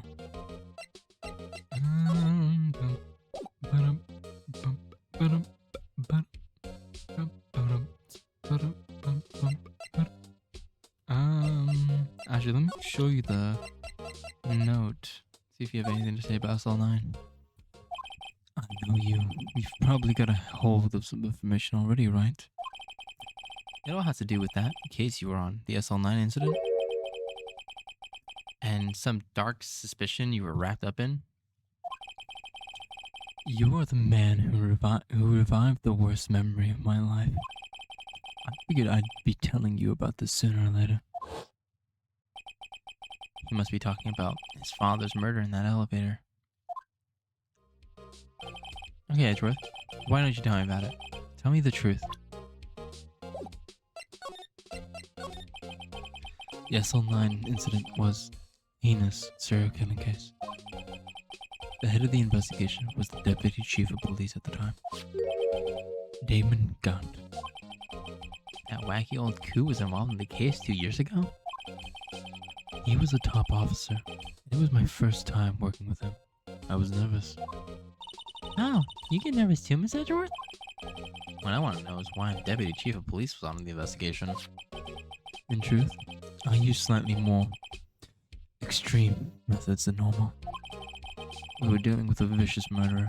If I let him go, the blood would be on my hands. We won our guilty verdict, and the killer was executed. Wait, you didn't... Of course not. I didn't touch the evidence. Yes, I would do anything in my power to win a trial. However, I do have a code, and I will follow it faithfully. By the way, Emma, the chief prosecutor wanted to know something. My sister? What? If you were still studying forensic science. Huh? Yeah, of course. Just today, Mr. Wright and I were using this. Luminal testing fluid, hmm? Well then, you might have use for this. Aluminum powder for taking fingerprints. It's been chemically treated for better adhesive. For me? Are you sure? We are the enemy, you know. I have no say in today's investigation. Do as you will. Edgeworth, I'm really... No need to thank me. They're like touching hands. It's been 5 minutes. I can stop the ASMR. He's like Edgeworth, and he puts his hand on his cheek, on Phoenix's cheek, and he's like, No need to thank me. Hush. yeah, take your powder and these fingerprints files for everyone involved. Thanks. I'll give you these today to Gumshoe as well. Fingerprints set and fingerprints files received. Well, thanks going. One last investigation. Right. Used to remember seeing a suspicious handprint somewhere. Oh, back to the... What is this, fanfic? Fanfic? What are you about? This is canon. I don't know, what are you talking about? What fanfic?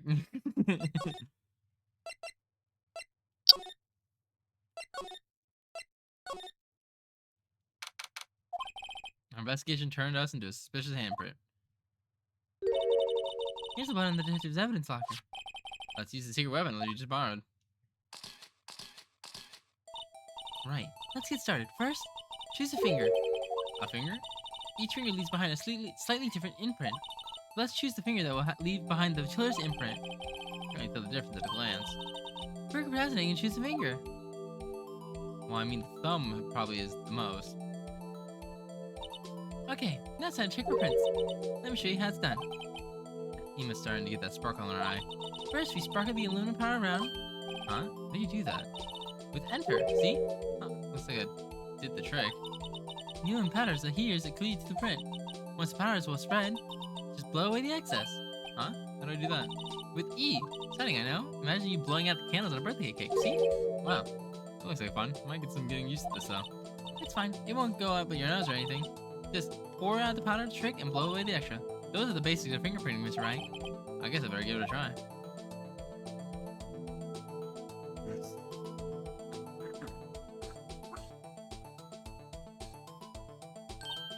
Aha! You did it! You found one! But this looks nothing like a fingerprint. Now you mention it, I guess it doesn't. What does it mean? I think it means we're out of luck. Out of luck? This person who left this fingerprints must have worn gloves. Don't tell me we've been wasting our time here. Hey, calm down. That's just the way it goes sometimes with scientific investigations. But it does seem a shame. While we're at it, why don't we look for other prints? Other prints? Looking at the locker door again closely. Seems like there's a fingerprint outside the bloody handprint as well. Let's see if we can find a clear print. Fingerprints outside the blood.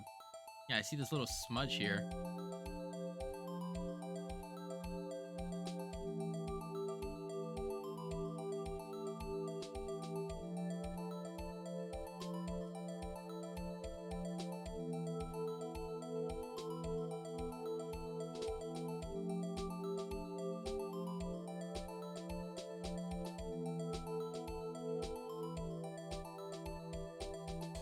Is this not enough?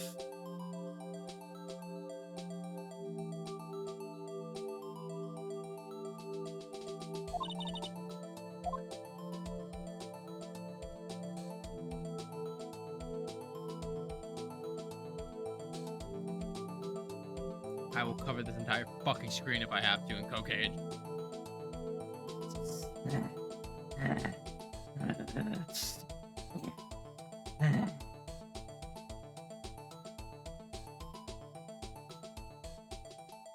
And Phoenix, we're running out of powder. Bam! Yay, a print so clear, it's dazzling. Dazzling? Anyway, this print looks a lot of effort to find. Let's match it up right away. We're not done yet. This is quite a process. Well, there's no point of finding your fingerprint and not knowing who the owner is, right? I guess she's right. Look at that fingerprint data from Mr. Edgeworth. And point at the person you think that left the print. Huh? How am I supposed to know who's who? I guess I could make a pretty good guess. The blood handprint and the fingerprint are in different places, right? That means that the prints probably didn't have anything to do with our case. So whose fingerprint would most likely find on this evidence locker? If I had to guess, it'd be Gumshoe.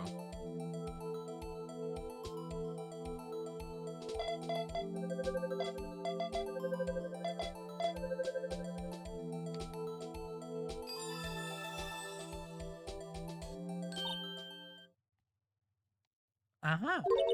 So these prints belong to Detective Gumshoe. Something's wrong, Mr. Wright. You gave me this so what look. I guess that's probably because I was thinking so what. Okay, well, we come up with nothing this time, but there's always next time. Sometimes you hit something you miss. Gotta roll with the punches, Mr. Wright. Thanks for sympathy. Wait, if I remember correctly, there was another handprint in this room. Let's check it out.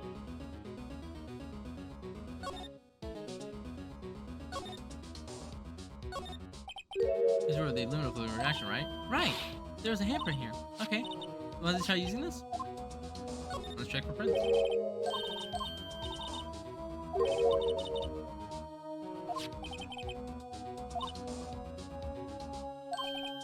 Oh, right. So that means no prints. Would you say that's probably your hypothesis, huh? Don't ask me. Anyway, we must try to find the prints. If they weren't right away.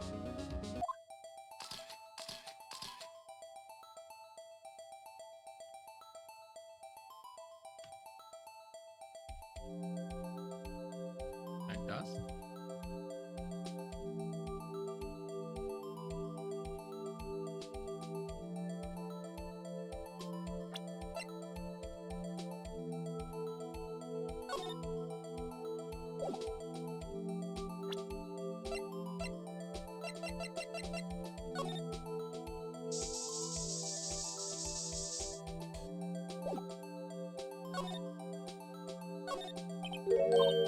Right, here's a handprint here. Okay. We want to try using this? There's gotta, yeah, let's check the print. Okay, let's check the prints. That's the spirit. Oh, but I have to warn you about something first. What? The area where the blood was wiped away, right? Only ended up finding it using chemical reactions. Any prints in that area will have been wiped away too. Oh, right. So that means no prints. Would you say the probability of your hypothesis is high? Don't ask me. Anyway, we must try to find prints that weren't wiped away. And something other than bloody. Maybe... prints that weren't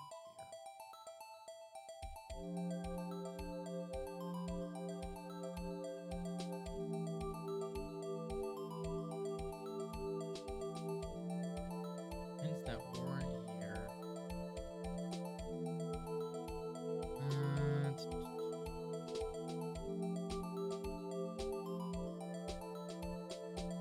Maybe there's supposed to be fingers? Yeah, I know, but I'm trying to figure out where.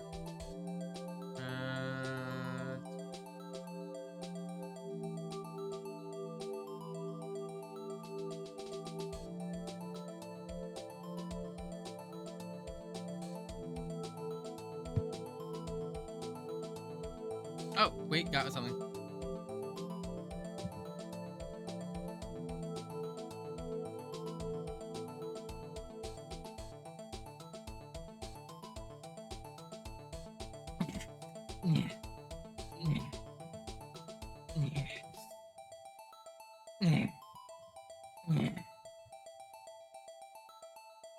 Shit, not enough. Come on. Yeah. That's hurting my hand actually. Doing this. There we go. Alright, let's see who this belongs to. That looks like an identical match.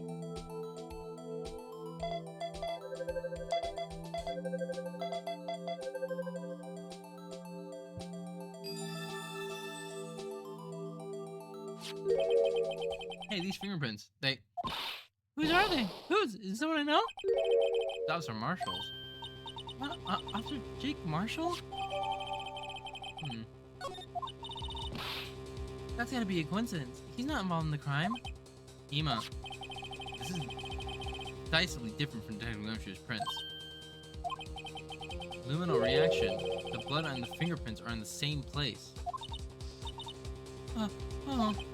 So we have Jake Marshall's fingerprints on a wiped away blood stain.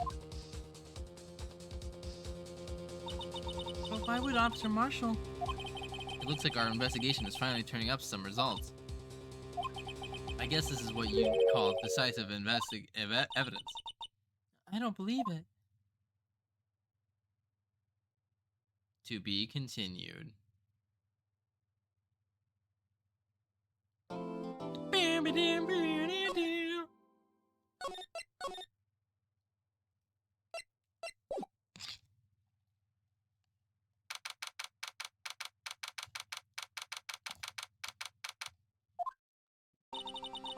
So what do you think, Mr. Wright? I think the prosecution is as confused as we are. After all, the victim was murdered in two different places at the same time. And different suspects were arrested on each of the crime scenes. Lana! Good morning, Mr. Wright. I apologize for yesterday. I was indisposed. I do, he's got a knife of his own on it. That's true, that's true. I do hope they didn't hold you too long for questioning. We just finished, actually. I'm used to all-nighters, though. So how'd it go? It's as Mr. Wright suspects. The police are clueless. I figured as much, so I struck a plea bargain. A plea bargain? What do you mean by that? We agreed that if I told them the truth behind this simultaneous murder, they wouldn't seek capital punishment. That's what I mean, Ema. But Lana, don't tell me you... Much to my regret, I'm as much in the dark about this as they are. Miss Sky, we found trace evidence of a certain person in the police department's evidence room. They belong to Officer Jake Marshall. What kind of trace evidence? Bloodstained fingertips, to be exact. That's the trump card I have up my sleeve today. You do understand what this means, don't you? In order to defend my sister, you're going to have to accuse Mr. Marshall? We have to play the cards we're dealt. Isn't that right, Miss Sky? Do what you have to do, Mr. Wright.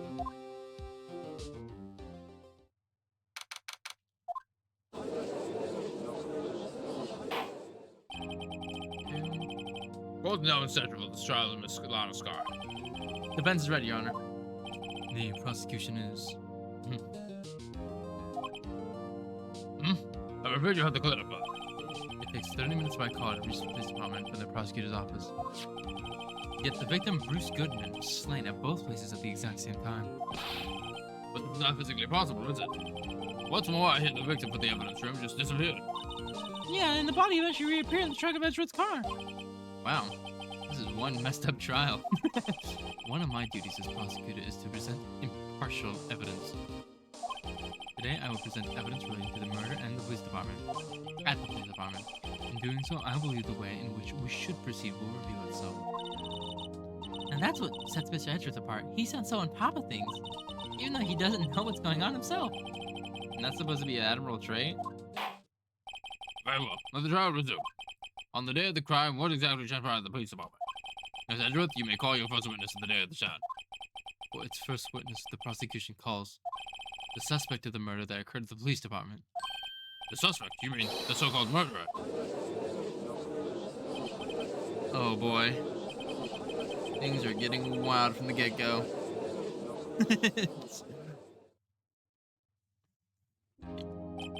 Will the witness please state his name and occupation? Yes, sir. I'm Officer Mike Meekin, sir. My occupation is, that would-be murderer, sir.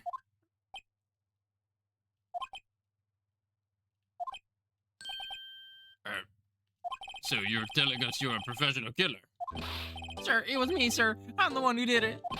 I'll never kill anyone again, sir. You gotta believe me, sir. Actually, what we'd like to hear from you is... Sir, I'm what you call part younger generation, sir. I'm a person whose actions I can't possibly comprehend.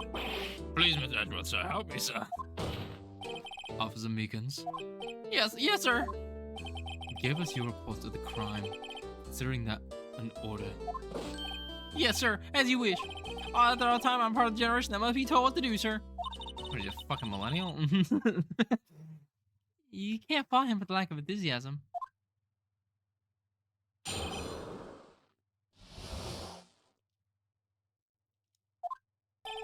Although it's not my normal duty, I was assigned to guard the evidence that room that day. I spotted a suspicious man on the security screen and rushed into the room. I was only doing what I was trained to do, sir. I was suddenly attacked. I fought for my life. Then I did it.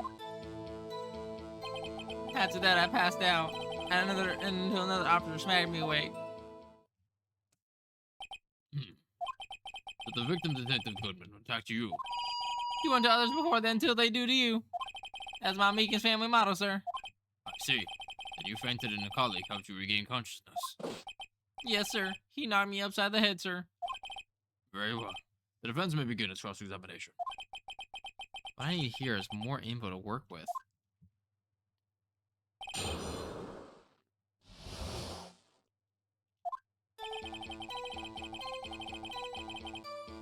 Hold it!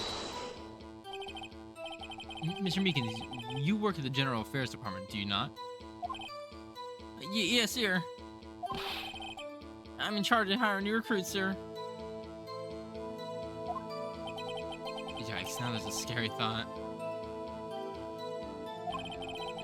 Evidence transfer was taking place on the day of the crime. Which means many officers were given special tasks not ordinarily performed. I was in charge of guarding the Blue Badger, sir. The Blue Badger. Yes, sir. 11 police mascot created by chief deputies, sir. Oh god, not this fucking thing. I was to ensure it wasn't broken during the transfer process. That was my sole mission for the day, sir.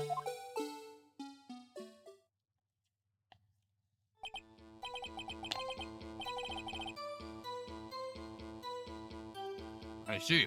Sounds like a very important mission. After the award ceremony finished that day, there were so many people running around that I really like the Blue Badger in the evidence room. Oh, so that's why you went into the evidence room. Phyllis, what did you see when you got there? Hold it! In order to enter the evidence room, you need an ID card, am I correct? Precisely, sir. I'm one right here around my neck. So then, your ID number should be listed on here, right?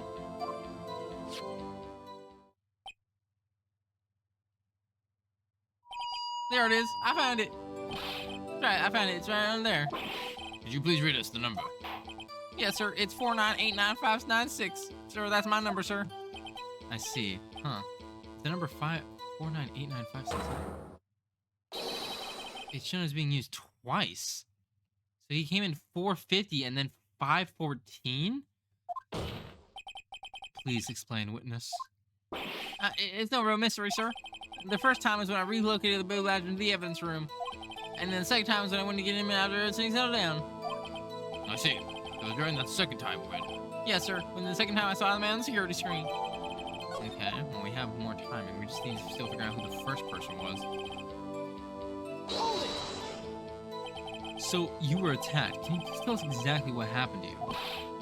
I was an knife, sir. A knife. Detective Goodman pulled a knife on you. What happened then? Well, with me charging in on him like that, he looks as surprised as I was. You aren't exactly the kind of person someone would want to run into. That's when I reacted, sir. I was swung my arms like an octopus strangling to detain him. That's how I got this gash on my hand. Maybe if you just kept your cool, your hand wouldn't be... When I saw the blood trickling down my arm, I panicked. I grabbed the man by his collar. Wait, you grabbed the man by the collar? That means your blood is on his collar. Hold it.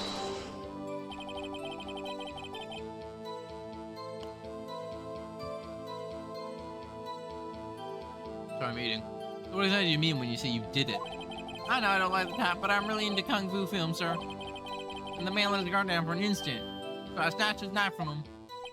You took his knife? I spun him around and performed a disarming maneuver. I made sure to close my eyes like a man. I, see. He must have been desperate. Next thing I knew, his white coat was drenched in a sea of my blood, and then the next thing I knew, Yes. he punched me right in my face, sir. Hold it. About what time did you regain consciousness? No offense, sir, but how am I supposed to know that? I was unconscious. Oh, right. According to the report from the officer that woke up the witness, it was about 5:30. He hit me right in the head, too. I woke up crying in tears of pain. That's nice, sir. I mean, it's nice that you recovered, that is. When I came around, though, I made sure to finish my mission, sir. Your mission? Yes, sir. The Blue Badger, sir. I turned him into the entrance before things got out of hand.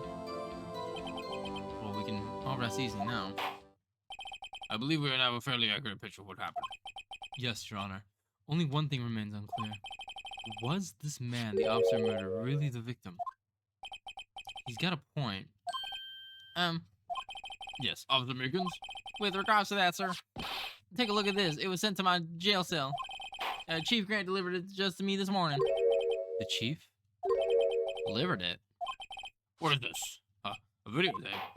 Yes, sir. That's absolutely right, sir. A videotape, sir. It contains footage from the security camera in the evidence room. Objection. What? I specifically asked if there was such a tape and was told it had been mistakenly erased. That's quite a mistake. I just had to do what I'm told, sir. I'm the only thing I'm really good at. Looks like communication with the police department isn't as good as ever. Well then, let's have a look. Show us the video of you murdering the victim. Oh, please stop using that word murder, sir. It scares me. A video of a real murder? Just what are we getting ourselves into?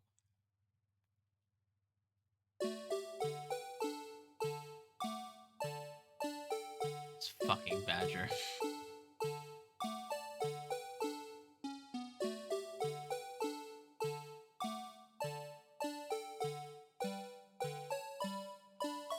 This is crazy to see like 3D in...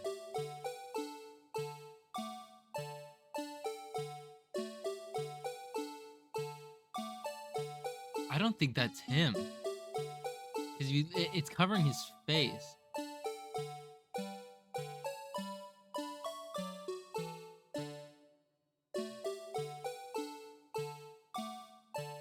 Oh my god.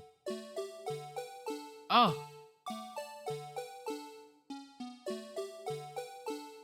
Fuck that little badger.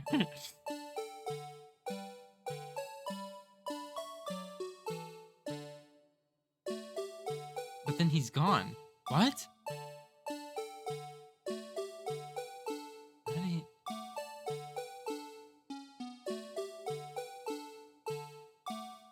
What? Where'd he go?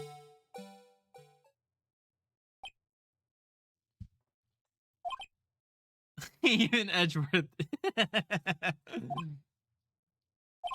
Well, I believe we're all thinking the same thing. How can we deal with these unsettling feelings stirred within us? What the hell was that wriggling piece of plywood? Sir, that's the pride and joy of the entire criminal affairs department, sir. It's the Blue Badger, sir. Why am I not surprised this isn't going smoothly? Yes, well, anyway, this tape seems to prove that the witness did indeed encounter someone in the evidence room, and some sort of activity did take place. Your Honor, instead of relying on clearly incomplete footage, the witness testimony will suffice. Is that all right with you, Officer Meekins? Yes, sir, as you wish, sir.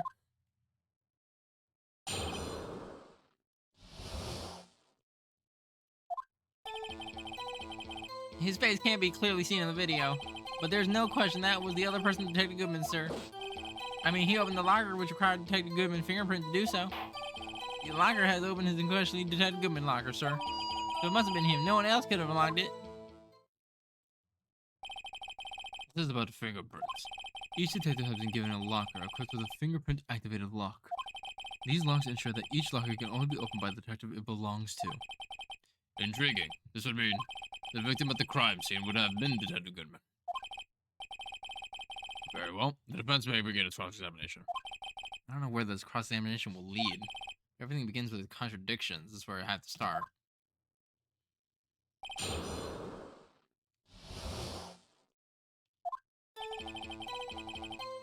Hold it! Tell me, why were you able to get a good look at him? At the face of the man who attacked you with a knife. Sir, if you must label people as seeing or not seeing the man's face, I believe I would be classified as the latter. The latter? But you were just standing in front of him, were you not? More of the point, you are the person who fought him, aren't you? Oh, yes, sir. But, I didn't get a clear look at his face, sir. I'm not the kind of guy who looks directly at people when talking with them, you see. Yeah, that's a good trait for a police officer. Sir, I'm sure it was him. I put my badge on it. Hold it! But you don't know that for sure, do you? You never actually saw Detective Goodman's face. Well, I suppose you might say that. This is, you must label some people as seeing or not seeing. Why is everyone looking at me? I had labeled your stares as disturbing or... Meekins. Hey. Having been shown a questionable video at best, we are not in the best of moods. Now please be more certain of you when you testify. Yes, sir. You claim the man who brandished a knife on you was Bruce Goodman. Tell us why you're positive it was him. Hold it! About these lockers, is there any other way to open them? No, sir. Myself tried all the kind of methods in the past. The only response is Mr. Fingerprints, sir. I wonder what kind of methods he's tried. If the man opened the locker lock, which only responds to the registered fingerprints, then he must be the person the locker was assigned to. Exactly my point, sir. And this too. Hold it! How do you know that information? I've heard rumors, sir, from people in the know, sir. People in the know? The workers in the department cafeteria, sir. They keep me informed. They also learn about romantic troubles, sir. For the record, the open locker did indeed belong to Detective Goodman. I verified this information through a more reliable source. So the victim opened the locker with his own fingerprints. So it must be him. No one else could have been locked it. Hold it! However, the most important detail is not shown in the video. The man's face. Sir? If I may say something, sir. Please do. After all, you are the one being examined. I don't understand why the man's face is so important in this case, sir. I mean, it was his hand that opened the fingerprint lock, and it was his hand that tried to thrust his knife into my body, sir. My unsettled state can testify enough to this. Yes, you have a point. The footage doesn't lie.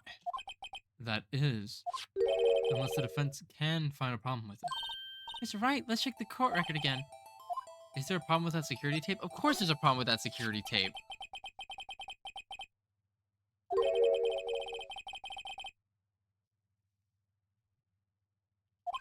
Strange.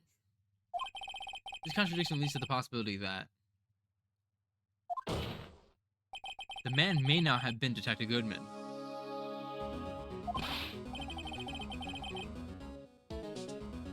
What does this video contain such contradictions? Objection! Interesting, Your Honor. I have a proposal. Yes, Miss Edgeworth? I propose we have the defense point out to us the alleged contradiction in the video. Yeah, shit. You want me to point it out?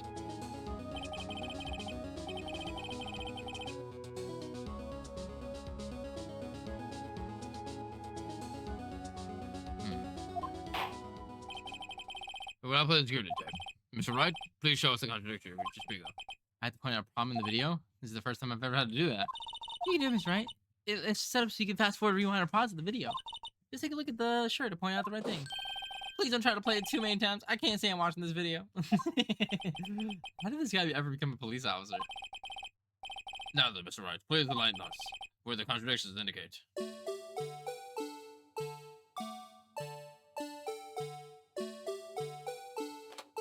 It's already lit up. Look, every other locker that's closed isn't. Take that! The thing is, strange about this video has to be this. Officer Meekins. Sir, do you mean me, sir? As I understand, it's the locker apparatus works like this.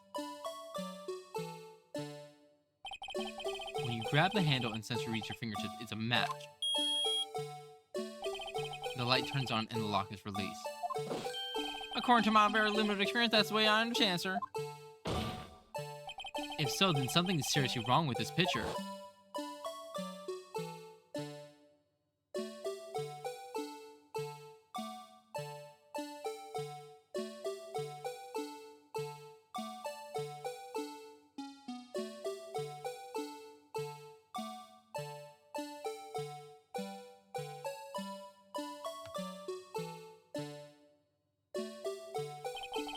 When the victim reaches for the handle to open the locker, let's rewind a little earlier.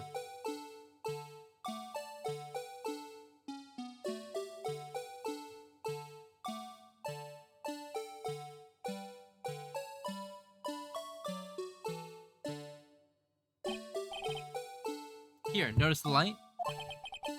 What's this? It's already lit. Precisely my point, Your Honor. The locker was already open before the victim grabbed the handle.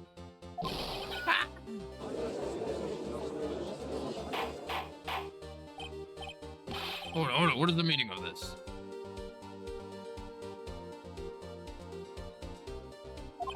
It's very simple, Your Honor. The locker wasn't locked on the day of the crime, Objection! but the locker locks are controlled by an electronic system. When a door is shut, a sensor is triggered, and the locker is automatically locked. Oh, I know, I must have broken it down. Of course, I'm not an expert in this. That's not likely, Your Honor. The sensor would detect and report any malfunction.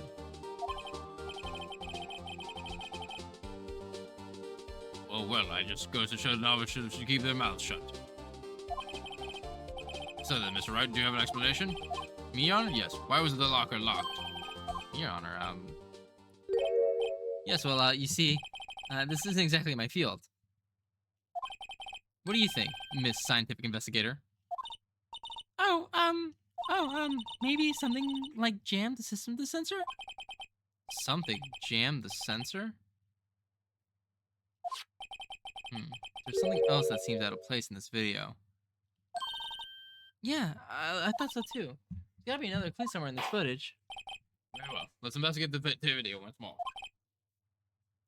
I returned from vacuuming something. Now I don't have to be responsible for like 3 days. That's so real. That's so awesome of you.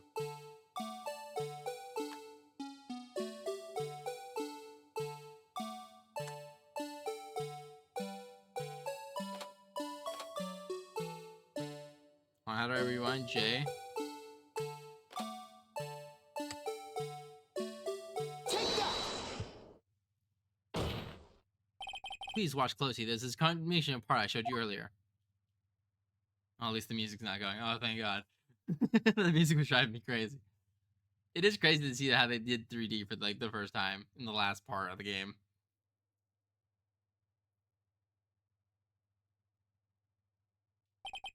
What's this?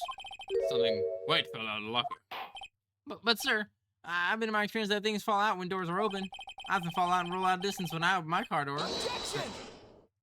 We can't be sure that item wasn't completely inside the locker to begin with.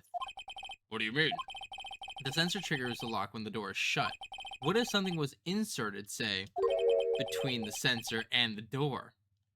Hi, Bon Bon. Hello. Welcome back. Inserted.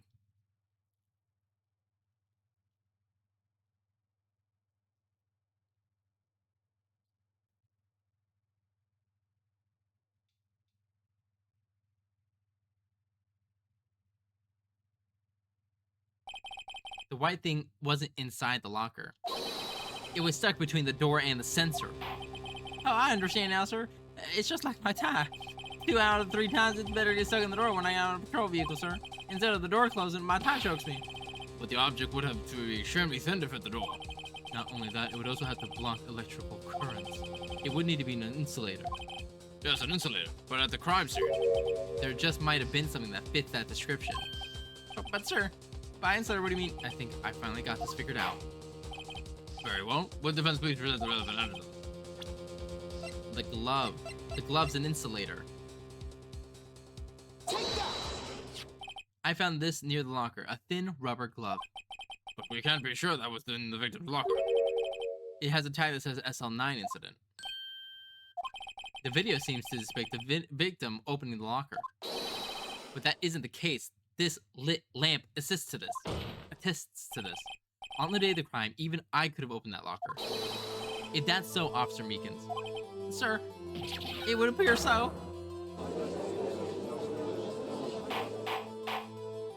Order.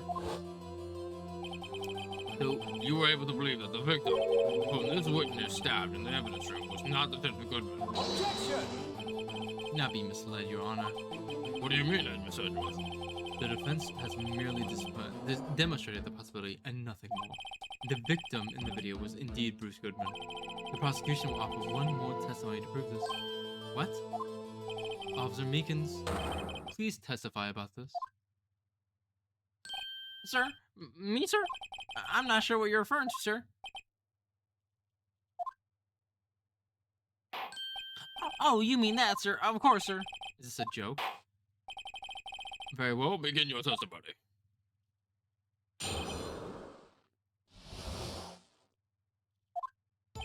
There's one thing that proves the man was Detective Goodman, sir. To enter the evidence room, you must use the ID card. When the ID card is used, there's a record of it. At the time of the crime, the detective had to use this card. ID card record, I see. I have the ID card record right here, Your Honor. The ID used at 5:14 is that of the victim. Just before the crime. Yes, this without doubt is the victim's ID. However, one thing does strike me as unusual. Several hundred cases should have been due for transfer. Why were there so few people using this room? This particular evidence room is only used for storing certain special cases. Peak commentary? Thank you. Thank you. Also, hi, Rez. Hello. Hello. Special cases? Extremely violent. My Edgeworth voice is losing. I need to take a sip really quickly. Extremely violent cases involving police staff. Just hearing that makes my hair stand on end. Me too, although it doesn't make much of a difference. There were only a few cases up for transfer there, and most were cleaned up by noon. Right, I see. Now let's move on to the cross-examination. Mystery Man 2.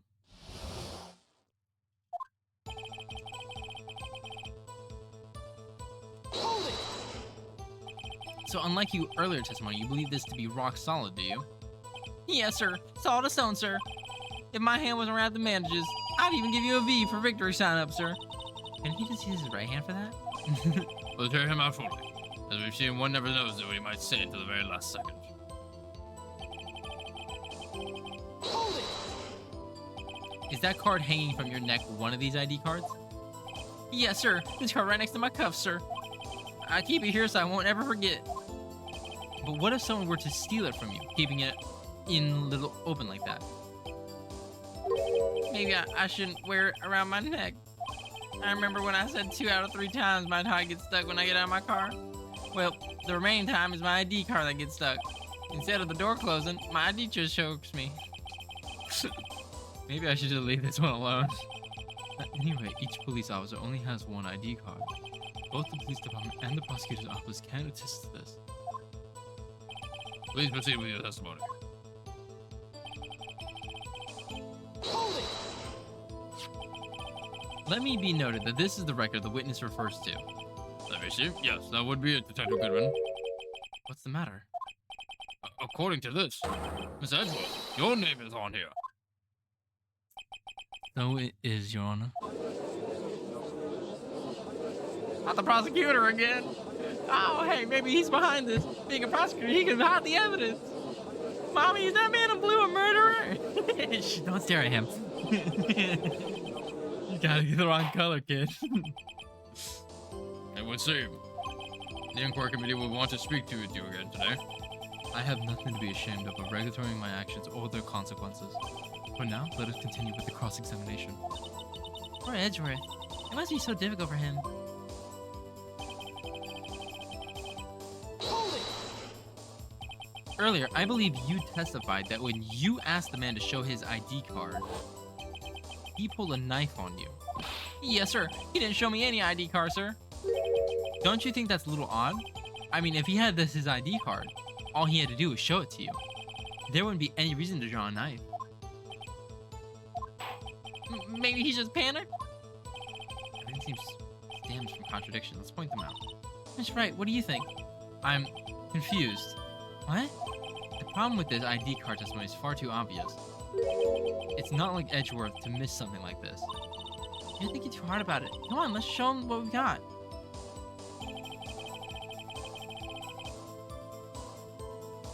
Let's see here.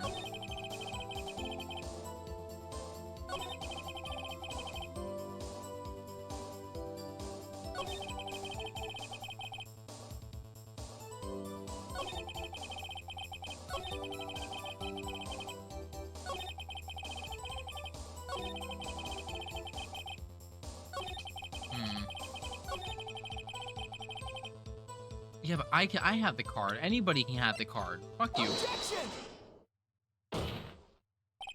Wait one moment, Officer Meekins. I'm not good at waiting, sir. I have the victim's ID card right here. I found it at the crime scene. That makes sense. When I say crime scene, I'm not referring to the evidence room at the police department. I mean the other crime scene. The underground parking lot at the prosecutor's office. Your Honor, I have one more piece of evidence to present. And a very important clue regarding to the victim's ID card. Hey, last item report. Don't we have complete? But it shows that Detective Goodman had lost something on the day of the crime. Something important enough to fill out this report. Let me guess. You believe this something to be his card ID, right? I can't say for sure, but it's a high probability. On the day of the crime, Detective Goodman was not carrying his iCard. Order. So now, what does this all mean? It can only mean one thing. It doesn't even require much thought. The man Officer Meekins encountered in the evidence room was not Detective Goodman, but rather the man who stole his ID card. Order. Does the prosecution have a response? I have only one thing to say in the defense. Bravo, Mr. Wright. Bravo? Allow me to summarize the defense's argument. At 5:15 on the day of the crime, the man in the evidence room, Officer Meekins, encountered was not Detective Goodman. There are two grounds to support this. First, the locker in the evidence room was already unlocked. Second, the victim lost his ID card. Am I correct so far, Mr. Wright? Yes. What's he up to? That being the case, we must inevitably arrive at a single conclusion. If the victim in this video is a fake, then the murderer in the evidence room is also fake. In other words, the security camera does not show the instant of the murder. That is... Well, I guess that's right. Is something wrong, Mr. Wright? Only moments ago, you seemed so content to be pointing your finger around. This isn't going to end well. Well, well.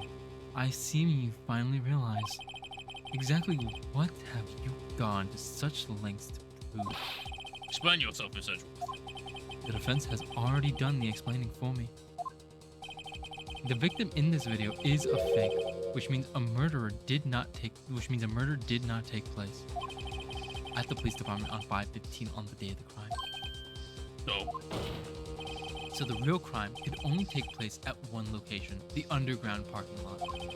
At the prosecutor's office, the murderer being Miss Lana Sky, the defendant. The evidence is compiled. A trustworthy witness, observing the moment the defendant used the murder weapon. Go for his trap, fuck. Figuring out one of them fucked over the other one. I knew that testimony is way too shabby. It was all a trap from the beginning. The activity in the evidence room has only so many questions unanswered. Who exactly was the victim Officer Meekins encountered? And where did this person have disappeared to? However, this trial's purpose is to examine only the murder of Detective Goodman. Just so, Your Honor. Mr. Wright, you have to do something, or else Lana... What do I do? How am I supposed to get myself out of this mess? Object! Objection! One moment, Your Honor. What now, Mr. Wright? Don't tell me you're objecting to what you've just proven. Of course not. But I almost walked right into the prosecution's trap. What are you talking about? The cross-examination has proven one thing and one thing only. The security video did not show the actual murder.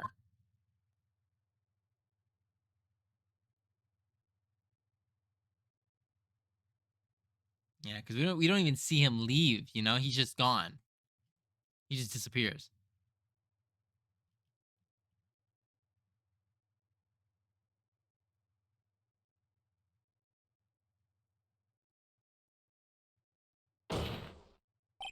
However, it cannot be said that it is unrelated to the murder in the parking lot.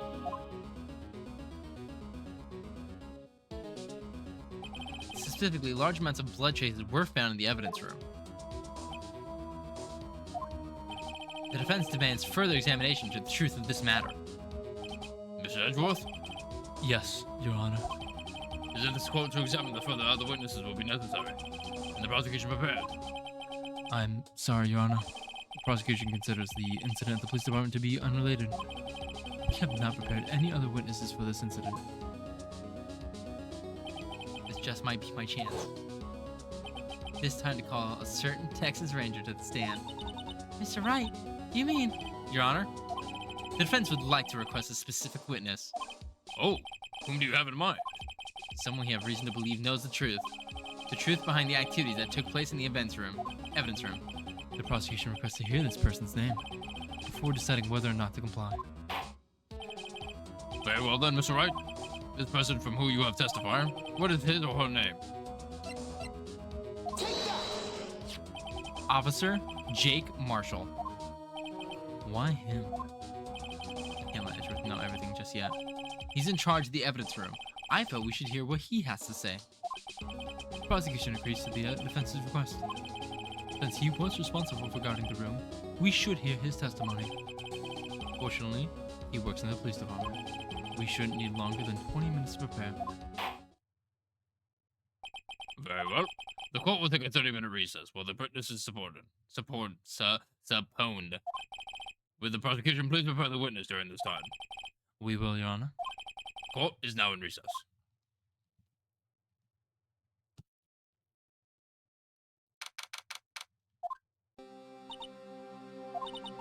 There's no stopping you, is there, Mr. Wright?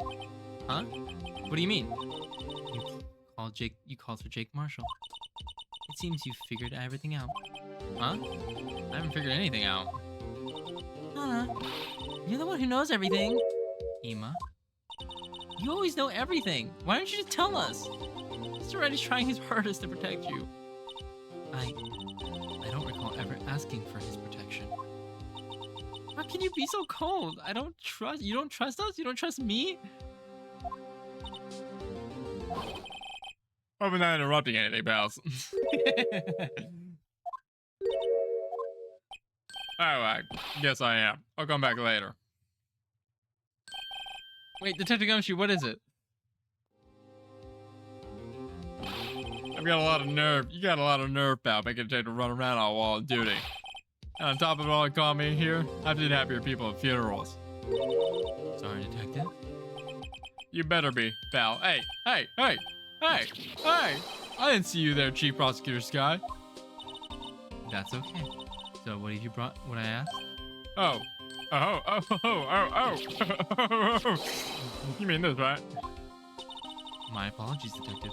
Due to my present circumstances, I was forced to use Mr. Wright's name when making my request. My name? Never in a million years would you have thought it was you who asked me. Could I bother you to bring me the SL9 incident files? I'll need them by noon. Talk about crazy. SL9 incident. But Lana, that's... I thought Mr. Wright might need them, so I had them brought here. Here, you might do well to read them. I can't believe you. Chief Prosecutor were a witness of the case. Miss Sky was a witness? Gosh, the Joe Dark killing itself 2 years ago.